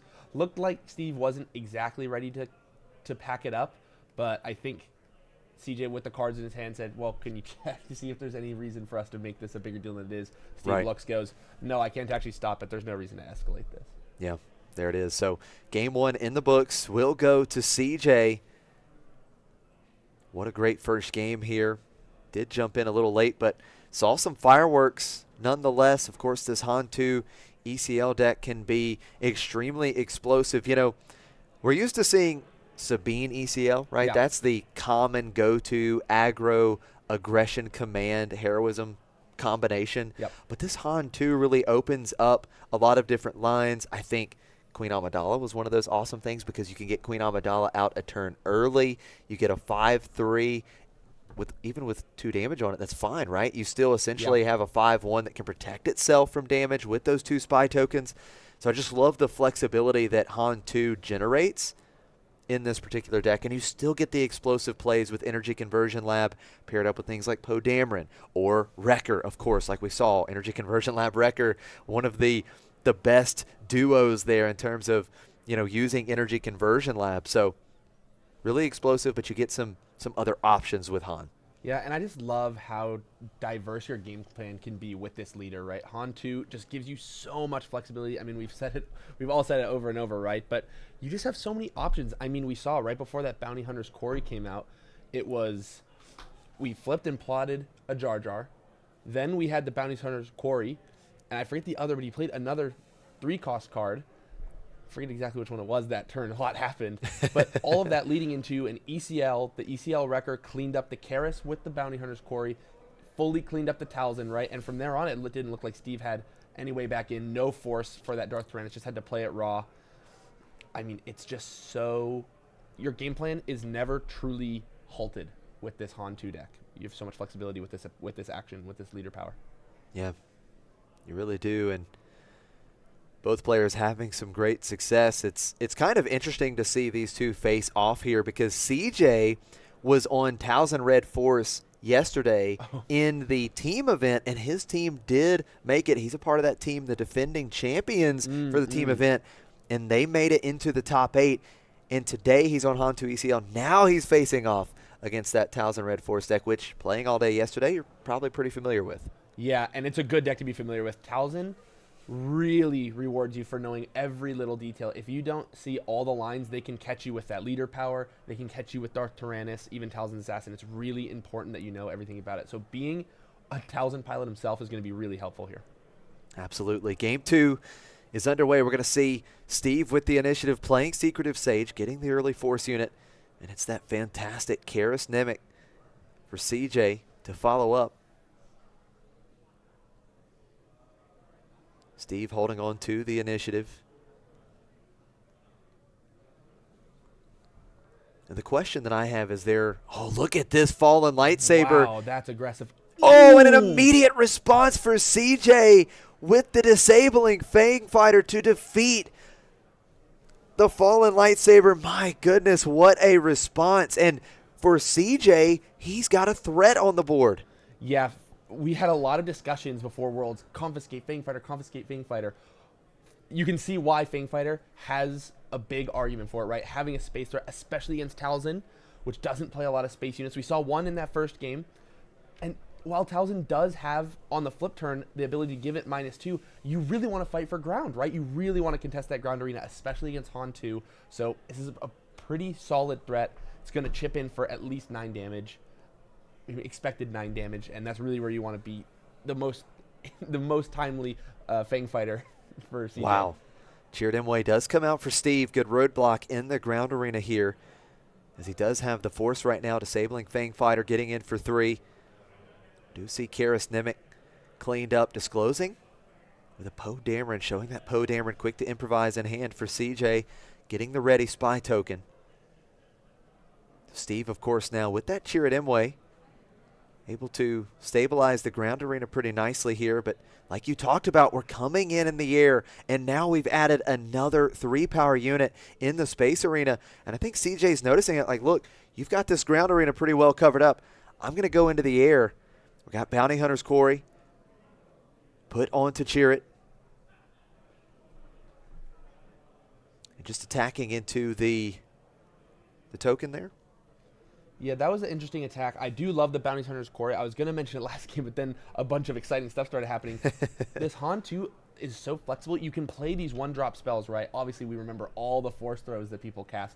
Bounty Hunter's Quarry is an awesome 1-drop card to slot in there. Look at all this damage from space, though. It's exactly what I was saying. Talzin has a really hard time dealing with this stuff. Now, we're going to plot. We saw it. Oh, plot. Oh, we're going to plot Cad Bane to defeat a unit with 2 or less remaining HP. The disabling Fang Fighter defeated. And blue leader attacked first. So CJ actually missing out on that 3 damage here on this turn. So really solid line here as Talzin is deployed. Cad Bane coming out, definitely saving some damage. We're going to see Han leader unit deployed now as well. But that was a pretty important play for Steve to try and help stabilize here. Talzin is going to attack 3 damage to CJ's base, shrinking the Han Solo leader unit. It gets -1/-1.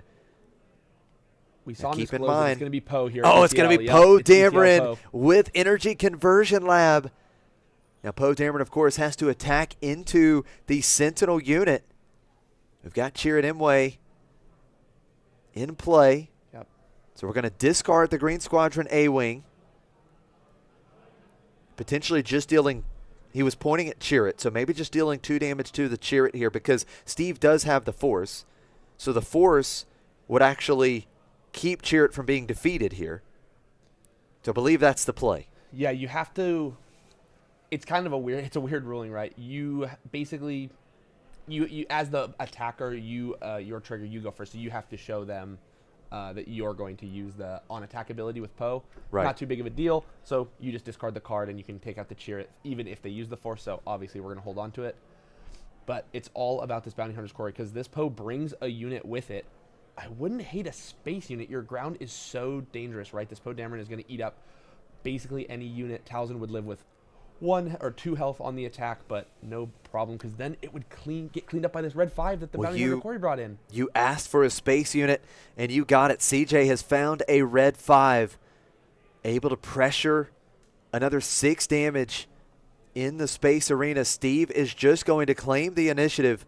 Han Solo leader unit will get in for 2 here.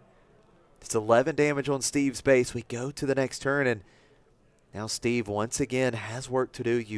You have multiple threats here. The CoDameron, of course, is a massive threat. You're looking at another 6 damage in the space arena. We are going to see Talzin's Assassin, which is a very clean answer to CoDameron that had 3 damage on. Force is used for Steve, and that win plate ability giving Poe -3/-3. So CoDameron unit defeated. Han will get in for 3. It's 14 damage on Steve's base. Could go up to 20 this turn with those 2 space units. Yeah, and you're seeing CJ really wants to go aggressive, and Steve notices this. That's why I think he didn't trade any of his units, even just the damage that they represent, into the Poe. Oh, so here comes CoDameron creating an X-Wing token, Yep. and then he could actually pilot one of these other units that are ready. Wow, this is big. So that's an additional 2 power on the blue leader. We see Cad Bane coming across for 4, but here comes that blue leader dealing another 5, 19. Back and forth we go. 22 damage. We claim the initiative on Steve's side, and now it is Sabine's masterpiece. CJ so close, 1 attack away from 3 of these different space units, and it is game over. But keep in mind, 8 HP. Is there any kind of pump here? I don't think there's a pump that could deal 4, an extra 4. It would be aggressive negotiations, but it'd be kind of a that's a strange good point. card to play in Talzin. I think I haven't really seen them lean that way. Oh, he doesn't have it. He's just going to go for 4. No aggressive negotiations. This is something you always have to think about, though. Never safe with that card. Never safe with aggressive negotiations. And now CJ. Well, CJ hasn't just attacked. Is it not enough? I assume blue leader. Maybe Poe only gives +2, right? So it's only 5. We'd go to 27, and then we'd be dead to the Cad Bane attack. So actually, CJ might be the one in trouble here. This was 100% my mistake. No, it's okay. And I, for a second, thought that it was Tarkentown on Steve's side. I thought it was 25 HP, but you're absolutely right. Because now at 21, 1 action from Steve wins the game with Cad Bane. So that was 100% my mistake. So CJ is going to scoop it up. My apologies, 100% on me. Completely lost track of the 28 HP. It's not 25. So Steve coming back after that great early start in space with the immediate response to the fallen lightsaber. But Cad Bane cleaning that up, I think, was important because that was that extra damage that CJ needed in the space arena. That was game-changing. And you said it. Every little thing matters in these Talzin decks, right? Like, it's so important. You can't miss anything. And now, do we know exactly what would have happened? Of course not, right? But the fact that Cad Bane got to take that 3 damage off the board, I mean, you have to imagine that's the difference there, right? If you just add 3 damage, maybe the game looks a little different with initiative, but it looks like CJ would have had the damage to push through there.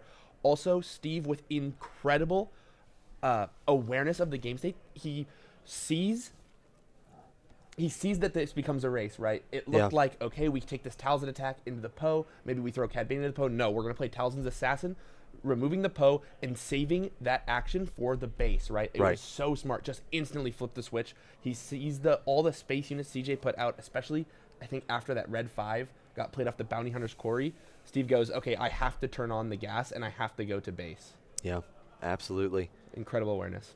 Incredible awareness. Great game, and I'm excited that we get a deciding Game 3, another fireworks show here at the feature table. And no, I totally agree. Hey, that was on me. Disnard in chat. Imagine not playing a force base with Towson. No, it's an excellent point. Yeah. 100%. It's been a long weekend. I've got the most sleep throughout the weekend, so trying to cut me a little slack here. But Too much it is adrenaline. Definitely a force base. Yeah, a lot of adrenaline keeping us going here. And I don't want to curse anything here, but of the Towson games I've casted this weekend, this is going to be the third one. Towson has not won a game one, but has not lost a set. That's so I'm interesting. putting that out there. So putting interesting. That out there for everyone, right? Just putting that out there. Towson has been, the story really on the games I've watched has been how resilient it's been post side, being able to tune up its deck. These really stable mid-range decks a lot of times can look quite weak in a game one, but all they need to do is take out a couple of the dead cards, add some really high impact sideboard cards, and that can be all of the difference to really swap the percentage points in that matchup. Absolutely right. And I know you've also talked about it multiple times when you and I have been talking this weekend outside of the stream, but the caliber of players here is just incredible, right? Most of the best players across this country have traveled to compete in this tournament.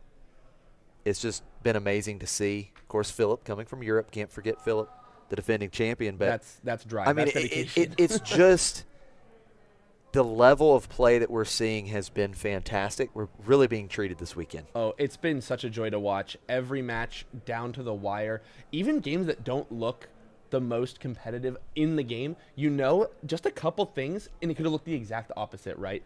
There was games with Ian on Piet Red in the team event where he got absolutely crushed game one. Games 2 and 3 completely brought it back, right?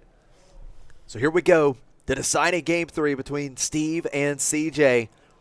It's a Karis start for Steve. CJ starting up in the air with the Green Squadron A-Wing. CJ with the initiative here in Game 3. A quick 3 damage with the A-Wing. Steve not with 22 damage on. That's a good one. Now look at this. Another turn 2. Fallen Lightsaber, and CJ's got it again. What are the odds? Oh, man. Fallen Lightsaber, once again the disabling Fang Fighter. Now what do you bet? CJ attacks with that disabling Fang Fighter first before the Cad Bane can be played on the 5 resource turn. I'm betting the house. Green Squadron A-Wing getting in for 3. It's 6 damage on Steve's base. And another fire start here from CJ with that disabling Fang Fighter. Towson's Assassin coming out. Force used, disabling Fang Fighter. Short-lived here in Game 2. And it's important that we had Towson's Assassin. Great play. Blue leader, though. Again, that flexibility from the Han Solo action ability. Being able to, for 4 total resources, moving it to the ground arena with 2 experience tokens, taking out Karis there. Great play. Really importantly, takes off the force. Karis was needed to get the force back, so Towson cannot respond straight up with the ability. I think there should be 4 damage on the blue leader, right? Because it costs, I believe it costs less. Using the Han ability should have made it take 2, and then it attacked into the Karis. It should have 4 damage on it, I think. But I was going to say, importantly for the Towson, oh, and they know, okay. Yep. Importantly for the Towson's Assassin, you're usually not too picky on Count Dooku versus Towson's Assassin as your 4-drop, but with all space units, having Towson to reach into that arena was really, really clutch. No doubt about it. Another 3 damage from Green Squadron A-Wing. It's 14 damage on Steve's base. We do see Mother Towson deployed. But keep in mind, we've yet to see Energy Conversion Lab used. We know that the big play with ECL and Wrecker could be lining up here. Han Solo is deployed.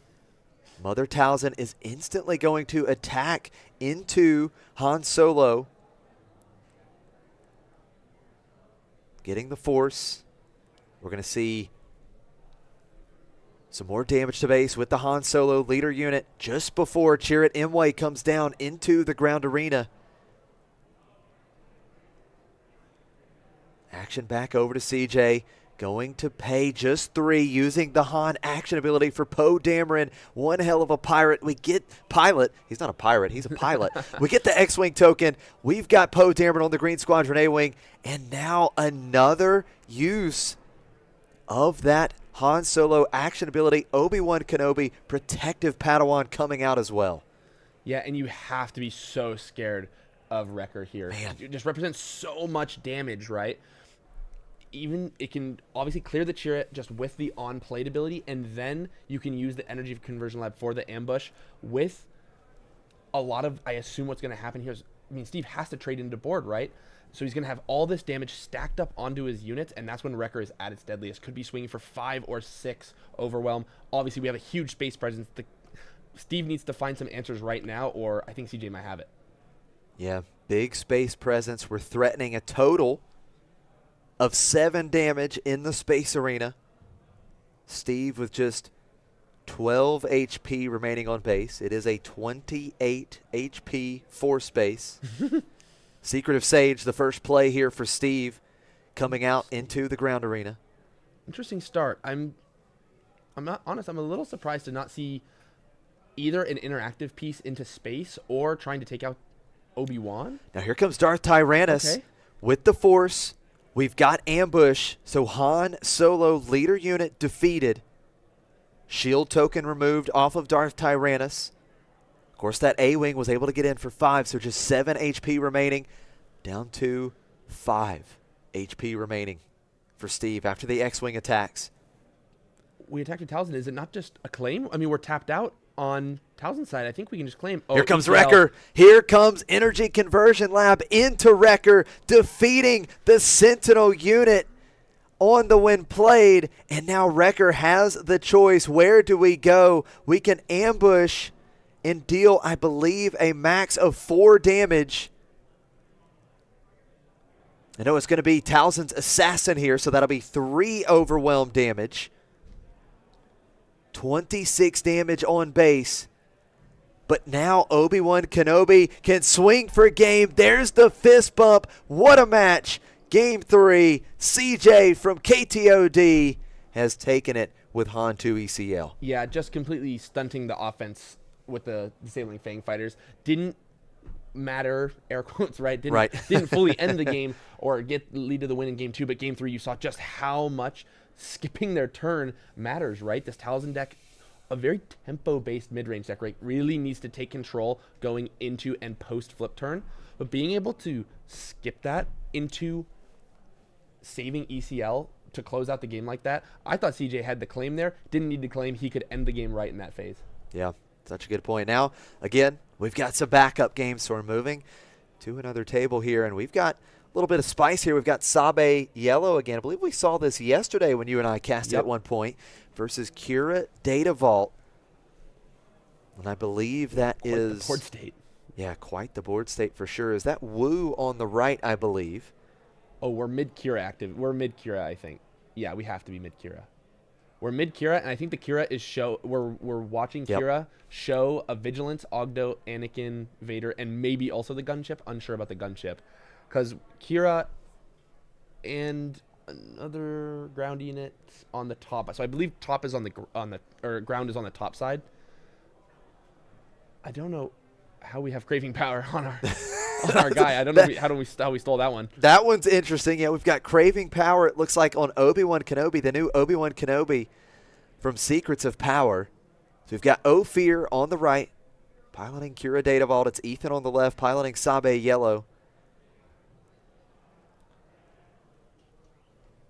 And it looks like we're in game 3. So this is a decider. Decider. For these wow. guys. And you really want to win this one, right? Round 4, you really want to go 4-0. You're in prime position to make it to that top 8. And we know how bad these guys want to be playing tomorrow. Ethan trying to slay the giant that is Ophir Maram. And Ophir actually won a regional with this Kira Data Vault deck. Yeah, I mean, Ophir might have the most decorated... he might have the most decorated SWU career here. He's regional champion, world's top 4, plenty of PQ success, right? I mean, this guy, he's not who you want to sit down across from if you're looking to keep your undefeated record. That's absolutely right. Anakin Skywalker, champion of Mortis, was able to take out that Obi-Wan Kenobi. I believe Ophir was pointing that Vigilance was the card. He was pointing to Kira with Vigilance. I believe Vigilance is what was called off of Kira. And that's how you know this is not his first time on stream. Yep, that's absolutely right. We really appreciate that, Ophir, being very generous to the stream. Yeah, I agree with chat that Mike has the best like single performance, but as far as just raw tournament finishes, I think I'd take a regional win in a world's top 4. But I mean, Mike Gem, who I don't believe got to make it this weekend with a crazy back-to-back sectors, also different formats, one premier, one limited. That is a crazy feat nonetheless. Back-to-back sector qualifier wins. Yeah, it might be something we never see in this game again. History made for sure. Such a special moment that was back in Philadelphia when he went back-to-back. But moving ahead in this game, action on Ethan. It's going to be the hot shot DL44 blaster onto Kira, being smuggled in here. Kira is going to attack into base for 5 damage, 9 total on Ophir's base. We've got that Sabacc trigger here looking at Ophir's top 2 cards of his deck, and Ethan will discard one of them. Oh, look at that, discarding Maul. Pretty good discard here. But now Anakin Skywalker, the champion of Mortis, can clean up Kira, taking away that additional cost that was on Vigilance. Now Ethan is going to play Blue Ace into the space arena, giving himself a 4-power threat in space. But now we see Dr. Pershing going to generate great value. Been a staple 2-drop in these Kira Data Vault decks for quite some time. He gets a card, and he's also going to continue to push in the ground arena. Darth Vader commanding the First Legion. As Ophir goes digging for some cheap villainy units, he finds Pike Sentinel. And this is one big ground arena now. Yeah, and this is not where you want to be as a double yellow deck against Kira, right? You know Kira outscales you, and you know Kira outscales you crazy hard with all of those big capital ships. We see big ground units from Anakin and Vader. Really going to be hard to come back in this one, but we said that yesterday, and a couple Cunnings is a good way to start. Absolutely. Cunning start. We're going to exhaust Anakin Skywalker and Darth Vader. Something tells me there may be something similar about these two, but they're both exhausted. And we're going to give Blue Ace plus 4 power for the phase, but it's overwhelming barrage, an instant response for Kira. 7 damage to Blue Ace, the colorful racer, defeated quickly. And it's a different matchup, but it's the same thing we saw yesterday. Sabacc looking to take back kind of tempo of the game with a Cunning, and overwhelming barrage being the immediate answer, stuffing that buff unit immediately.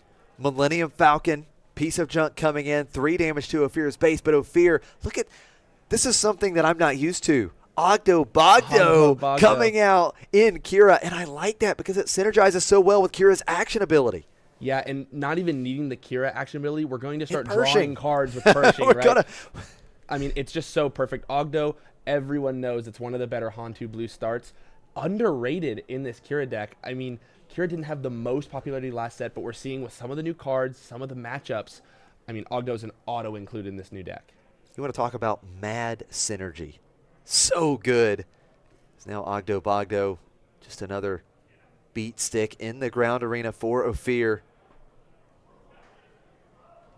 Just making sure we have the damage totals correct here. Moving to the next phase, Ophir with a commanding board presence in the ground arena.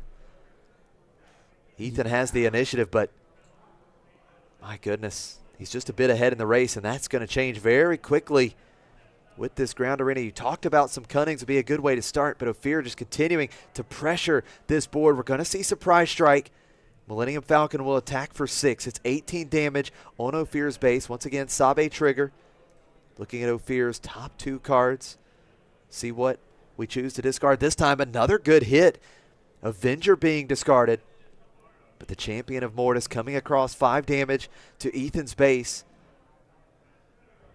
I mean, we've been hitting like basically every card you could ask off the solid, but the problem is there's already so much in play.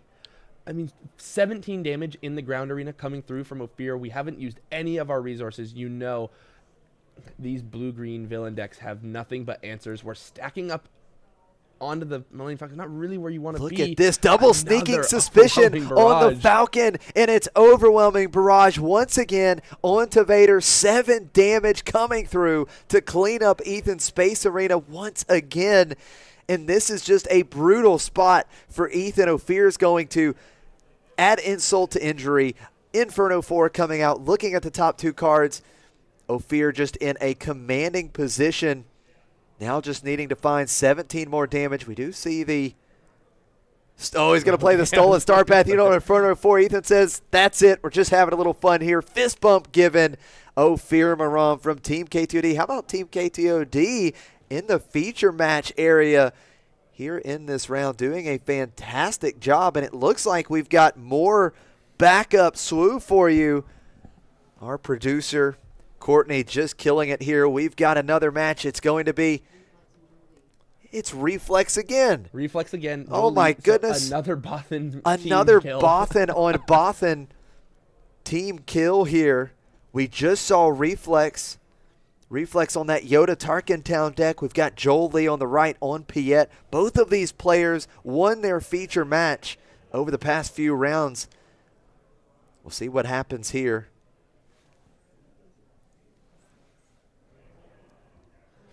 Chat saying that they play so fast, asking for them to slow down a little bit. When you have a commanding position like that and you are as knowledgeable of your deck as Ophir, you start moving. That's actually a good indicator on how ahead they might be, is how fast they play. What a start. Devastator. Big Devastator hunting the Rebellion. 4 indirect damage coming through here for Joel. He'll get to assign where that indirect damage goes. Taking a little time here, thinking it through. Looks like we're going to put 2 on the red 5. So red 5 is cleaned up. And I believe he pointed to the base here. Yep. So it's going to be 8 damage on Reflex's base. Action back over to Reflex. Staring down another capital ship in the Space Arena with that Ruthless Raider. And I was on the floor in between rounds, last round, and I was talking to Reflex and Joel Lee, and we were kind of poking fun at this Piet red deck. we were poking fun at its representation, saying, well, in the singles, can you believe it was still the most represented? And Joel Lee said, this is why we are playing it still. This is why I'm choosing this deck. Undefeated, just absolutely crushing the competition on Piet red. Both of these players doing so well. Ruthless Raider going to take out the Concord Dawn Interceptors. Does take 3 damage back here. Concord Dawn Interceptors just a 1/4, but when defending gets +2 power. Action back onto Reflex. Little update. This is only game 2. Reflex took game 1. Okay. We might get a lot of SWU this round. We absolutely are getting treated this round. Owen Lars restoring 2 from Reflex's base. Admiral Piet will put that 2 damage right back on. Chat asking if Piet's going to be everywhere now. I don't know about everywhere, but it's certainly going to be a mainstay in the format. We talked about it, you and I, yesterday. Not only did it get more consistent, but it got some more powerful draws, right? Yes, the it did. Gonk Droid. It wasn't just the Fulminatrix giving you more 8 costs to play early. The Gonk Droid gives you more powerful linear hands, which are the 2 things you want to upgrade your deck, right? Consistency and power, and it got both this set. So I would not be surprised if this was a top 5 deck through the whole format. And I like that. I like that Piet, is kind of, it's been a cool leader. People have tried to make it work ever since it released, and we've seen it a little bit. It actually made it all the way to the finals of the Munich sector, but now with these extra pieces from Secrets of Power, definitely a threat. Now, Galen Urso came down. Very curious to know what the And there's card so many was things. that he named. There's so many things to name. Galen Urso, a lot of times you have one thing. Maybe it's just Super Laser Blast if you have a big board, right? Maybe it's Overwhelming Barrage if they have a big unit and you know that that's kind of where their resources are. What do you name? You could name Fulminatrix. You could name Turbo Laser Salvo. You could name Planetary Bombardment. You could name another Devastator. I mean, it's so much just top end from this Piet deck that I think you kind of just have to shoot blind and hope you hit. Joel Lee with the initiative. Can you name leaders? He said he pointed to Piet. I'm not sure if you can name leaders with Galen Urso. Pretty sure it's non-leader. That would be I'm really second guessing myself really right now, but I'm strong if he almost could. positive it's non-leader. Would be pretty darn good if you could name leader as well. Maybe I'm second guessing myself now. Each non-leader Yeah, card non-leader. is one of Okay, those. okay. Woo-hoo. That would be nuts. Everything but leaders. Yeah. Yeah. Bases, importantly, for anyone at home. Oh, here Planet comes that bomb. beautiful planetary bombardment. Oh, he just A massive amount of indirect damage because No he can thought. assign it instantly. of Joel course, with Lee, Devastator. 12 damage to Tarkentown. It's 20 damage, just 5 HP remaining. And now Reflex in big trouble. We do know there's restore, but it's not going to be enough. Joel Lee taking game 2. Bothan Network on Bothan Network. We've got to decide in game 3 between these two teammates. Yeah, I completely forgot the Devastator. I was like, Yeah. wow, Reflex assigned that 12 really fast. What has he got going on? That's a lot of ships up there. No, that's just 6 mana deal 12.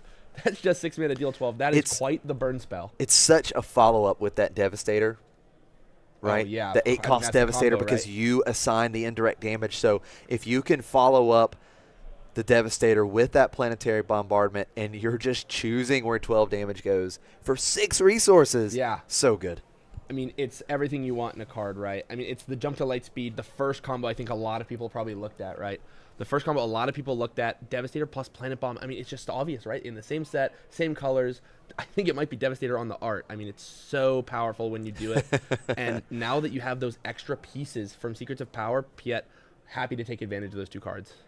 Wow. What a fantastic round we are witnessing. So much action. Now, I know it's the first, I believe it's the first round that I've been treated to where we got the feature match and both backup matches. So this is so cool to see that we're getting all 3 matches. Yeah, I got 5 games yesterday, but it was only between 2 matches. So this has been really fun. I'm so glad we got to watch a couple game 3s. This is why we all play and watch too, right? It's for these games right here. 2 incredible players, teammates. You know they're going to know each other's decks. Oh, absolutely. Joel Lee is the Piet Red stalwart player on this team. He's still playing it even in the singles, so you know he was probably a testing partner for Ian and Reflex playing this Yoda Tarkentown deck. So I'm excited to see kind of the innovations. We saw Reflex digging back in the sideboard in between games 2 and 3. Sometimes that's what you got to do. You know, you have a really strong game 1, as Reflex seems to have with a win, and then your sideboard in game 2 and in game 2 didn't look maybe how you wanted. So you go back in for game 3. You say, okay, I think I know what I want. I think I know how to close this game out. Absolutely. Reflex will be able to start with the initiative here in this deciding game 3.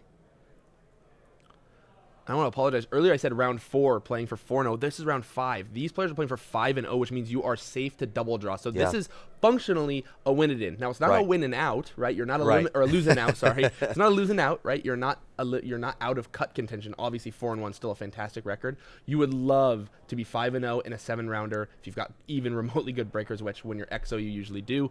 You can just double draw in and you're safe for Sunday. And that's so important. Take the pressure off if you can. Game 3 is underway. It's going to be C3PO on turn 1. And we're going to see the DRK1 probe droid for Joel Lee. Both players getting some droids out into the ground arena. We'll see if Joel has the ramp. I believe he is holding on to that resupply. Definitely wants to ramp if he can. Seen a couple questions about deck lists. It's going to be afterwards, maybe before cut. I'm not 100% sure if we'll have them for cut. Mostly so it's a closed deck list tournament, right? We just don't have the deck lists for the stream matches because then only those people's deck lists would be out there. So it's a closed deck list tournament, at least until possibly cut. I'm not 100% sure then. But the second that we can give them to you guys, trust me, we want to. And we want to look at them here on the desk, right? These decks have been so cool. We've seen so many different decks. Most diverse format in SWU for sure. And that makes sense, right? We have 6 sets worth of cards.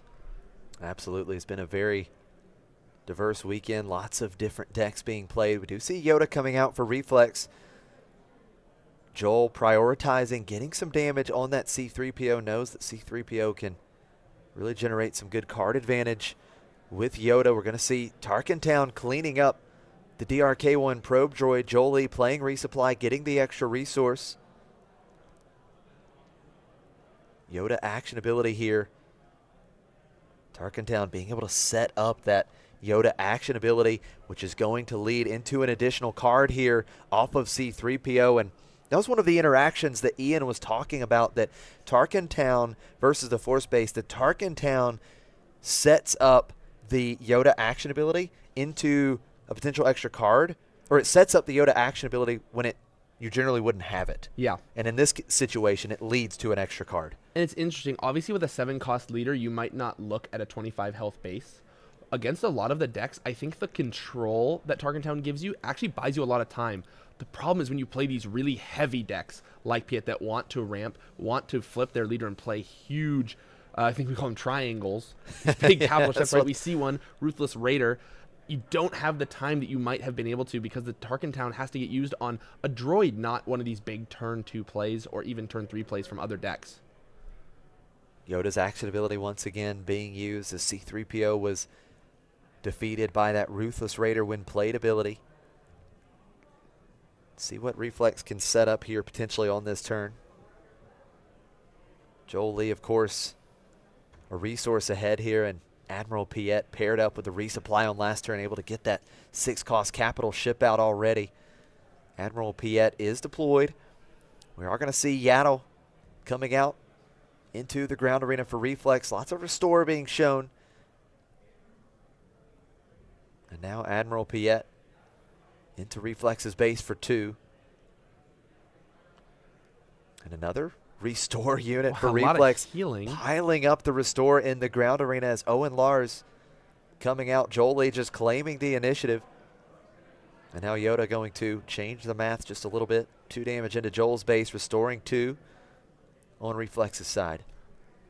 Lots of healing, lots of ground units, but I think the issue is that we are kind of hitting this breakpoint of capital ship into capital ship into capital ship, and it's going to ask so much from Reflex. It's going to be a lot of resources spent every turn to try to answer those, that even with what is it's going to be 6 healing, 6 restore every turn, but it's going to be overwhelming. All of the capital ships, excluding Ruthless Raider, attack for 6 or more. Some of them bring along some droids with the Invisible Hand. Obviously, Fulminatrix and Devastator can clear up the board, so I think we're about to see one of them, but these big capital ships are going to demand so much resource. I'm not sure what Reflex is going to do to get out of this. There comes Fulminatrix. It's going to be 4 damage to Yaddle off of that when played ability. Cleaning up what was looking to be at least 2 more restore coming through. Yoda action ability quickly used for Reflex here. Like you said, it's just these big capital ships going to be a quick problem for Reflex.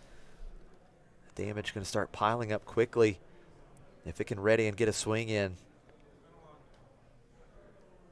And importantly for Fulminatrix, so like that 1 more health is so much more problematic, right? You'd think, okay, can't deal with it now, but maybe later down the line a Luke feels like the obvious answer, right? But that's 7 health. Yeah. You're going to have to find a Ray. You're going to have to find a Daring Raid. You're going to have to find something to put some damage up on that Fulminatrix. So the only line I can see in my head is you keep restoring. You keep trying to keep your base as healthy as possible. We maybe have Fell the Dragon for this Fulminatrix. Hope that Joel Lee's next answer is Devastator, which we can hopefully Luke. But that's still 2 turns away from Luke, 2 turns from the Yoda flip.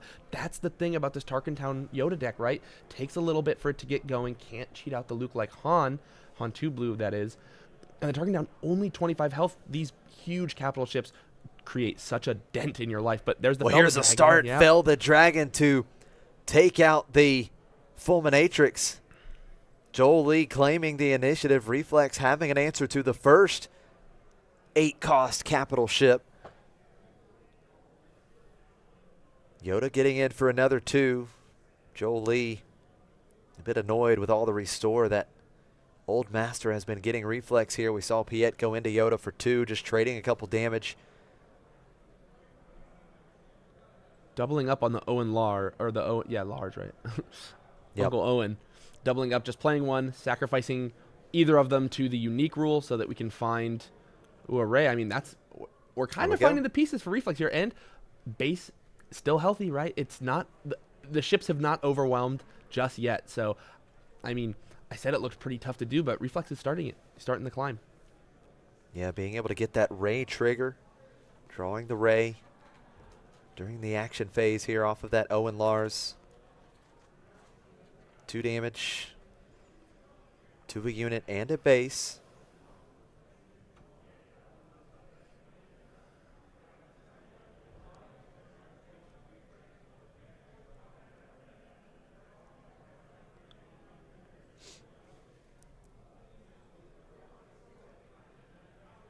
Looks like that 2 damage is going to go onto the Ruthless Raider, was just deciding where the damage goes.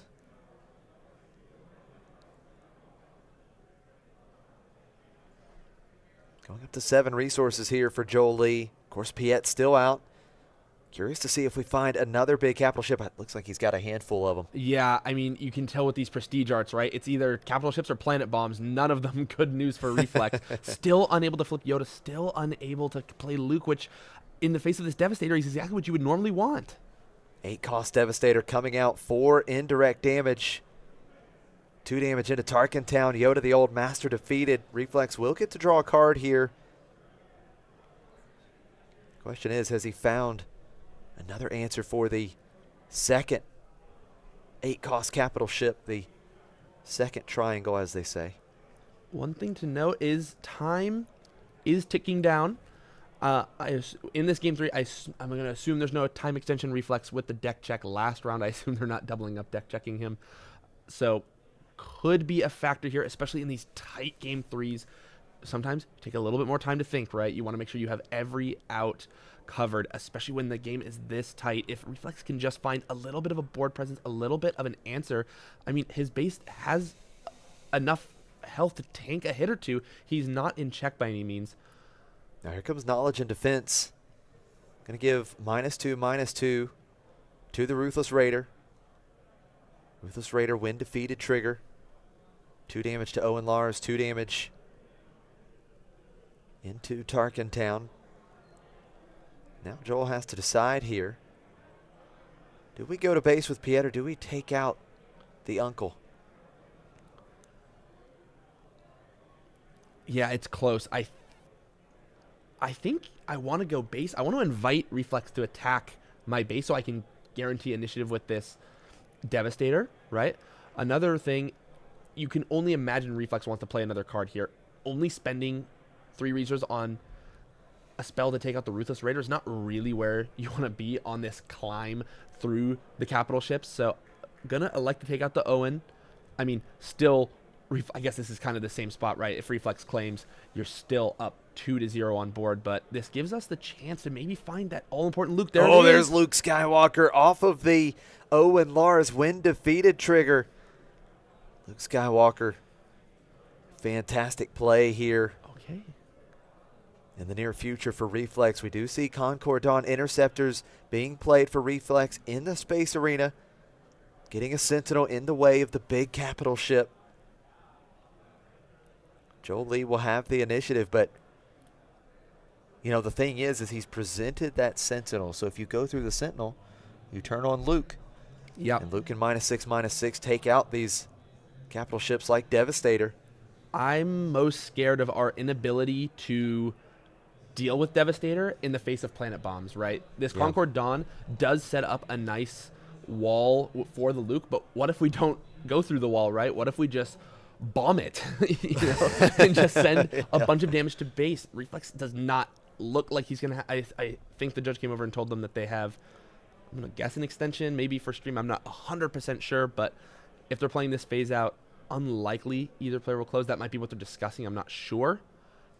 Honestly, both players probably not too disappointed with a draw here. You're still in a good spot. You're still in a win and draw next round. If you lose next round, you're in another win it in. So you're not in the worst spot with a draw here. It is not a functional loss like some draws might be. But obviously, you still want to win the match, right? Put yourself into the double draw bracket. So it's going to be interesting to see if we can get a conclusion to this game. And I hope we do, because these players have fought really hard to get to this spot. Both of them playing so carefully, playing around each other's different lines so well. So here we go. Jolie, first action on his side here. BIATL getting in for 2. It's 8 damage. Of course, time is of the essence if one of these two players want to claim victory in round 5 and lock a spot in the top 8 of this pool and the top 16 of Championship Sunday tomorrow here at the Bothan Invitational. Concordon Interceptors coming back across for 1. It's 8 damage on each base. Portland, they do get another phase after this one, right? It's not just this phase for time, so it's not like they can't finish the game. I mean, double Planet Bomb would be pretty good here. I just don't think Jolie has it. I've been trying to eye those showcases, those wonderful prestiges in his hand. It can be kind of hard to tell sometimes, but I didn't see one that looked like an event. So going to be... I don't think he has that bombardment for sure. Close the game the honest way, or at least put Reflex to... You really want to get him to Planet Bomb range, right? Now, that's a bit of a big ask, right? You got to give him to 13 damage, so you need 5 more this turn. But if you can get there, then that would be a most efficient way to close it out. Here's some damage. Ruthless Raider coming out. 2 damage to the Interceptors. 2 damage to Reflex's base. It's 10 damage on. You know that Joel would love to see a planetary bombardment here. See if we can find it next turn. Oh, look at this. We've got the answer. It's another Fell the Dragon. Devastator defeated. So now that planetary bombardment would not be quite as effective. We're going to see the invisible hand coming down, and now Jolie just paying 4 for the invisible hand, and Reflex, wait a minute, making sure he had enough resources here, but do believe all is well. Is going to search the top 8 cards of his deck for a droid. Looks like he's got a couple options here. He's got the Imperial Dark Trooper or the HK-47. Something to mention is how long Piet is staying out in these games, right? The Piet being able to get all the capital ships discounted by 2 for multiple phases now has been so clutch. I think going forward, just in the format, answering a Piet flip as fast as possible is going to be almost a requirement in your deck prep. But we see this Piet sticking around, multiple capital ships, 3 capital ships discounted. Obviously, the Ruthless Raider was by the leader side ability, but as a unit has discounted 2 capital ships, so it's already paid 5. Oh, look at this. We put Luke on top. Yoda deploys, discarding Luke Skywalker off the top. Invisible hand defeated. And now Reflex has the ability to use Yoda to restore some damage here as that HK-47 came out into the ground arena for Jolie. And it's going to go right into HK-47. The droid defeated. Reflex back down to 8 damage. It's 8 damage on each base. But I do believe we are at that point where time has been called. Yeah, I think Reflex might be playing some preventative defense here. Right. Making sure we don't give Joel any options to throw a Hail Mary and basically end the game on this phase. If they had time called in that last phase, this will be the last action phase for these players. And Reflex knows he's got the healing, just has to stay out of range. I mean, Planet Bomb can't even all go to base now, right? We have health to work with, no Devastator. While Joel has a lot of reach, it's not all in one turn, right? You need a little bit of setup to get these capital ships in play. I think they're discussing it right now. Yeah, and there's the fist bump. It's going to be a draw between the 2 teammates, but well fought. What a match. We got to see all 3. Look at this hand. Did he finally find the planetary bombardment? And I think that's the PK or the promo Devastator from the showdowns. So I think he had the 2 cards, right? Devastator plus Planet Bomb, but just not enough time. Yoda, Piet, both really able to go the distance. So much healing, so many capital ships. I think it makes sense that they went the whole time, but yeah, time just ran out on these 2 teammates, unfortunately. But what a fantastic match. And again, we were treated to all 3 matches there. We got both backup matches on stream for you. That was great. Time, of course, has already been called, so we are going to step away for a short break, and we will be back for more action. Round 6 coming your way from the Bothan Invitational in Atlanta. Don't go anywhere.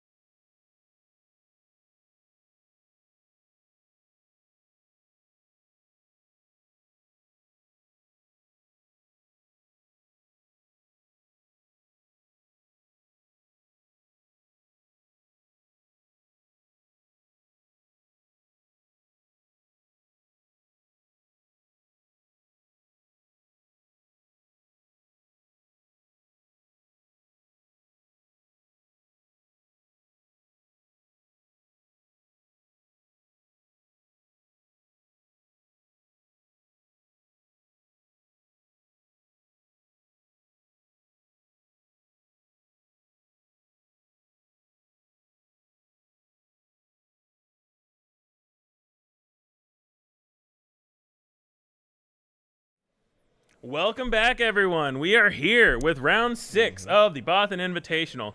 As usual, the second to last round takes a little bit longer to get started because everyone has to decide if they're playing. So we found some people that are playing, and we're going to watch them. I am Jeff Creasy from the Bothan Network, here with my buddy Jordan from the Colorado Cantina crew. How you doing, Jordan? Happy to be here. Great weekend to SWU, and Absolutely. we are having 2 more rounds left in the day. Yeah. A lot to be played for. Like Jeff mentioned, we're talking about if people are drawing in, if they're not. Fear not, we have 3 games on deck that are getting started now, and we got a star-studded count. So we're going to dive into it, and we're going to get some great gameplay to finish off this last kind of entry to get into that pool, you know? Yeah, that's what it's absolutely. all about. Yeah, so we have Tim here from McClunky Gaming, Titanic against Loopee from Late Night Gaming. So the old McClunky versus Late Night matchup here.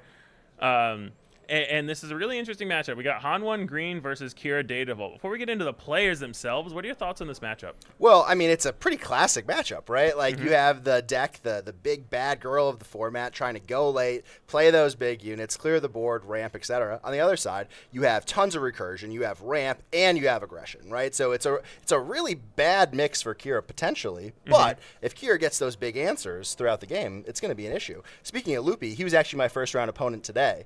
And he dropped those triangles, those Doritos, and if you don't have an answer, it's going to be a problem. So I think that's the big crux of this game. Can Tim at McClunky push enough damage early to make those Devastators, to make those Avengers come in and not matter as much as Loopee really needs them to? Yeah, and we saw an immediate no play from Loopee with Tim going turn 1 Falcon. And I've talked in other rounds about how this Han1 Green deck has changed a little bit. Yep. The old Han1 Green said, I want turn 1 resupply. That's the only thing I want.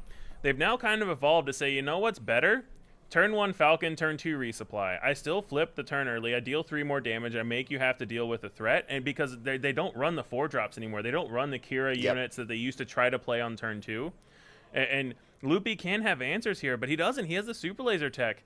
And then we see the Chewbacca. Tim has the most blinged out deck possible, so I may not recognize as a general poor individual. I may not recognize all of these cards, but that's the truth. And you know what? I played Tim's teammate Red Dragon this afternoon, and he went opening play. Clown Car Falcon, Chewbacca, Han Solo pilot, surprise strike, and I said, hey, we could go to game 2. Let's go to game 2. Exactly. Yeah, exactly. And we saw there that Tim had the resupply in hand. He still has one in hand, but he said, no, we're going Chewbacca first because Loopee doesn't have as much to deal with as Chewbacca Falcon. He basically just has no glory, only results. And right now we see him have to ramp, damage himself. That's not what you want to see if you're here to start really, really strong position for Tim in these opening portions of the game. Yeah. And it looks like now Loopee is at 15 damage on base. Tim's still on 0. This is really racking up in a hurry with this 6 damage per turn, 3 on turn 1, and then to 9, and then to 15. So, yeah, it really adds up quick. Kira flip here, but can't OB because he had to kill his own Super Laser tech. Kira's used to being able to say, I'm going to attack my Super Laser tech into your guy, and now we're okay. And now Loopee can flip off of this resupply, and he can kill the Kira. So he can protect his Falcon from an overwhelming barrage. Loopee may have to play another unit or try to do something else, and I think Loopee is now realizing that his OB plan for next turn might not work. We had semblance of a plan. We no longer have that plan. And that's what happens when you get a lane dodge like that. We're forced to not take our full efficient resource usage, and we go to the next round, which typically is a good thing for Kira as you get later in the game. But not when you have 15 damage on base. Well, it's really interesting play, though. So we saw Loopee, I believe Loopee passed. So Tim could have Han activated, gone to flip, tried to kill Kira, and then seen what Loopee had as interaction for that. Instead, Tim just claims. And especially if he has an answer for Kira here, I really like this. And we see that immediately. We see the Han, he says, I can claim because I can still kill your Kira in one action. I can still blank your overwhelming barrage. So really heads up play there from Tim saying, I don't know what you have. I don't need to know because I can still kill your leader. We see that supremacy tie coming in. I'm sure Tim's glad that's not the no glory only results, but it will stop some damage from trickling in this turn. Looks like we're just going to brute force it, take that out, and take that Falcon to 6 damage. Still a huge threat, and not much that's going to ping 1 or 2 damage in this Kira deck. Yeah, exactly. We've seen that before in some other matchups, specifically against this Han1 Green deck sometimes, but you can do the same thing against Kira where you say, I'm just going to leave this guy at 1 health. What do you have that deals 1 damage? You're not your Padme deck, you're not a Tarkin Town deck. So it's really interesting to try to see what they can actually do to deal this last point of damage. And it's going to take an action. I think that's one of the more important aspects of this here is that we're playing a game right now that has to do with two completely different archetypes at this point in the game. We're pushing versus defending. And when you have to waste an action on a 1 health unit, it's a challenge when there's other threats. And that's what's being developed on the ground. There is the No Glory. So we see the No Glory does finally takes out this Falcon with the Chewbacca. And then here, but we still have both Han leader and pilot Han unit on the ground pumping in this damage. And being at 15 at the end of turn 3, there's not a lot of time left for Loopee to even get to his triangles. We may see a no bag of Doritos here. He has one action to maybe do this a super laser blast if he has one next turn. And then Titanic will still get to refill. So, and keep in mind, we still have a full suite of resources at Tim's disposal here, right? Like the possibility of a fast Falcon, even better, Ewing reinforcement. We'll see what he pulls for here, but a fast Falcon sounds great. Potentially another space unit to fill that out a little more. I mean, what are you looking for here in the best case scenario? So I think it is just Falcon, and I think we saw Tim kind of hesitate to play that to play that Ewing reinforcements because he knows that we're going into Loopee Super Laser Blast turn. So I think he was saying, do I want to commit another 7-cost card to this board? He decided he did, and he found Keller and Beck. So now we're going to turn a 7-cost card into a 7-cost card plus a 3-cost card. It is going to make this Super Laser Blast juicy. There's the Falcon. And I think that's why Tim said, I didn't get a fast Falcon, so I'm going to get Keller and Beck because I want to find damage. And the other thing that I want to see Tim do here is bounce that Falcon back to hand. Bring it back, Loopee's already dead if he doesn't have a Super Laser Blast. So I think you used to say, okay, now that I found the Falcon, I get 3 damage next turn. And I think that's the main reason Tim went for that play line. He said, I have multiple options to find this fast Falcon, and if I find it, I can bounce it back to my hand, and even Super Laser Blast still lets me get in enough damage. At a certain point, you have to ask the question opposed to being afraid of the answer, right? Yeah. You need to make them have it because at a certain point, they're going to have something. Oh, interesting. They're playing really fast here. Tim didn't bounce Falcon to hand, but Loopee played Vigilance and did not play Super Laser Blast. So no punish there for Tim. And back up to 28. So there's lethal on board for Tim here, unless I'm miscounting things. Well, we have, I think, pure lethal now with doing 6 here with the Falcon and Chewie combo. Yeah, we're going to game 2. So really, Falcon into Chewie, still really good against control. Confirmed. And what I'll also say is prior to us getting started for this round, we're talking about what games might go long. How should we program the broadcast for you all? And we said, oh, these are going to go late. Our other games are going to go late, too. And boom, we were through the game in about 5 minutes, not even. So great set of gameplay situations for Tim there. Went just about as according to plan as you could possibly imagine. But what can Kira do to slow this down? I mean, she ramped here. You know, Super Laser Tech wasn't the most smooth ramping experience as compared to what Han was able to do on that back end. But I do think what your point was of playing that fast Falcon first, saving the resource, and then resupply was a big key here. Yeah. Absolutely, and I think one thing that we're looking for from Loopee here is something like an eager escort fighter, because he doesn't have access to open fire, and what he needs to do is he needs ways to kill this Falcon before it can get piloted.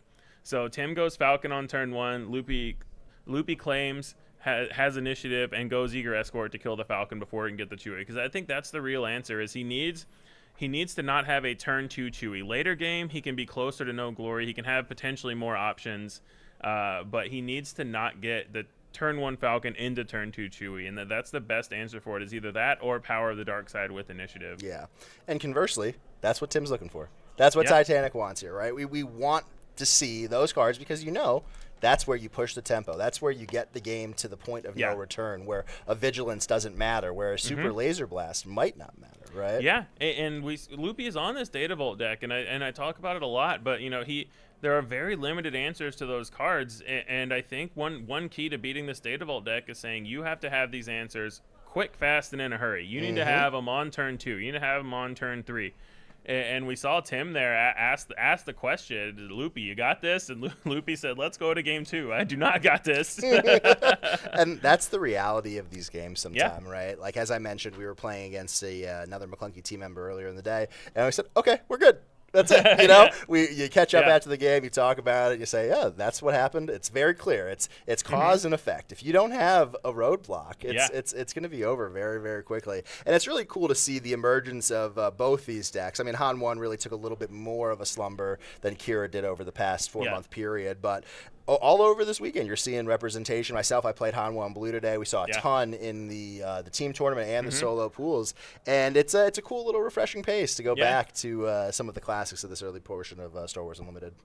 Yeah, it's really interesting. I've said this a couple of times, but I think it bears repeating. It's really interesting how Han 1 took a little bit of a siesta for both the DJ ban and also Force Throw being in the meta. Yep. And then the Force Throw ban kind of unlocked Han 1 a bit, and then this new set gave yellow, blue, and green a lot more tools, which really kind of widened the heroic card pool. And an interesting point that I really want to see the stats after this day's top 8. But if you look at the top 8 from Pool A, it's 8 heroic decks. Wow. There is no villain currently in the top 8 of our 8K, and we'll have to see how this Pool B comes out, but that was just a really interesting revelation. And when I thought about it, most of the cards from this set that we talked about, they were all hero cards. Yeah. And, you know, when you're looking, we both played the team event. You're playing tomorrow, which I'm really excited to see. But when we're doing a lot of brainstorming, it wasn't very uncommon to see 2 villain decks come up in conversation. Oh, maybe we should do this and that. To see the strike comparison to those 2 fields is really interesting. Obviously, low sample size. We'll see if it holds up. And obviously, we're going to get some really rich data after this event to kind of take us into the Secrets of Power competitive season. Yeah, and I think the big takeaway here is if my team wins the 3v3, the data is very valid. Yeah, and if we lose, then it's a little iffy. Yeah, we'll say if the Cantina crew guys take it out as well. We'll put that in the good quality. The other ones we'll throw it out. So we're getting in here. Both players mulliganing here. Yeah. So nobody likes their first hand. And what do you think? I would imagine that Kira's bringing in more and taking out more, maybe more effectively. Yeah, I think so. I think Kira has definitely more that they want to bring in, but it's also, like I said before, it's a little bit harder for them to find. And if Tim gets his good draw here, he's going to make Loopee have to find it really quick. Eager Escort Fighter is really good against Falcon, but maybe this time Tim goes resupply, flip, U-Wing, and the Eager Escorts are just a 4-1. Maybe this time Loopee doesn't have the Eager Escort until turn 3, and there's already a Chewie on there. So it can still be really tough to make everything line up. And that was with one of the only answers, which was no glory only results. Loopee still had it on about the 6th resource turn, and it was just not fast enough. Yeah, I mean at that point you've the damage is done. Yeah. You know? As you see Loopee getting in here, I think in a perfect world you're hoping to get that Eager Escort Fighter. In a secondary perfect world, you're trying to get the Supremacy Tie to at least slow things down a little bit. We'll see if either come into play here. He does have the initiative in this game, so powering that Falcon is also an option, obviously, before the Chewie becomes that big of a threat. We see the resource. Tim debating what I believe I see a Falcon in his hand. Loopee just claims again, and this one I believe is the Clown Car Falcon, the multiple pilot Falcon. And we're going into Resource 3. I personally would be shocked here to not see a power. After that clinic put on by Falcon and Chewie in the air, I think it's too risky not to take it out. Worth note that both players did mulligans. Yeah, and we see the power right away because there's no guarantee that anyone likes their hand at all. Sure, yeah. But it seems like both players had a strong enough start. Loopee doesn't care about having a turn 1 play, honestly. He just wants to not die to a really quick Chewie. Chewie cannot ride Obi-Wan, so Tim needs to find another space unit. If he's even found the Chewie, we're not sure if he has one in hand, but we'll find out soon enough. Super Laser Check coming in, and Tim completely ignoring it like we would expect and going to base to get first blood in the game. Loopee killing his own Super Laser Tech there, even though there was a ground unit to go into next turn. I like that, and I'm curious if he's going to flip here, because I think one thing a lot of Kira players do is you don't have to flip right away. We see him flip here, and it may be an homage to the fact that there's an Obi-Wan and a Tech, and there's just a lot of things out there that he has to try to deal with. But once again, he flips into Tim claiming, and he can't OB off the flip. I think one thing Kira players want to do a lot is they say, okay, I'm going to flip into immediate OB. Yeah. But the fact that Loopee has to keep flipping into Tim claiming is really kind of messing up these turns a little bit and this kind of standard play pattern that we've seen from Kira for so long. And, you know, that killing this turn gives Loopee a lot more options, being able to be at that deploy deploy Threshold. But Tim, I mean, playing really smart and cautious, he understands how big of a blow-up that can be. Yeah. And also, if that happens, you're probably not battling back after you get to that super laser. Yeah, blast absolutely. area. And so we see Kira take out the Obi-Wan. So Kira is at 7 HP. Yeah, and Tim just trades the tech in. I think he says, you know, with you having a 7 damage or a 7 attack Kira out there, I can't play any other unit to die to OB. So we're not at the danger point of tech yet with these higher resource numbers. So yeah, Tim just realizing I'm just going to go ahead and do the 2-for-1 now and not deal with any shenanigans. Yeah, and I think this is a much stronger start for Loopee when we look at what's on the board, what the options are. Tim clearly hunting to get a little bit of a better hand, or actually, is he not activating? He played R2 and here? he's not discarding. So he plays R2, deciding that he likes all the cards in his hand, or I should say both of the cards in his hand. So that could mean that he has a couple of good 7s. There are a few things that I think are going to be better than his top 3 cards on average. So I think it doesn't necessarily say that, you know, he loves everything to not discard there, but says he likes this turn. I think he's really just looking for some power protection. Yeah. Right, making sure that Han's not going to come down and die instantly. And now we see that Death Trooper coming out, pinging Han as well as taking that 2 damage to itself. A lot of good play from Death Trooper in this set. Was reprinted as well. Yeah, definitely. And a Hotshot Blaster coming in for Han. So Han attacking for 6. Loopee already up to 9 damage on base. And we need to see how much... Oh, the Chewbacca resource got defeated, so he may have pulled that in off a smuggle from tech, potentially, or he may have just resourced it, especially if he drew it after the Falcon died. So that's an interesting catch, Jordan, about that. Yeah. And we see Tim just going to base here, I think, saying, if you got the OB, you've got it. I'm not going to take an action to run my R2 into your Death Trooper.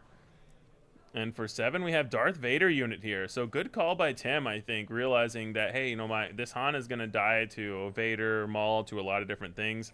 I'm not going to play around only OB. I'm going to play around so many other things and get you up to 15 damage first. Yeah. And to be fair, we're 39 minutes left in this round, and this is really the first vintage Kira play that we've gotten, right? Like we saw one No Glory, but Vader coming down is really the statement of saying, okay, now we're in the end game. Now we're in the portion that belongs to me as opposed to Han 1. Yeah, absolutely. And we see Vader finding a Pike Sentinel. So now there's a Sentinel on the ground protecting this Death Trooper and protecting this Vader that has 1 HP left. And R2 is just kind of sitting there wishing he had 1 more power or that this Pike Sentinel had 1 less toughness. And I wouldn't be surprised to see a shield in that Pike Sentinel's future in the next turn or 2. Yeah, Tim is at 7, and since he didn't discard off the R2, it makes me think that he has at least 1 7 drop, so he may be deciding what to play. He goes with the U-Wing reinforcements.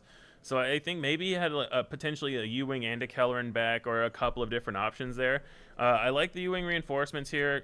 He could potentially get space units. He could, we've seen it before, he gets the Kelleran back into space units. Oh, the Infus Nest. I like this a lot. So he is bouncing the Pike Sentinel back to hand.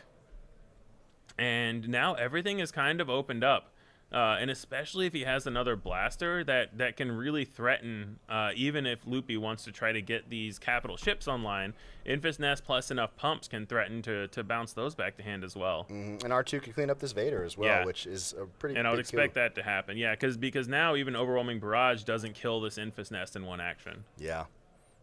Infus Nest, such a great card. Not typically a card that you love in this Kira matchup, but showing the versatility when you do have a gun, when you can buff with Surprise Strike. Yeah, absolutely. And even if Loopee does replay the Pike Sentinel, she also has Saboteur, so you can just attack the base and keep bouncing this Pike Sentinel and forcing Loopee to replay it or give up on it, one of the 2. So we are playing at a much slower damage pace this game, but before you know it, we'll look up and Loopee's at 15 damage on base, right? Like he's feeling probably not super threatened right now, but these next couple turns will really tell what kind of game this is going to be. We see Power the Dark Side taking out Infus Nest, so now Tim having to rebuild may want to try to play a Kelleran back or another U-Wing reinforcements. He's naturally at 7, so he doesn't have to Han action to get there. And we do see the Kelleran back. There we go. Sorry, he's at 8, so one. So we can play a 4-drop here if he finds one and would like to. Can't see what he's looking through. I think you'd like to see some sort of Falcon here. Yeah, I think he just wants to go to the other lane and say, now you have to also be scared of pilots.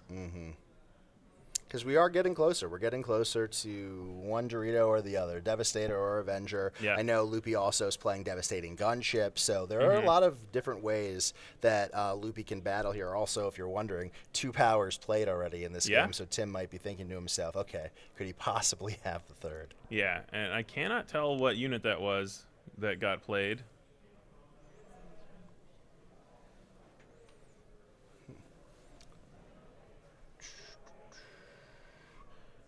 We do see that shield coming down to the Pike Sentinel and Death Trooper coming in into Typho. Captain Typho. So we found the 4-drop unit. And then we see a disclose of another Typho to get that heal ability. There's nothing to heal, so it doesn't matter. But we're showing it anyway. Really giving person over here. You see what I've got here. Yeah. Keep coming. So interesting enough, like these shielded units really do present a little bit of an issue for both of these decks, right? Both green yellow and blue green villain aren't known for being able to ping. You know, there are some saboteurs involved, like we mentioned with Evan's Nest, but they don't really they're not really too abundant. Yeah, and when Typho leaves the area that our timer is currently sitting in, we'll put the timer back up. But for now, we'd rather see Captain Typho. There's plenty of time left in the round. It's round 6, so we're gonna. And shielded unit back to hand, so another Enfys Nest. Yeah. Really just annoying Loopee right now. And another Judge Enfys Nest. Shout out to him. Yeah. Beautiful stuff. Loopee does have a pretty substantial hand here, sitting at about 7 cards. That's really one of the big keys to the later portions of this game. Optionality and sequencing. Yeah.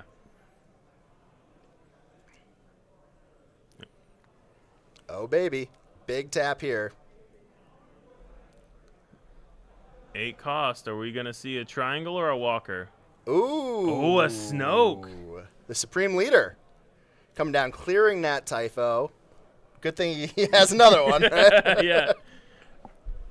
So now Enfys Nest much further away from being able to bounce anything. Kellen Bet going in for 5, so still up to 20. And I think, next turn, if you're lucky, you could get a surprise strike. I'm not sure if Tim's running that here. Then you would be able to bounce Snoke. He's really going to limit things on the ground. It's a great strategy at this point in the game when you know the Devastator is incoming, when you know the Avenger is incoming. We're going next, and, Snoke regardless. We have a pretty impressive board here on the ground for Tim. Yeah. Still has 8 damage even after the Snoke minus. Snoke can kill this Enfys Nest with an attack after the -2/-2. So it's an interesting decision of, do you get in the more damage with the Kellerin? Does Loopee just kill this Enfys Nest right away? Does he play another event? Or do we see another Vader? And that will clean up either of them. Yeah.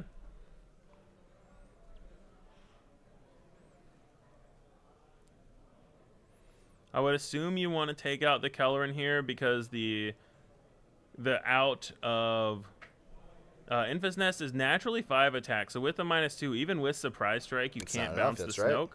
So, I don't think there's any reason to kill the Enfys Nest over the Kellerin Beck here, and you just save as much life as you can. See that Imperial Dark Trooper droid coming in 3/3. Great new unit. Oh, love that guy. Yeah. Got all the tags you want in a Battlefield Marine. Just perfect 2-drop. I'm glad they didn't make him legendary so I can actually buy them and play them. Yeah. Really does round out a lot of different archetypes as well, giving you a pretty strong option on Absolutely. the ground. We do see that Enfys. He goes for the Enfys Nest. Interesting.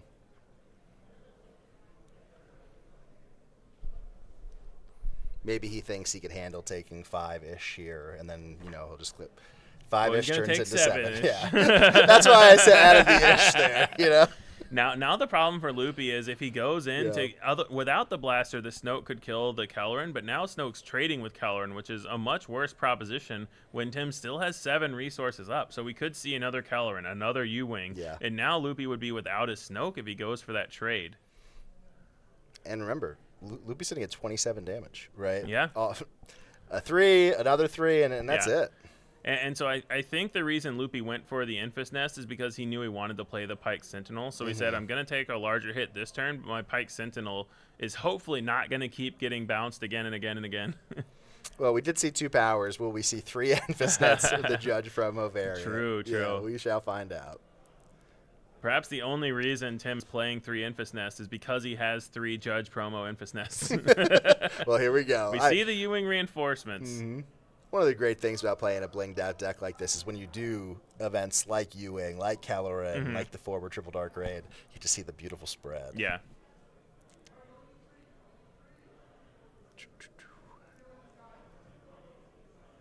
A little bit of a thought here for Tim.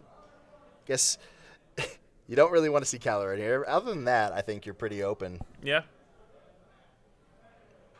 At this point, a threat is a threat. Yeah, because even seeing a Falcon or something, the Falcons only deal 1 damage right now with the Snoke out. Seeing a 7-cost Han unit would actually be nice because you could one-shot the Pike Sentinel before it gets a shield, even with the -2. Ooh. Double Falcon. So we have 1 of each here. Those are not the same Millennium Falcon, even though they both look gorgeous. Yeah. And I think Loopee... It's going to be shielding the Snoke. So I think that, yeah, he's going to use that to take out the Kelleran just in case anything happens to his Enfys Nest. Yeah. But he is dead to a Surprise Strike here. Or a Han Pilot. Guess you got to play around it. I mean, it's unfortunate at this point for Loopee that a Super Laser Blast hasn't come into play. I think obviously we're a little bit too late for that being dead in that instance. I think Tim... We'll present it soon if he does have it, right? Yeah, so. I think so. I don't think Tim is going to slow roll that kind of thing, but and he's tapping 2. That looks like it might be enough. Yeah, there it is.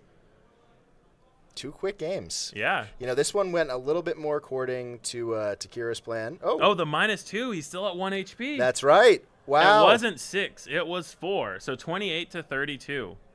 So Loopee still has 1 chance.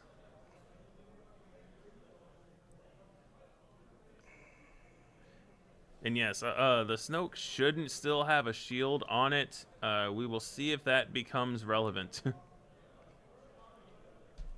Really, really important sequence coming up here. Can Loopee heal? Can Loopee clear? If not... Yeah, he has 1 action. The Falcon's only 1 power, but 1's all he needs. And there it is. That'll do 1 damage. That'll kill the Falcon. Devastator coming in, clearing it. Now the question is, can Tim push that final point of damage? Yeah. He's going to need something. There's Sentinels in both arenas now.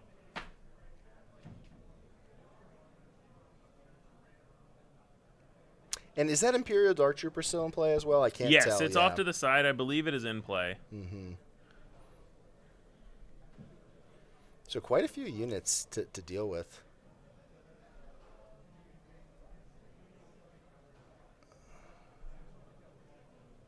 It's a blue leader onto the ground. So with the 2 experience, it'll be a 3/3 and can kill the Pike Sentinel. Is going to be able to be cleaned up by either the Trooper or the Vader or the Snoke.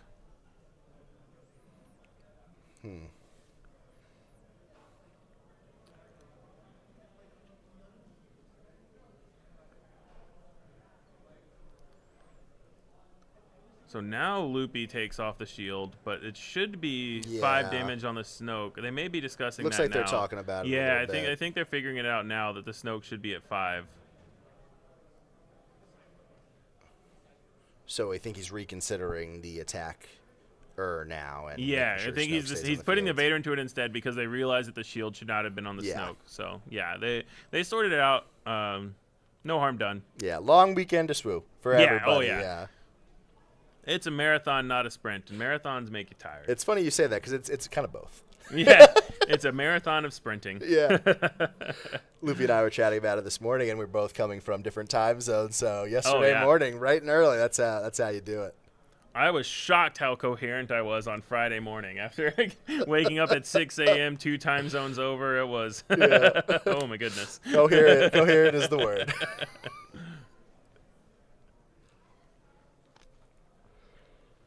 So every action here is going to be really important because obviously Tim has been doing a great job pushing damage here, getting Loopee to be 1 within his life total. But right now we have some huge impediments on the board, whether it's Snoke, Vader, Dark Trooper, and the Devastator. And when one comes, another one usually does, whether it's Avenger or otherwise. this space lane is going to be a little bit off limits, I think. Yeah, and so there are a couple of interesting things here. Is that since Loopee doesn't have a Sentinel anymore, something like, and since Snoke has 2 damage on him, something like 7-cost Han unit could come in and one-shot this Snoke. Yep. But Tim is now on a bit of a clock here with 16 plus 5 as 21 plus 3 as 24 damage. He's dead on board this turn if he doesn't do something. And I think that is what he's thinking about now. What does he have? I don't know. If he had a Waylay, he probably would have played it last turn to force Loopee to claim early. So I think the question is your order of operations here. Yeah. Are you trying to save damage that you might be able to save in an action or 2 on the ground? Yeah. Or are you trying to focus on like the biggest threat in the board, which is Devastator? I guess you make an argument that it's Snoke as well because that's impeding your ability to really make these trades. Yeah. But it's not like we have a ton of defeat options, right? We're not running a ton of ambush in this sort of list. Home 1, I would imagine, is somewhere in the 60 at the very least. You would think. There's so many options for these Han 1 green decks, though. It's pretty easy for them to go outside of the meta if they want to and switch it up a little bit and say, you know what, I want to lean more into U-Wing reinforcements, so I'm going to go lower on the home 1 because you can't find it off U-Wing, go more into the Keller and Beck. You have a lot of options. Yeah.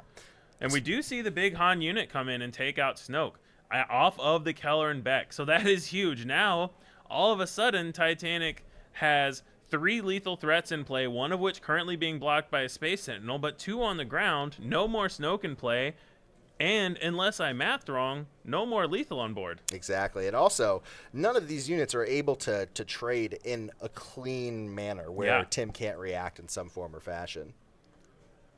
Now, Loopee is still just an overwhelming barrage away from probably locking this game up, but he has to have it. We haven't seen one yet. Yeah, we haven't seen an OB or a Super Laser Blast. Yeah.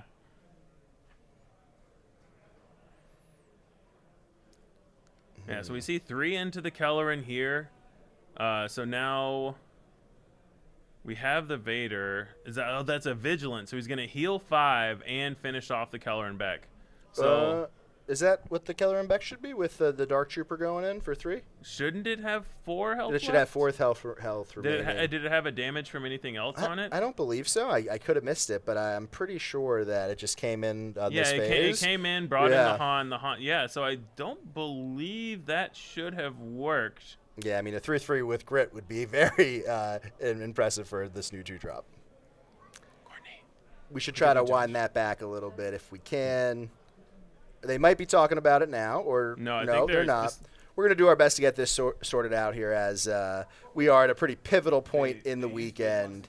We want to make sure that it doesn't get too far before we can't wind everything back. They are playing really quickly, so we hope this isn't a problem. We see another Vigilance come out, so that's at least one threat that should be on the board that's not. Courtney is running out to see if we could wind this back a little bit. It also might not be super consequential at this point in the game when you're getting to this end game. And they have drawn already, so it might be hard to wind this back in an appropriate way. Yeah, we're trying to get them to hold up for a second while we get the judge to talk. Mm-hmm.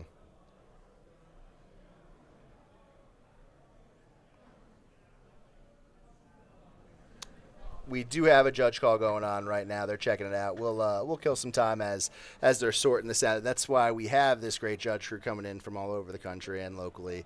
It's been really an enjoyable experience to play in this sort of event when you have all the judges as bought in as you are. You come out here, you're with all your friends, and you want to make sure it gets done right. And I haven't seen a single contentious judge call all weekend long, which is really, really what you want to see here.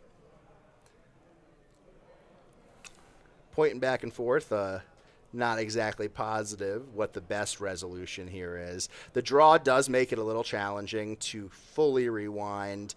The Han is a very lethal play. We have Jeff coming back, and he's racing. If you've ever seen Jeff Creasy run, this was a really treat for me to see. But he's coming in with some updates, and we'll get you guys up to date. Okay, Jeff, give us the breaking news. What's the deal? The breaking news is I told the judges what happened, and they're talking about it. Okay. Thanks for the update. But we have basically all the judges there. Yeah. So they're now trying to figure. I think Loopee thought the Snoke might have still been in play. I'm not sure exactly how it happened. But I think it was possible for him to do the attacks in the opposite order and still have the same outcome. But that's not what happened. And at this point, it's in the judge's hand, and the judges are going to figure it out. So we may have a bit of a lengthy judge call just because of how much time transpired and how kind of a big deal it was at the time that, oh, wait, this can't happen. It might have affected Tim's plays a little bit. So they're sorting it out. We're going to figure out.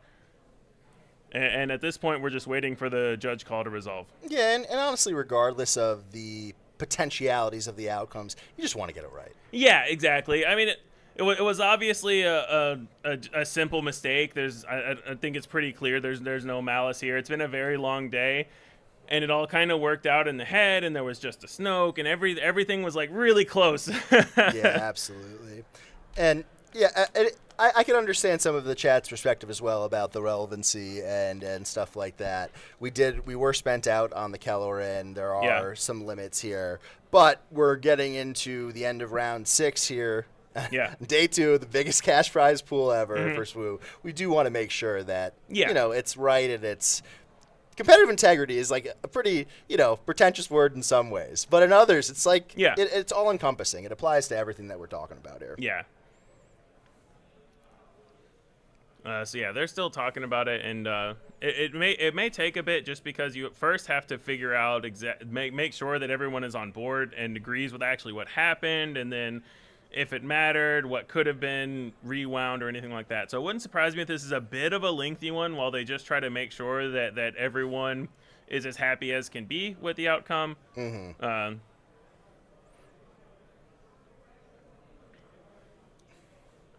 And speaking of these two guys, right? Like in the mention of no malice, 1,000% sure. We're friends. We all collaborate. Yeah. McClunky and Late Night, 2 of the preeminent streaming teams here, where we're going to events, getting boots on the ground from different perspectives, Midwest, East Coast, wherever, right? So there's always a lot of collaboration, between all these teams as we're trying to put on. Yeah, I mean the big thing that happened here is Loopee realizes he's playing Kira and lost game 1, so he's got to play quickly because no one wants a draw. Exactly. So that is, I think, the main source of the situation. He's just trying to play very quickly for both of their sakes. Tim doesn't want to draw either if Loopee wins this game too.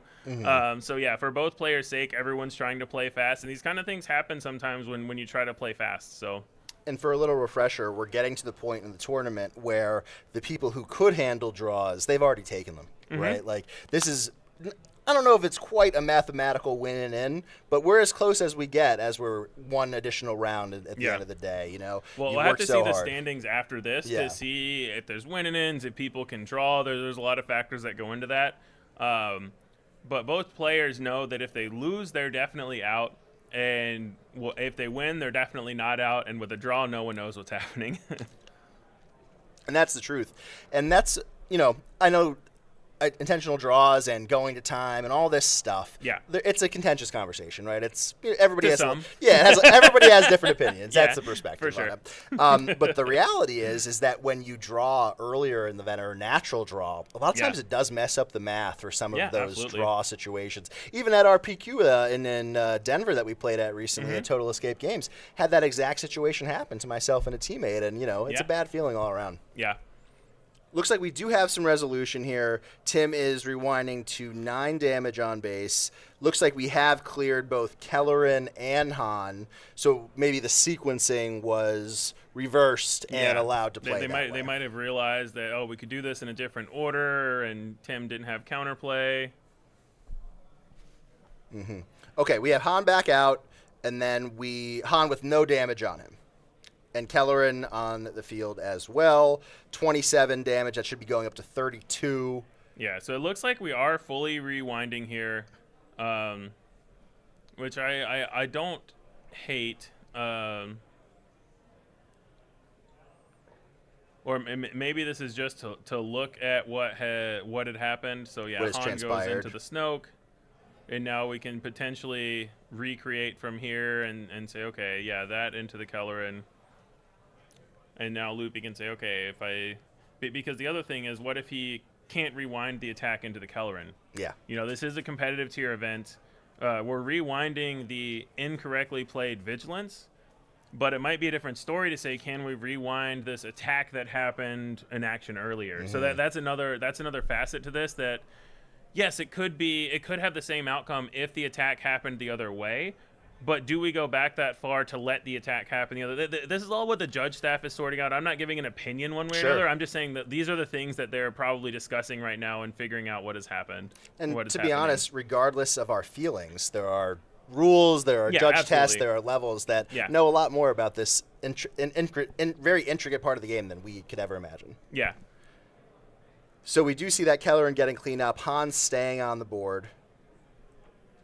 Yeah, so now Loopee has to have another answer for this Han. There is a Maul for the Han. So we had another answer for the Han, but he has not played the Vigilances in hand yet, so he's still 1 damage away here. And let's see where this goes from here. Another Trooper. Looks like he just had 5 open resources, so he wasn't able to play Vigilance. He might have had 6. Because after he played the Maul, he only had 5 left. Yeah. Loopee is a classic semi-45 degree. Yeah, exactly. Yeah. And now the shield should go off the Devastator because it went through the Falcon. Yeah, there we go. Tim takes it out. There we go. Tim's on it. Tim's on it. And obviously, we did get a little extension. I would imagine a few minutes definitely, at the end of this round. All right, back into it. Tim's in a tough spot here. Definitely, yeah. It's looking a lot more like Loopee's in control of this game 2 now. He doesn't have a ground sentinel, but Tim doesn't have a way to play a readied unit on the ground. Mm-hmm.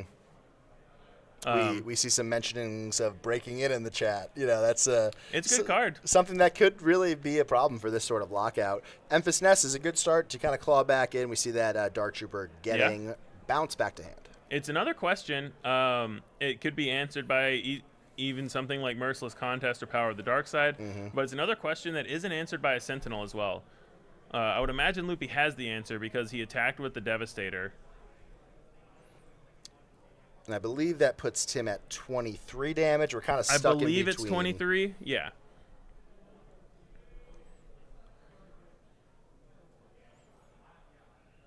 And then looking here, something like if he's looking for a tech, maybe that could just be more options. It's going to be hard to get through this Devastator. I did see him holding on to a big Falcon, but that's not enough. Tim may be saying that his last answer, his last option is to have this Enfys survive. 8th Brother followed by Vigilance to clear Enfys, bringing Loopee down to 27 damage on base, and Tim up to 26. Yeah, so now it looks like Loopee's got this game 2 locked up, and we're going to go to a game 3. We'll have to see. I'm not sure what Tim can have from here. I can't think of anything. I don't think anything exists. You could have I extend my hand and say, GG, let's get around. Yeah, it looks like we're going to game 3. Yeah. Which I think was the correct outcome. There was a bit of a lengthy judge call there, but I think in the end it all kind of sorted itself out, and I think we're correctly going to a game 3. So in the end, we didn't see any oddities or misplays affect the outcome of the game, which is really where we want to be. And you mentioned it, it's time. Time is a factor, exactly. Right? Whether it's time spent already this weekend, time remaining, or time even in the future for tomorrow and beyond. So the pace is a little quick in terms of being able to get from round to round and turn to turn. But you got to maintain that board state, and I know just from being friends with Tim and Loopee, they wouldn't want it any other way. Absolutely. And one of the things that I want to see here is it can always be very mentally tough, especially from Tim's side of things, where you think you're so close to closing it out in 2, and then all of a sudden you have to go to a game 3 and you have to rush. If I'm Tim here, need to take a breath, calm down, and just make sure that you play good SWU. Make sure that you don't let how the last game ended and the lengthy judge call, all those can kind of emotionally rattle you a bit. So you've just got to stay focused on the task at hand, which is win one game. And from Loopy's side, he's probably riding a little bit of an emotional high here. Said, "Oh man, I thought I was completely dead. Even the Kelleran into Han, I had this comeback. Like all these things happened, up and down, all over the place." Yeah, right? so you've got it either way, because you can also play. Some people can play worse from being too emotionally high on what just happened. So I think either way, both players have got to kind of try to even themselves out and make sure that they just play solid SWU and let the good plays decide who wins this game, and instead of potential errors from just not playing your best. Yeah, this is something we talk about on our podcast on the Colorado Cantina YouTube channel. When we're going through this, you got to be able to come back. Yeah. You got to have something. You got to have a way to communicate with yourself or your friends. Put on some headphones. Obviously, can't do that now. But we got to get into the game, and it does nobody any good to dwell. Yeah. Right. You got to move on, and that's Absolutely. exactly what we're doing. We're getting into game 3, and it looked like Tim was thinking about resourcing a resupply, which really interested me. Maybe he was just thinking if he's going to play it on turn 1 or not. Yeah. He has another reason. That's why. Okay. So he was debating. He was debating resourcing one of the two, and yeah. Okay, that makes a lot more sense. I was really curious. Pike Sentinel from Loopee. So we're not going to see a turn 2 Chewbacca pilot because we saw the turn 1 resupply here. But still on track for an early Han flip. And that's really what it is. You have to be able to. You have to have the optionality to flip prior to cure if you can. Yeah, and I think we see a Falcon in hand now.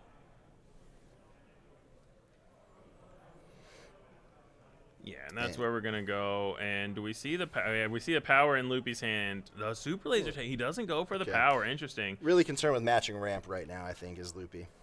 Yeah, this does give Tim a window to play a Chewie and turn the power off.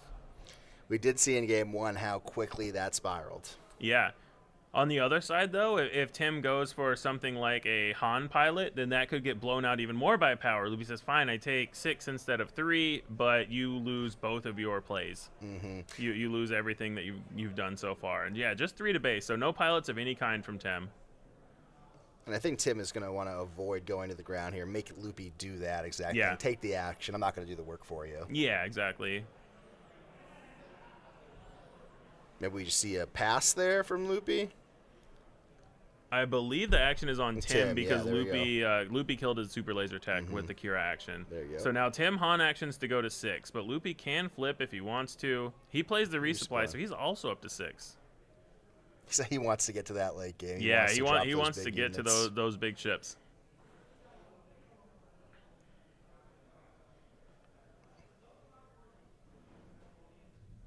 So do you go into the Sentinel here, or do you try to figure out You definitely a way? go into the Sentinel because the only reason you do this play, I think, is if you want to get to 7. Yep. So Tim gets up to 7, and now Loopee claims. So this is Tim's chance to say, you can't do Super Laser Blast next turn. You claim, so you're not flipping Kira this turn. What can Tim do to try to get a little bit ahead? Keller would be great. Ewing would be great. Looks like he's looking at his smuggle row to see if maybe there's a couple smaller plays.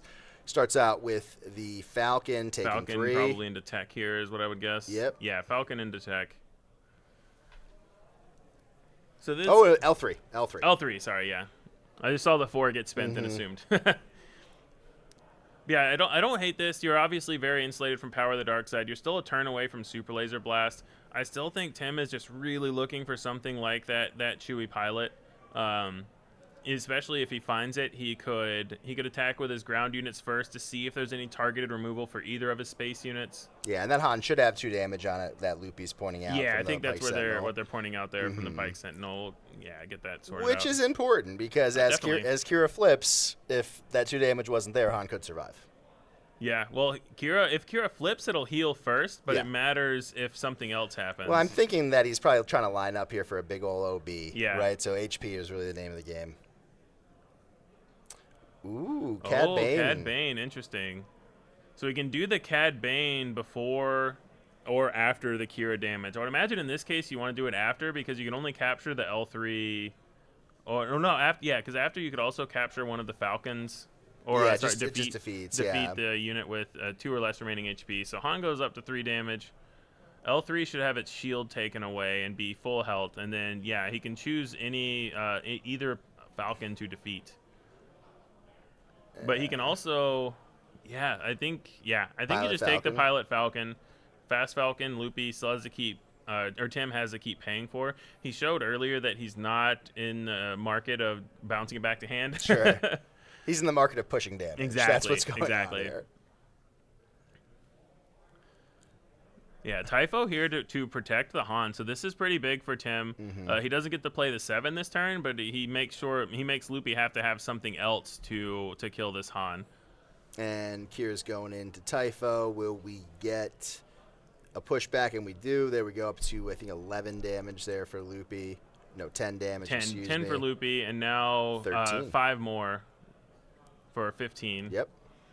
And now is this a big enough board for Loopee to Super Laser Blast? I would assume so. And then as Tim, you just hope you have either a U-Wing or a Kelleran to try to rebuild.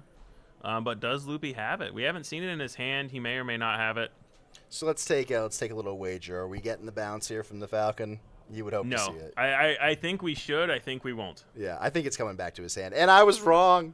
And there is the Super Laser Blast. Yeah. And yeah, it was the same thing that we saw last game of Tim valuing the action efficiency of keeping the Falcon out there rather than bouncing it to his hand. We do need to see Tim also pay for the Falcon tax there. It looks like that's exactly what he's doing. After the tech, is that 4 or 5? See if that becomes consequential as the turn plays out. Yeah. And because I next. believe he had Han resources to defeat from Han attacking, so he could pay for the Falcon with those. So he didn't. Yeah. And I think that's the thing that a lot of Han players do is they say, "Oh, I can pay for the Falcon without actually paying for it because of the Han action." And so, but you are still allowed to return it to your hand, and I think that's something, especially against Control, that can be a really big game changer that can help you rebuild after these Super Laser Blasts where you intentionally bounce the Falcon to your hand, even though you can pay for it for free. I think also, especially with stream games, playing with those marker tokens really help out a lot. To just, not only just for the viewers, but for yourself, to remind yourself. Yeah, we see Darth Vader coming out here to take out this tech. So now Tim needs more ways to rebuild. Yeah. At this point in the game, tech cannot survive. He needs to be taken care of. Absolutely. Yeah, we're reaching the danger zone of tech being able to do some really good things for Tim here. So Loopee recognizing the threat and just taking it out. Rightfully so, right? So we'll see what else Tim has in the row. I spy a big Falcon. We'll see if that comes into play. Not this time. Captain Typho, I believe. Yeah, there he goes. Thanks, Tim. Followed by another Imperial Followed by Torch another Raid. 3/3, yeah. So this is where if Tim has something like a second tech, he could hide it behind the Sentinel, and that is what we see. And he does. Look at that. So right now you're really looking to play one of those unfortunate cards that you had to resource early in the game, right? And that's the beauty of tech in this sort of matchup because Kira is the queen of going late, but Han's no stranger to it in this matchup. Yeah. And we see Tim at 9 here, which is basically the magic number where your tech becomes amazing because a lot of times you play so many 7 drops and you have to resource them early. So this is where Tim could play his U-Wing reinforcement, his Kelleran Beck, any of those. And that's what I would expect him to do here. I think he worked really hard to have this tech survive for one action to play a 7 from his resources. Let's see if he's got it in there and which one he's got. I think he's playing it from hand. Yeah. So, yeah, so not from resources, but still a 7 that he wants to see. So. Yep. He thought about it for a second there. Looks like he's going through with the action. Yeah. 2 resources left on the board afterwards.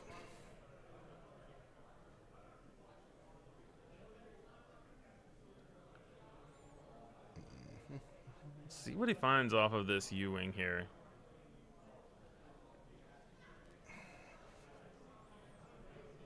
Enfys. Finds the Enfys nest. Yeah. Chat saying Vader should not be dead and should be on 6 damage. I was paying attention to what Tim was doing. It ambushed into something, and then it attacked into the Typho for 4. So it ambushed into, I think, a 2-power unit plus 4 from Typho. Yeah, so that would be 6. Which would make sense, yeah. Let's see if they could wind this back again. I don't know.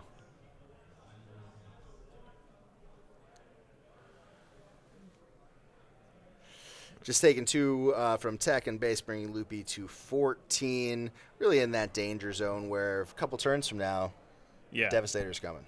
Yeah, I think so. Might even be now. you're not really feeling the heat coming from the Kira side yet, but, damage is damage. This Reinforcement Walker, Reinforcement Walker versus Infest Nest. Now it's just Reinforcement Walker by itself. So we're back to, does Tim have anything from the row? Not sure how Enfys was cleared there. Might. There was a no glory, I believe. Got it. I don't see it in the discard pile. I think it like kind of fell off to the side a bit. Yeah. Yeah. Everything's right on the edge of the mats. Everything's scooched over a little bit too low. Mm-hmm. And these guys do have a time extension from the lengthy judge call they had. I don't know how much of a time extension, so I don't know how much time they have left exactly.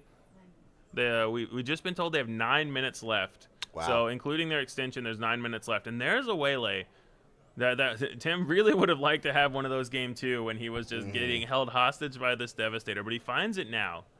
Better late than never, because Loopee cannot replay this Reinforcement Walker this turn.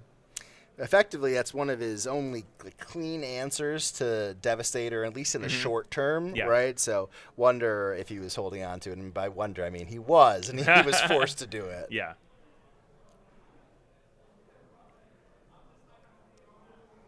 See 3 here from the tie, bringing Han to 6 on base. Wonder if we'll have enough time for either player to finish things out here, Jeff. We'll have to see. I think there's still enough time to at least get closer to a resolution.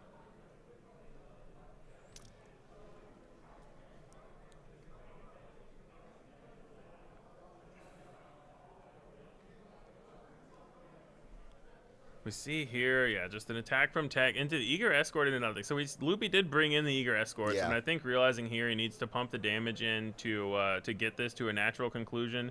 Chewy on the ground from Tim.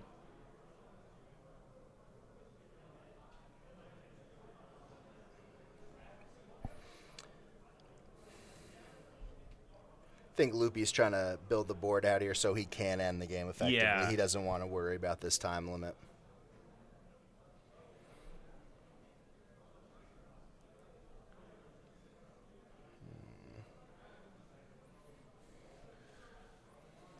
So we see the shielded ground unit here, and I'm curious if Loopee's just going to start only going to base. I think that's what I would expect here, especially as we're getting to that spot where the capital ships are coming in. We see that Hotshot Blaster coming out onto Chewy, pushing 7 to base, bringing Kira to 23. 23 here, and Loopee or Chewy on the ground, just as hard to defeat as Chewy in space. Here we have that tech taken care of by the 8th brother, and Loopee is presenting 10 damage on base. That's not before another Ewing's coming in, though. Yeah. Ewing here, still a Space Sentinel, so Fast Falcon doesn't help increase the clock at all, because it would have to go into the Space Sentinel and could get cleared up by the Eager Escort fighter.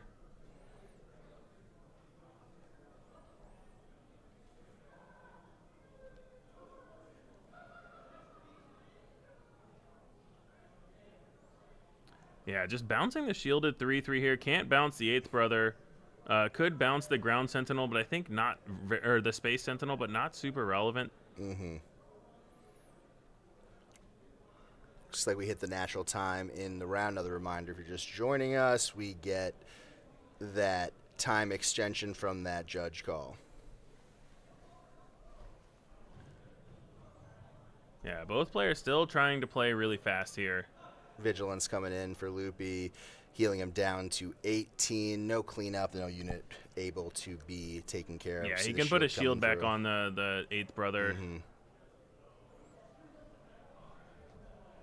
So back down to 18 here. If Loopee has another blaster, he could still bounce this 8th brother. You don't love bouncing ambush units, but when it has a shield, you don't hate it as much. I think at this point, beggars can't be choosers. You got to take what you could get. Yeah, but also I think you just go this 7 to base here for 25.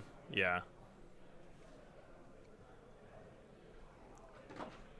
Seeing the Fel coming down, clearing that Enfys nest. Yeah. Chewy. That is a thought there for order of attacks, because Chewy does more damage, but there are more cards in Loopee's deck that answer the Enfys nest. So do you get in the 5 damage or that makes your 7 harder to remove, or do you get in the guaranteed 7 and say, oh, maybe they'll stop me from dealing this 5? Well, I mean, the thing that's risky here about leaving Chewy in that position is that you can then go out and do another blaster. Yeah. Right, and then that's a really dangerous spot to be in, and that would be lethal in this situation. So one question that you ask yourself when you're playing against Han: do they have blaster? Probably. Does Cat have 4 Lum? Probably. Right. These are the. Does Yellow Sabine have surprise strike? They Always. do. They do. Right. So we see another U-wing coming. I think it's the 3rd U-wing cast of this game. We've seen all 3 U-wings, but I don't think we've seen a Kelleran yet, which is really interesting. So there may be a decent chance of Tim U-winging into a Kelleran here, which would be really good for him to just spread the threats and diversify here. Yeah, I think one of the lessons from watching this back on stream later on for these guys will be keeping that pace while making sure everything is clean and orderly. Obviously we're getting to this point. We've mentioned it quite a few times in this round, but it's a really long day, and it's a long day. Nobody wants to draw, and this has already been a very long and grindy match. It goes back to what I was saying about trying to even out your emotions and just take a second and just try to. What I like to do is I play fast when I can, so that in the moments where I need to think, I can afford to slow down and think a little bit. That's extremely well said, because that's the reality of this and a lot of things in life. Because a lot of these decisions have not been straightforward. There's been a lot of intricacies in this matchup already. With Tim has a lot of decisions with what do I get with these U-wing reinforcements and things like that. And we see the blue leader, so we can afford to pay 2 more to send it to ground. He can't. He probably is going to choose not to ambush because the 8th brother does have a shield, so we can't kill it. But you can still pay 2 more to bring it to ground, and that's what Loopee's saying now. Is you do have to pay 2 more to do that. So I think that we will get that sorted out. Yeah, it looks like Tim has at least 4 resources up there. He has the resources to pay for it for sure. Does it change if he wants to? Because maybe he wants to play a 4-drop. But it looks like we're doing that. Wants not in the equation today. The blue leader leaving it in space is not helpful right now.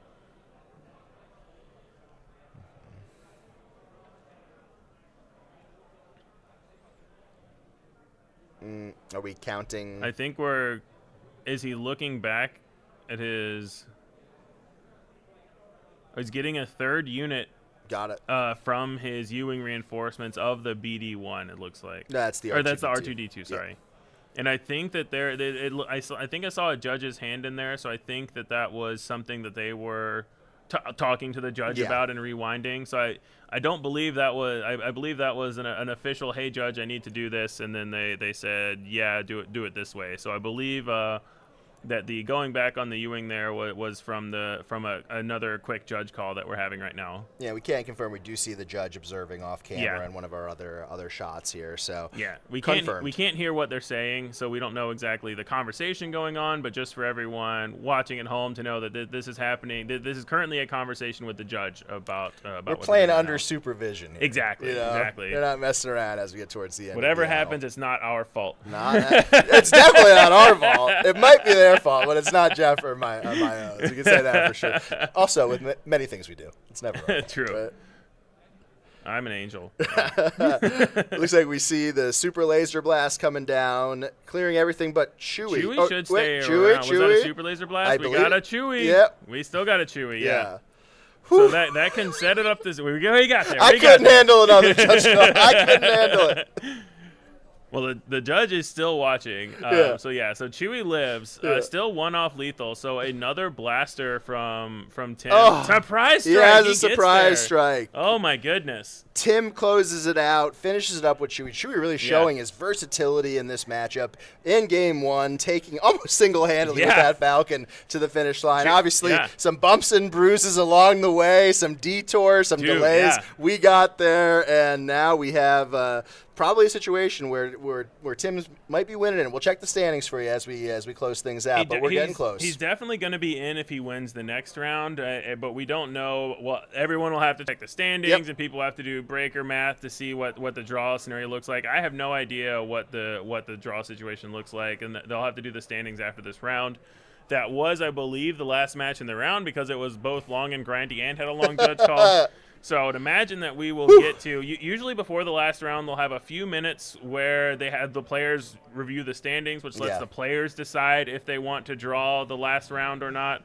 It's a little bit of a grace period. Yeah. Right. We understand there's some complicated math involved, some big decisions. Even though some people don't like it, it's a fact of life, and you want to make sure when you're doing it that you feel confident about it. Yeah, and chat saying that the Vader play was relevant.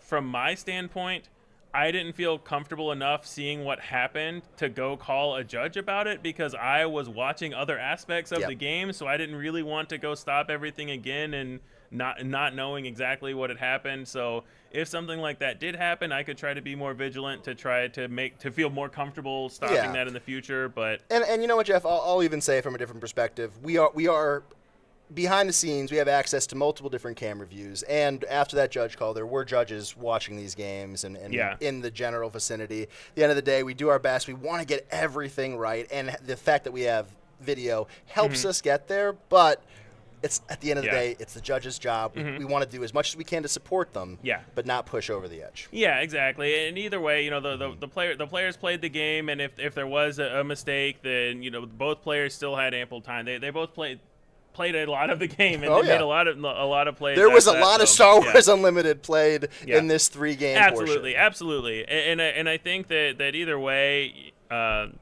Kim should be very happy with the win, and huge congrats to him. Anyone who has ever met Tim knows that he's an amazing guy. Same with Loopee. They're both super nice guys, well loved by the community. It was cool to see them play, and man, were they were really trying to make sure they didn't get a draw. They were really playing through that. It's two very experienced players, right? Absolutely. That know each other very well, that have collabed on a lot of different projects like we all have here in this community. Yeah, exactly. And that's it. Yeah, and before we go to break, Jordan, do you want to tell us a little bit about the Colorado Cantina crew, what kind of content you guys put out, and where they can find you? So every week we do like a meta recap podcast talking about the things you really need to know from week to week. We just did a great merger with a team from Utah, so we brought 8 new players into the fold, give or take. We got 8 players here this weekend, one of them playing tomorrow in the 3v3 event. And overall, we do a lot of live stream gameplay every week. We do a lot of cool videos. We have a great collaboration with one of your teammates, Mickey D, on the Thrawn video. So check us out. We're there every single week trying to provide whatever value we can. What's the YouTube channel name? Colorado Cantina Crew. Check us out and let us know you're coming. Yeah, absolutely. And guys, that'll do it for our coverage of round 6. So there's going to be a short break, and we're going to go fairly quickly into round 7. So we're going to take a very short break, and then me and Josh will be back to give you the last round of the day. So everybody, thanks for hanging out. We'll see you back in a minute.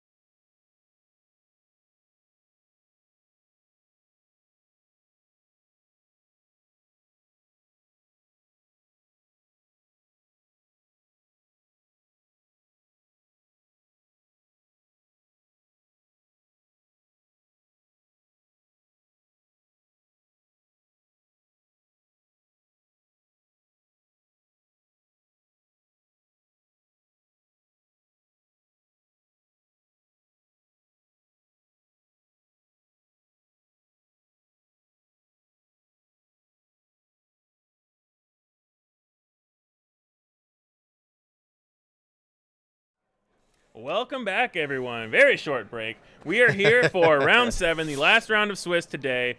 Very long day for everyone. Everyone is finally at the finish line. We got a lot of people playing win-and-ends for top 8 here. Top 16, excuse me. I am Jeff Creasy from the Bothan Network, here with Josh Snyder from Next Gen Gaming. You ready for this last round, Josh? I'm ready for one last round. There's been so many exciting rounds that we've been treated to throughout this weekend so far, and we are about to get into our 20th round of Star Wars Unlimited over the last couple days. It's been a grind so far, but we're so close to a top cut for both pools, getting to that top 16, and our top cut on the team event tomorrow is going to be a blast. Yeah, absolutely. Time flies when you're having fun, for sure.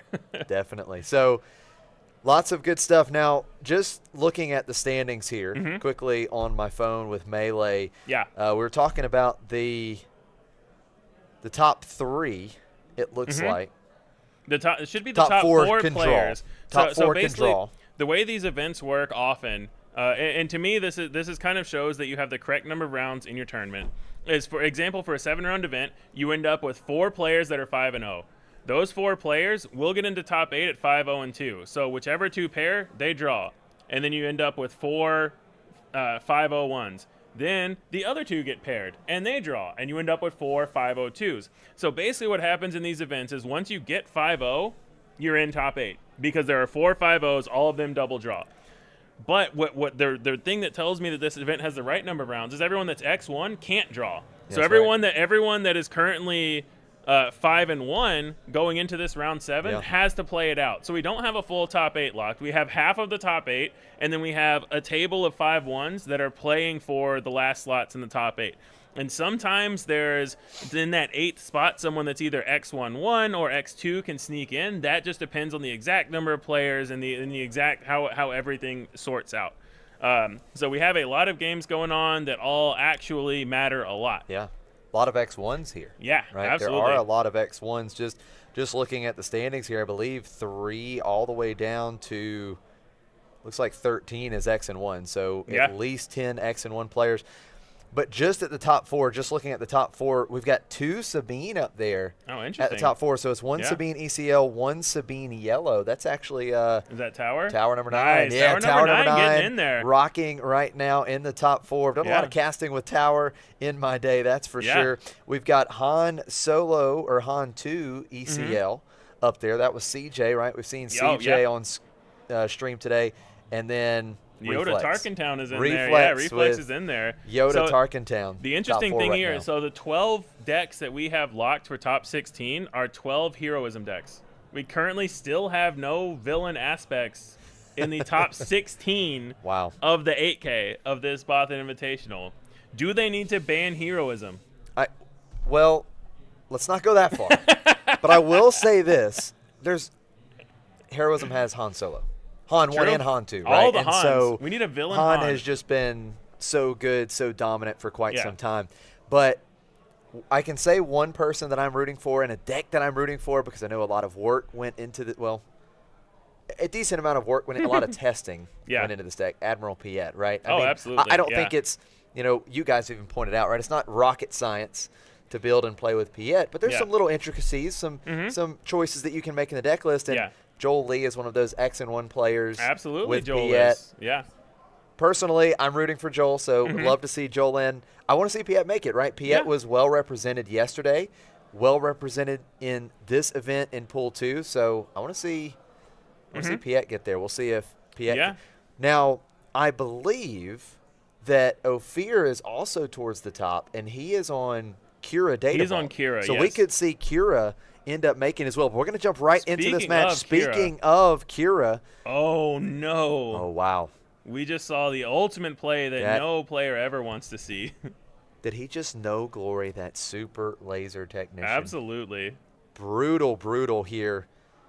They have the same color sleeves, so they're trying to make sure that the cards don't get mixed up between games as well. Yeah, really like that from Ophir here. No glory, only results on the super laser technician, taking control of the technician, then defeating it. So because he controlled the technician, he gets that when defeated trigger. So Ophir getting another ready resource, ramping ahead here. Piet just with Imperial Dark Trooper, and this is one of those matchups that at least in game one, right, this isn't super favorable for Piet, right? This is kind of a tough matchup, right? Yeah, correct.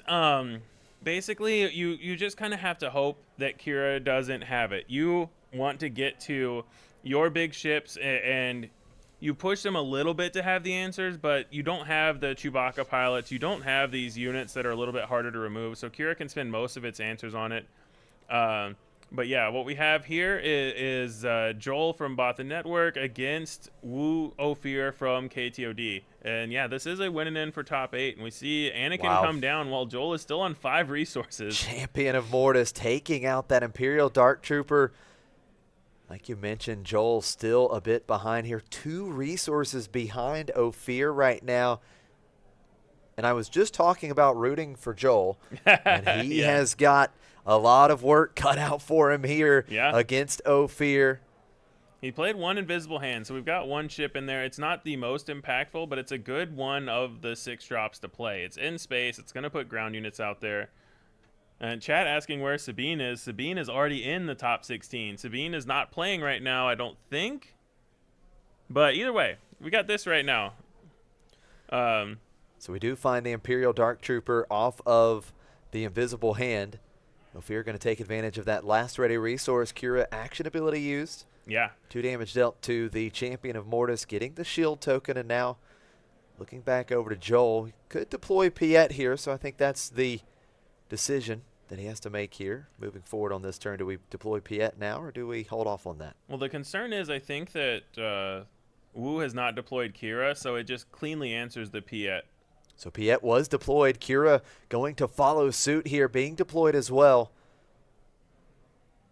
Fully healing. And I wouldn't be surprised to just see Joel go to base here. Just say, yeah, my leader's going to die. There's nothing I can do about it. Oh, he claims. Interesting. Oh, yeah. It looks like he did point to the initiative token here. So if he claims, Kira just going to come in, take out Piet. Piet, unfortunately, not able to do anything for Joel. And 6 damage on that Kira with grit. So Kira will now swing for a total of 6. Anakin fully healed.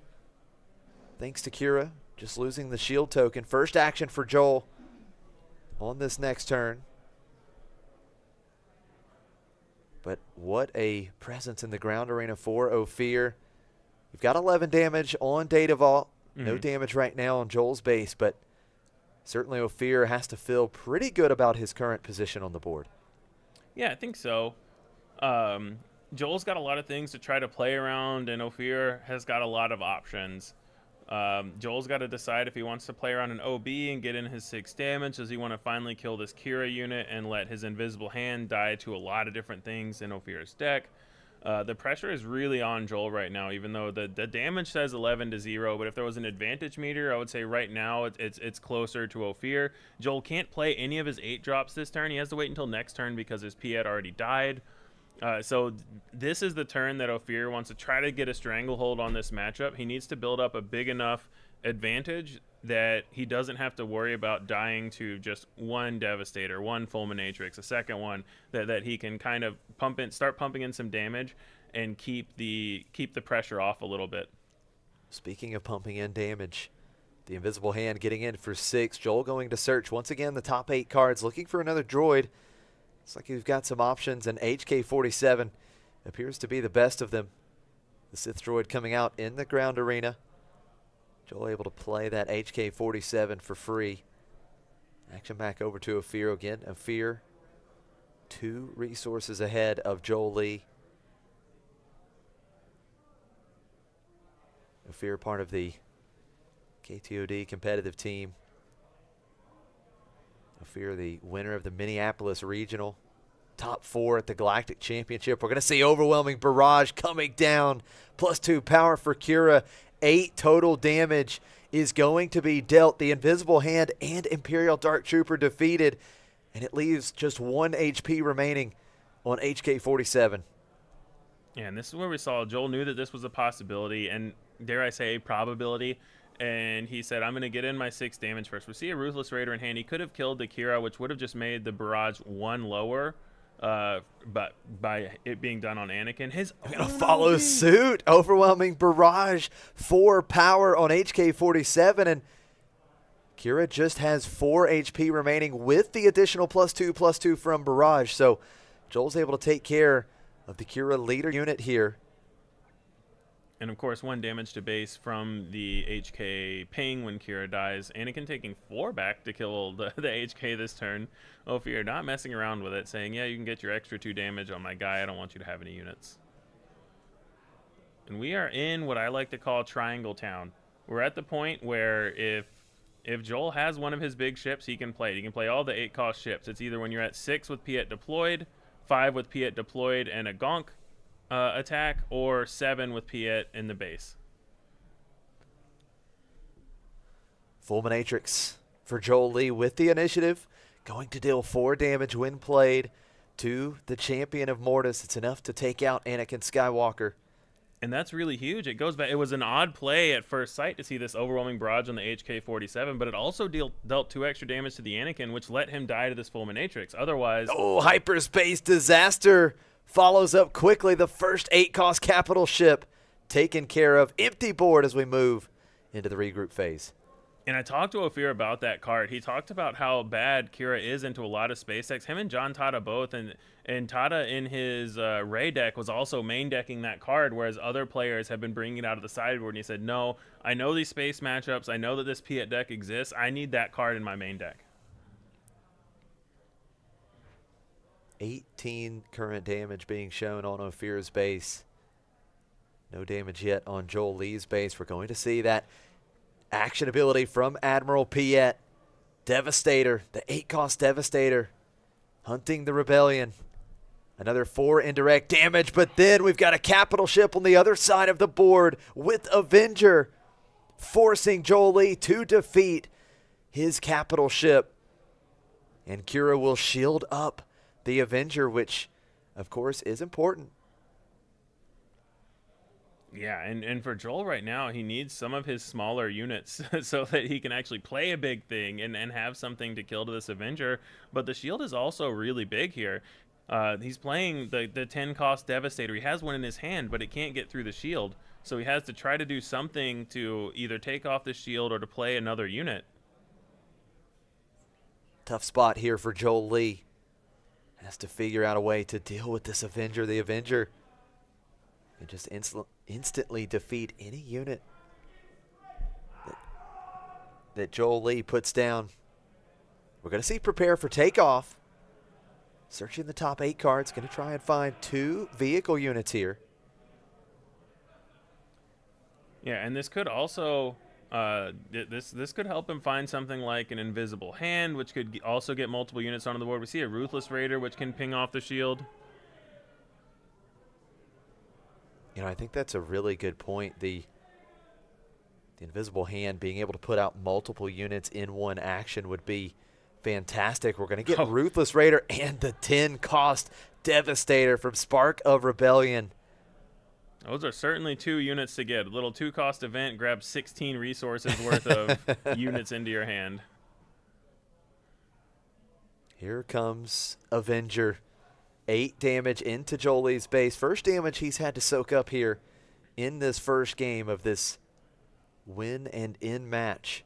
Another really interesting thing about this Ruthless Raider is that if Ophir immediately kills it, it pings a shield on entering, and then it would take the Avenger down to 4 health on death, which means Devastator would be able to deal 4 indirect and kill the Avenger. So unless Ophir has a no glory, which he's got no glory, only results right after the Ruthless Raider comes down. Joel Lee, unfortunately, losing the Ruthless Raider and has to soak up 10 damage to his base. And now Vigilance from Ophir is going to put yet another shield token on the Avenger. And 5 damage healed from Ophir's base back down to 19. Ophir once again sitting in a position where Joel Lee, in this bit of an Avenger lock, whatever unit is played can instantly be defeated. Does he have a way to ping off this shield once again? Does he have a way to put multiple units on the board with one action with the Invisible Hand?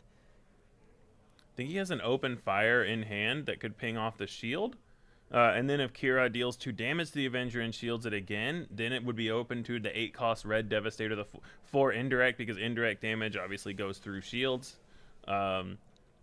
Joel deciding on his resource decision because he doesn't have enough resources to play open fire and then also the 8-cost Devastator. He could try for something like a planetary bombardment, but Wu gets to place that damage, and with the Vigilance heal, he has a lot more room to just place that damage on his base. First action for Joel Lee is going to be working with a total of 10 resources. So at 10, he could open fire into the 8-cost Devastator, so I don't think he has one in hand. Looking to potentially pay 4 resources. Looking at that MC-30 Assault Frigate. We're going to see Piet action ability use. The Assault Frigate played for 4 resources. Avenger's going to get in for another 8. 18 damage now on Joel's base, having to defeat the Assault Frigate.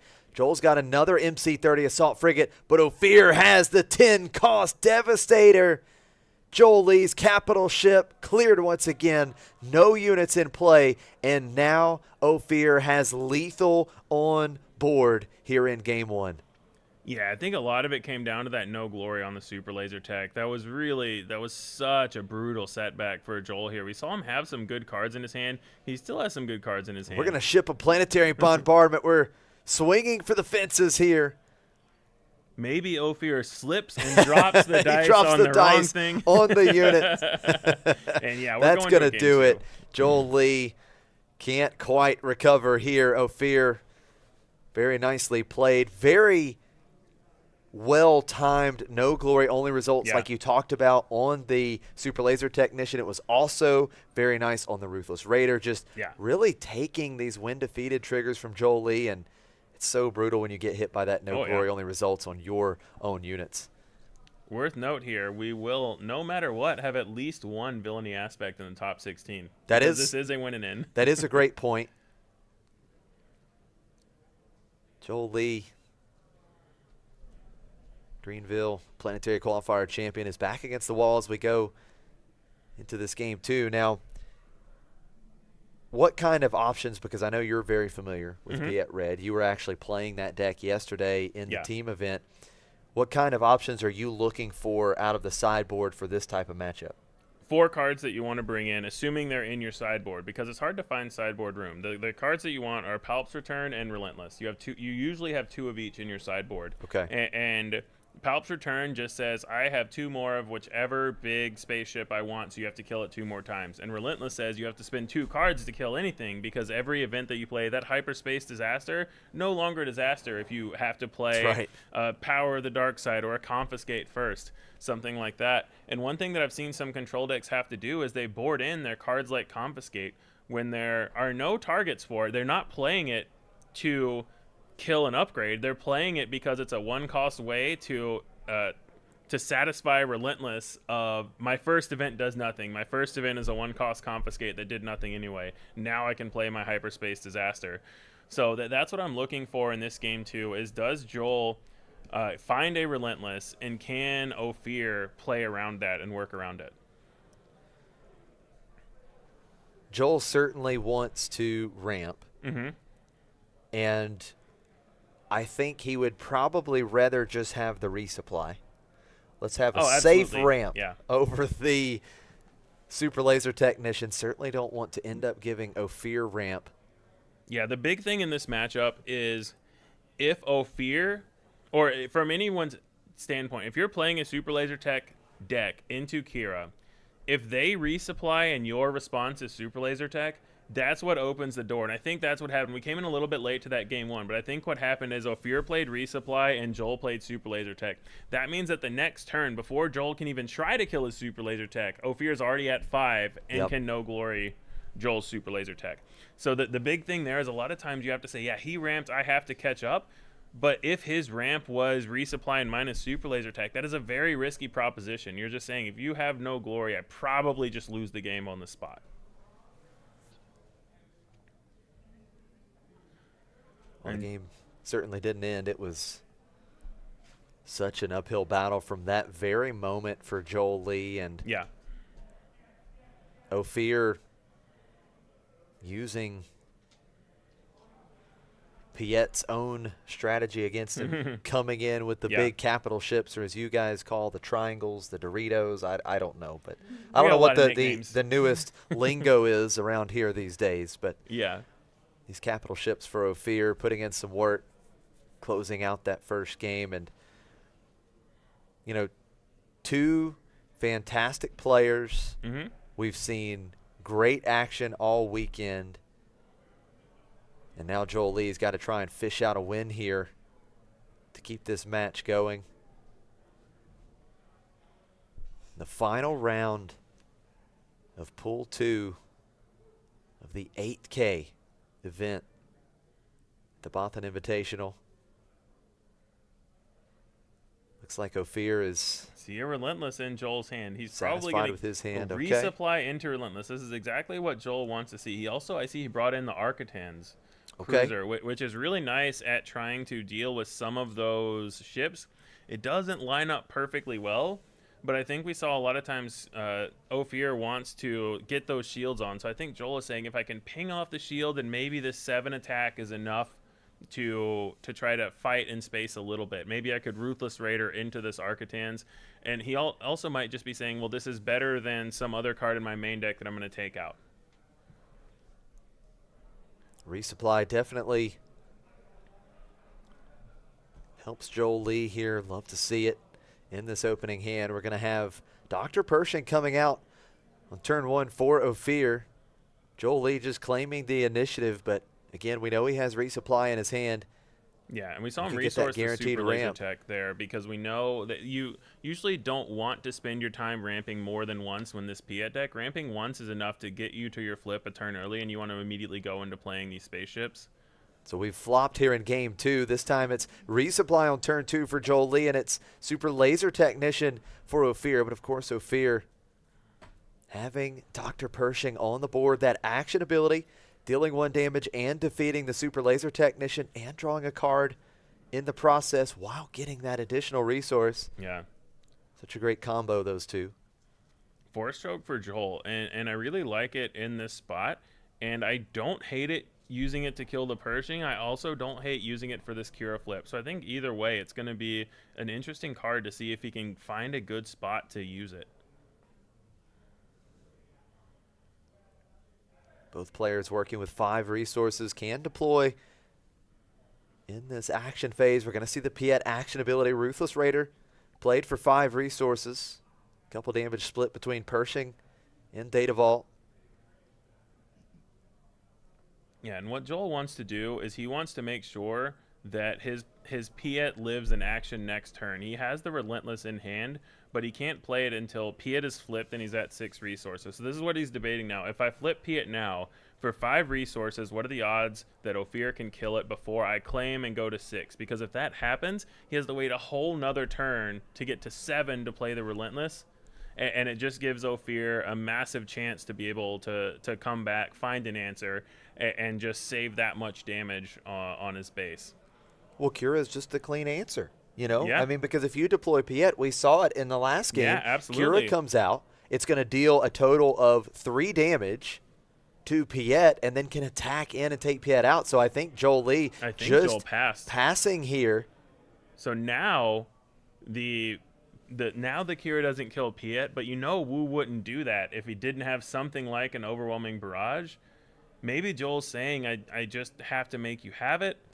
He's going to make him have it. Piet is deployed, and he has it. Overwhelming Barrage is going to come through. 6 total damage. Ruthless Raider defeated. 2 more damage into Ophir's base on that when defeated trigger. We can also deal 2 damage to one of Ophir's units, but he might just kill the Pershing here, or he might just attack his Piet into the Kira. He could attack his Piet into the Pershing. He's got some options. I think I like Piet into the Kira here because you know Ophir has to kill this Piet. So I think you don't do the work for him. There's no way Ophir is going to go 8 to base here. That's a big number, but a bigger number is an 8 drop ship that Joel can play if Ophir does that. That's absolutely right. 2 more damage into Dr. Pershing. So Pershing just 1 HP remaining, and it looks like Ophir has just claimed the initiative here. Yeah, and this is basically the same thing because he can attack Kira into Piet first action, and then Joel can't use the Takes the Piet action ability. away. So Love he's it. basically stopping Joel. I would imagine his first action is something that kills Piet. Either attack with Kira, could be power the dark side, but yeah, what he's doing here is a very smart play by Ophir. There's a reason he wins most of the tournaments he plays in. This so way, good. The Piet comes back to Joel exhausted, and Joel can't use it to get a discount on this turn. That's right. So now just 6 resources to work with. Unable to get the discount. We do see the Dr. Pershing action ability. 1 more damage to Pershing here. So Pershing. Joel with it looks like a very awkward hand. There's Force Choke still. It might be double Overwhelming Barrage and Relentless. He might not have a play this turn. Yeah, I think you're absolutely right. Needs one of those 6-cost capital ships. I don't believe he has it. We're going to see Ophir ramp once again with resupply. Going up to 7 total resources.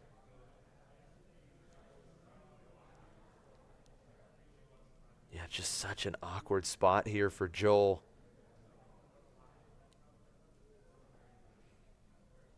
Ophir. Yeah, Joel just claims. He can play tough Relentless spot. first action next turn. But we're at the point where Ophir is already at the 8 resource point. So he could potentially do something like play a resupply for no benefit, or play a small event and then still play his Power of the Dark Side, his Fell the Dragon, his direct hit. So he's the Relentless is incredibly good when you play it 3 turns early, because Ophir doesn't have the resources to play 2 events to kill it, and then it hits for 8 a turn. But the fact that Ophir was able to delay this for several turns now means that it's just a lot harder. It's a lot more likely that he's going to be able to answer this. Well, it's going to be first action Devastator as Admiral Piet action ability is used. We're going to send 3 indirect damage to base. Death Trooper taken out here, and it's going to be a super laser blast follow-up. Just take out the big threat in the space arena. Joel quickly claiming. We see the planetary bombardment draw now. So if Ophir hadn't had an answer there would have been a lot of damage. A lot of damage coming through. It is pretty hard for Kira to not have an answer to that when it's the only unit. So low probability of success, but incredibly high upside if it does work. Jolie once again has the initiative, but just staring down so many resources on Ophir's side and so many options, so many removal options in Ophir's deck that very unlikely that these threats are going to stick. Now he can play the Relentless because like the Piet deployed it delayed it for a couple of turns. Immediate Avenger response, taking out Relentless, and Jolie needed that Relentless to at least force Ophir to spend a couple cards there, but the Avenger coming out so good, and now we're right back in the same spot that we were in game 1. Jolie in this bit of an Avenger lock. Any unit he puts down can instantly be defeated. It's going to be Super Laser Technician. Avenger quickly coming across, 8 damage to base. Technician defeated. Jolie getting another resource, but still again. So 7 here. He could play another 8-drop ship, but none of them kill Avenger is the problem. Yeah. He could play something like Invisible Hand to get another unit, but yeah, he just plays his small unit here. It says, I need to play my units that that I can sacrifice to the Avenger. Oh, and Vigilance. You were absolutely right. Ophir just not letting any unit stick on Jolie's side of the board. Vigilance taking out the Imperial Dark Trooper, shielding up the Avenger. We know how crucial the shield token can be, just making things more and more difficult for Jolie. We're going to essentially soft pass here with that action ability from Admiral Piet. Dr. Pershing comes out. Ophir just showing more ways to generate cards. Do we see the Force Choke now? I think we might as well. That is what we're going to do. Force Choke on the Dr. Pershing. Ophir does get to draw a card still off of the Force Choke. Ophir claiming the initiative, and again, still just holding that Avenger. It's like a time walk for Jolie. Yeah, Just absolutely. deja vu here. Quick 8 damage. Ophir says, I am in the driver's seat. Yeah. 16 damage on Jolie's base. Joel is on a clock here. That Avenger would finish the game in 2 more action phases if Joel doesn't find an answer. Yeah, he can play Relentless, but he doesn't have a second unit to play anyway. And Ophir has so many resources that he can afford to just say, all right, fine, I'll play 2 events, or I can claim and kill it with my Avenger. So many options here for Ophir. Joel needs something, and I don't know what it is.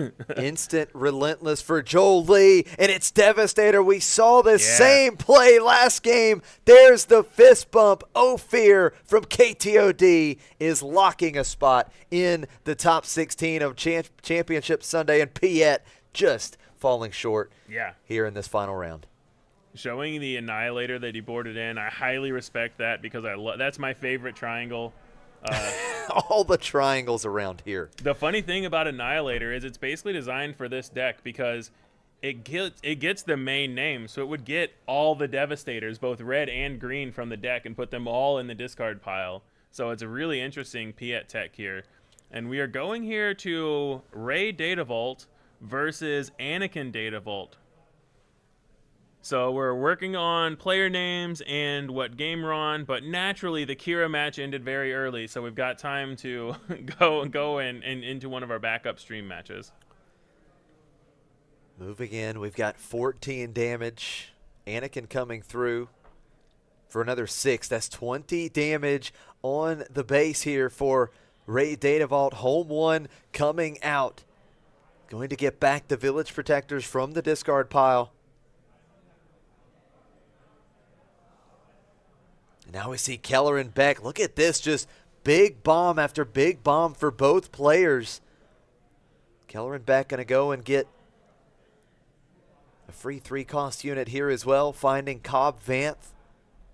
Yeah, wild board state we came into here. There's a lot going on here. Definitely Ray trying to survive, but it looks like this Anakin's got a pretty good grip on this game from first glance. The home one got back the Village Protectors, but I don't know if the Restore and the 1 Sentinel is going to be enough to get him back in this. Oh, and this is Tyler from McClunky Gaming on the Anakin Data Vault. It makes sense. McClunky has brought this deck to this event in force. They have 2 in the top 16 already. Tyler looking to be the 3rd.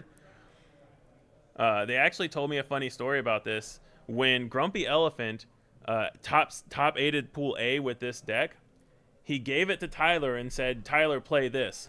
If so Tyler good. top 8s, they have to find the cards to make a 3rd copy of it because this is actually Grumpy Elephant's deck that he's going to need to play in the top 16. So they may have to scramble to find enough cards to build a 3rd version of this deck because they already have the 2 copies the team brought with them in the top 16. What a conundrum to find yourself in, and here comes Bo-Katan Kryze, the new 9-cost unit from Secrets of Power, cleaning up this side.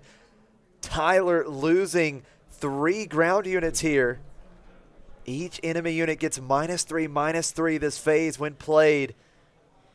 So we've got the Mina Bonteri, the Spy Token, and the Cobb Vanth taken out, but we've got some when defeated triggers. Tyler's going to resolve Cobb Vanth first, searching the top 10 cards of his deck for a unit that costs 2 or less, and discards it. We'll be able to play that Sabine Wren from the discard pile this phase. Yeah. And now we'll see the next, when defeated, be Mina Bonteri. I believe he did draw a card, unless I missed it. But look at this. A lot going on. 3 experience tokens given to the Village Protectors. Each time an enemy unit is defeated, Bo-Katan Kryze allows you to give an experience token to a friendly unit. And this is quite the board state now on Anthony's side. Yeah, and this board state turned around quick, fast, and in a hurry. Yes, it did. We have come in. And we don't know. I assume that Hu Yang is buffing Anakin, which would mean it's attacking for 7, but we're not sure if the Hu Yang is buffing Anakin right now.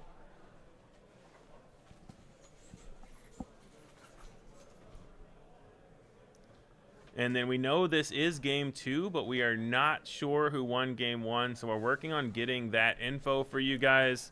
What we know now is that it's game 2. And if someone wins and they go to a game 3, the other person probably won game 1.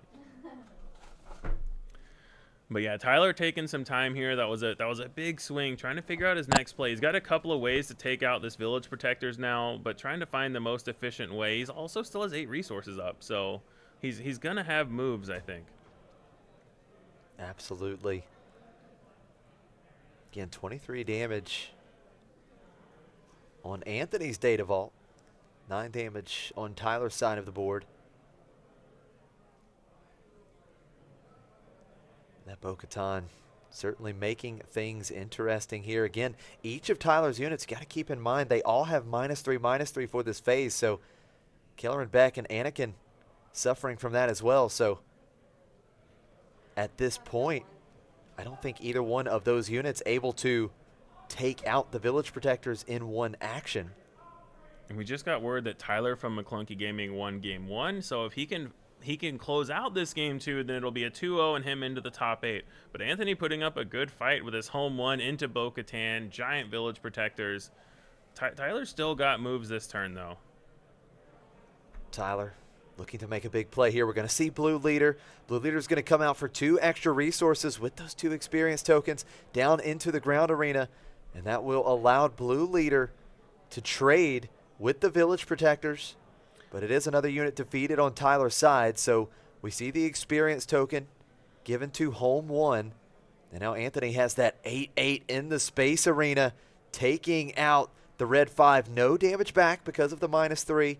-3 from Bo-Katan Kreese, and yet another experience token handed out here. Bo-Katan getting a bit bigger. We see another Mina Bonteri coming out. Yeah, and I love that play from Tyler because it kills the 5/5 Sentinel without it attacking and without you losing any damage that could have gone to base. So he's still got the full 11, 7 from Keller and Beck, 5 from Anakin, 2 from Hu Yang to potentially go to base here. 27 damage on base. 6 HP remaining, and now that -3/-3 no longer in effect. So Anthony, a lot of work to do here because at Keller and Beck representing lethal with 1 attack. Yes, and the reason we didn't see the Hu Yang attack and we only saw small damage go up is because the -3/-3 was still in effect. So Hu Yang was a 0-1, Kellerin was a 4-4, so... Yeah, but Anthony with the first action here, and it needs to be a doozy. All of his units have restore, so this Bo-Katan can attack and restore 1. So Bo-Katan can take out Keller and Beck with the first action, and that is the unit that is showing lethal with 1 action. We take out Anakin here, but unless I'm missing something, Keller and Beck should be able to... +7. It's still 33, right? What am I missing? Oh, there it is. He picked it. I think that's it. I believe you're... Yeah, Keller and Beck for 7. Yeah, I just want to make sure I didn't miss anything, but that's going to do it. Tyler from McClunky Gaming. There's the handshake, and another Anakin Data Vault. We saw 2 Anakin Data Vault make it into the top cut in Pool 1. Now we've got 1 from Pool 2. 3 Anakin Data Vault going to be advancing on to the top 16 of Championship Sunday here in Atlanta. Yeah, and I just saw Tim Titanic from McClunky walking over to see what happened, and now I imagine I'm going to see him sprinting back to Nick from CardsHQ to say, I need these cards We need tonight. Cards. We need we cards. need to build a 3rd version of this deck tonight. You can't make that up. I love that. And it's such a good story. And it's really interesting because they told you the story, and I remember overhearing them talk about it earlier before it happened. And this was... Grumpy had said first thing this morning when we got in, and he said, if I win, I'm just giving my deck to Tyler, and he did. And you know, I didn't follow up after, but you confirmed it, of course. You know, Grumpy did win and just gave the deck to Tyler. Hey, this works. Play it. Anakin Data Vault's pretty good. And good now. Tyler's quote was, I want to win this because I want to make Tim nervous and have to find another deck. Have to find more cards to build this deck again. So the McClunky Gaming crew scrambling as we speak to find cards to put together another Anakin Data Vault deck. But there's a lot of players around, right? There's a lot of players that may not be competing in the top cut tomorrow, that may be drafting. I'm sure they'll figure out a way to find That's what we call first world problems. Oh, no, I have too many teammates in the top 8, all with the deck that we brought that was amazing. But seriously, though, huge shout-out to the McClunky guys. Like, this Anakin Green deck really showed up both in the 3v3 and in the main event. They have 3 copies in the top 16. So, yeah, huge props to them for the changes that they made in this deck. And I'm watching Tim laughing now as as him and some other guys are trying to figure out the next step. So, yeah, that was – oh, man, that was such a good set of games to get in the last round. And we saw – we saw Ophir being Ophir, like it's just kind of what he always does, right? He always finds a way. We saw him do really well in the Piet matchup. That's not super Kira favored, especially post board, but he knew the exact answers they needed to have. He knew Relentless was the problem, so he just kept all of his options in play to delay Relentless and then to kill it when it came out and kill it when it came out again. and then we saw Tyler out there just with even through the Bo-Katan coming in. So we saw some really good endings there to both of the winning matches that we got to see. So that was really exciting. Yeah, that was awesome. And what a day. What a grind it's been. 20 rounds of Star Wars Unlimited action over the last couple days. It's been fantastic. We've got hopefully we'll get word here shortly on officially all of the decks that made the top cut tonight. But of course we had the top cut from earlier, 5 different leaders advancing on to the top 16. So pretty diverse earlier, and hopefully we've got another diverse spread here this evening. It seems like we will, at least. We know some of the decks that got in. We know there's a Yoda Tarkentown in, so which is great. And I don't think it was Ian. I think it's just Reflex. Just Reflex making it in with the Yoda Tarkentown deck. Now, those 2 guys were working on that deck a lot. I'm wondering, is Reflex going to give Ian a hard time? Look, I was undefeated with the deck. Absolutely, he will. 100%. I was undefeated with the deck. You couldn't at least get into the top cut, you know? What a scrub. Runner-up at Galactic Championship. Gosh, could only get second at Galactic. Only the second best player in the world. Oh, my goodness. No, Ian Klein's fantastic. Some great players for sure. Yeah, we could talk about that now. So just a little update. The top 8 for the team event will take place first tomorrow morning, and that's going to kick off bright and early once again. 8 a.m. We're going to bring Championship Sunday to you bright and early. So I will unfortunately not be able to commentate top 8 of the 3v3. I apologize to the crowd for that. My team was too successful. I will have to instead participate. Yep, he will be participating right away, 8 a.m. in the morning. So tomorrow we've got McClunky Gaming. The Glitter Boys facing off against Bothan Network Blue. Now that is Frank, Reflex, and Mickey D. Okay, so that's Frank's team, Frank Myers, and we've got Bothan Network, the Cardboard Chefs versus Bothan Network A team, and this is one of his teams. This is me, George, and Crispy on our 3-space aggro deck plan versus Lego Pizza, Cluis, and Tyler York on their, we'll call it traditional team composition. It's really interesting to me that there are 2 KTOD teams, there are 3 Bothan teams, and all of the teams that had multiple 3v3 participants get in the top 8, they're all on the same side of the bracket. We have 3 Bothan teams on the same side of the bracket. Both KTOD teams are on the same side of the bracket. So it's really interesting here. McClunky is going to have to fight the Bothan wave to get to these finals. That's right. And KTOD, one of them can make it. We can't have an all KTOD final, but also, huge shout-out to the Moisture Farmers, which is Ray Tan's team, the Wasatch Wookiees, which are a group of Utah guys that are really good, including Curtis Sorensen, known for Mono Yellow Han.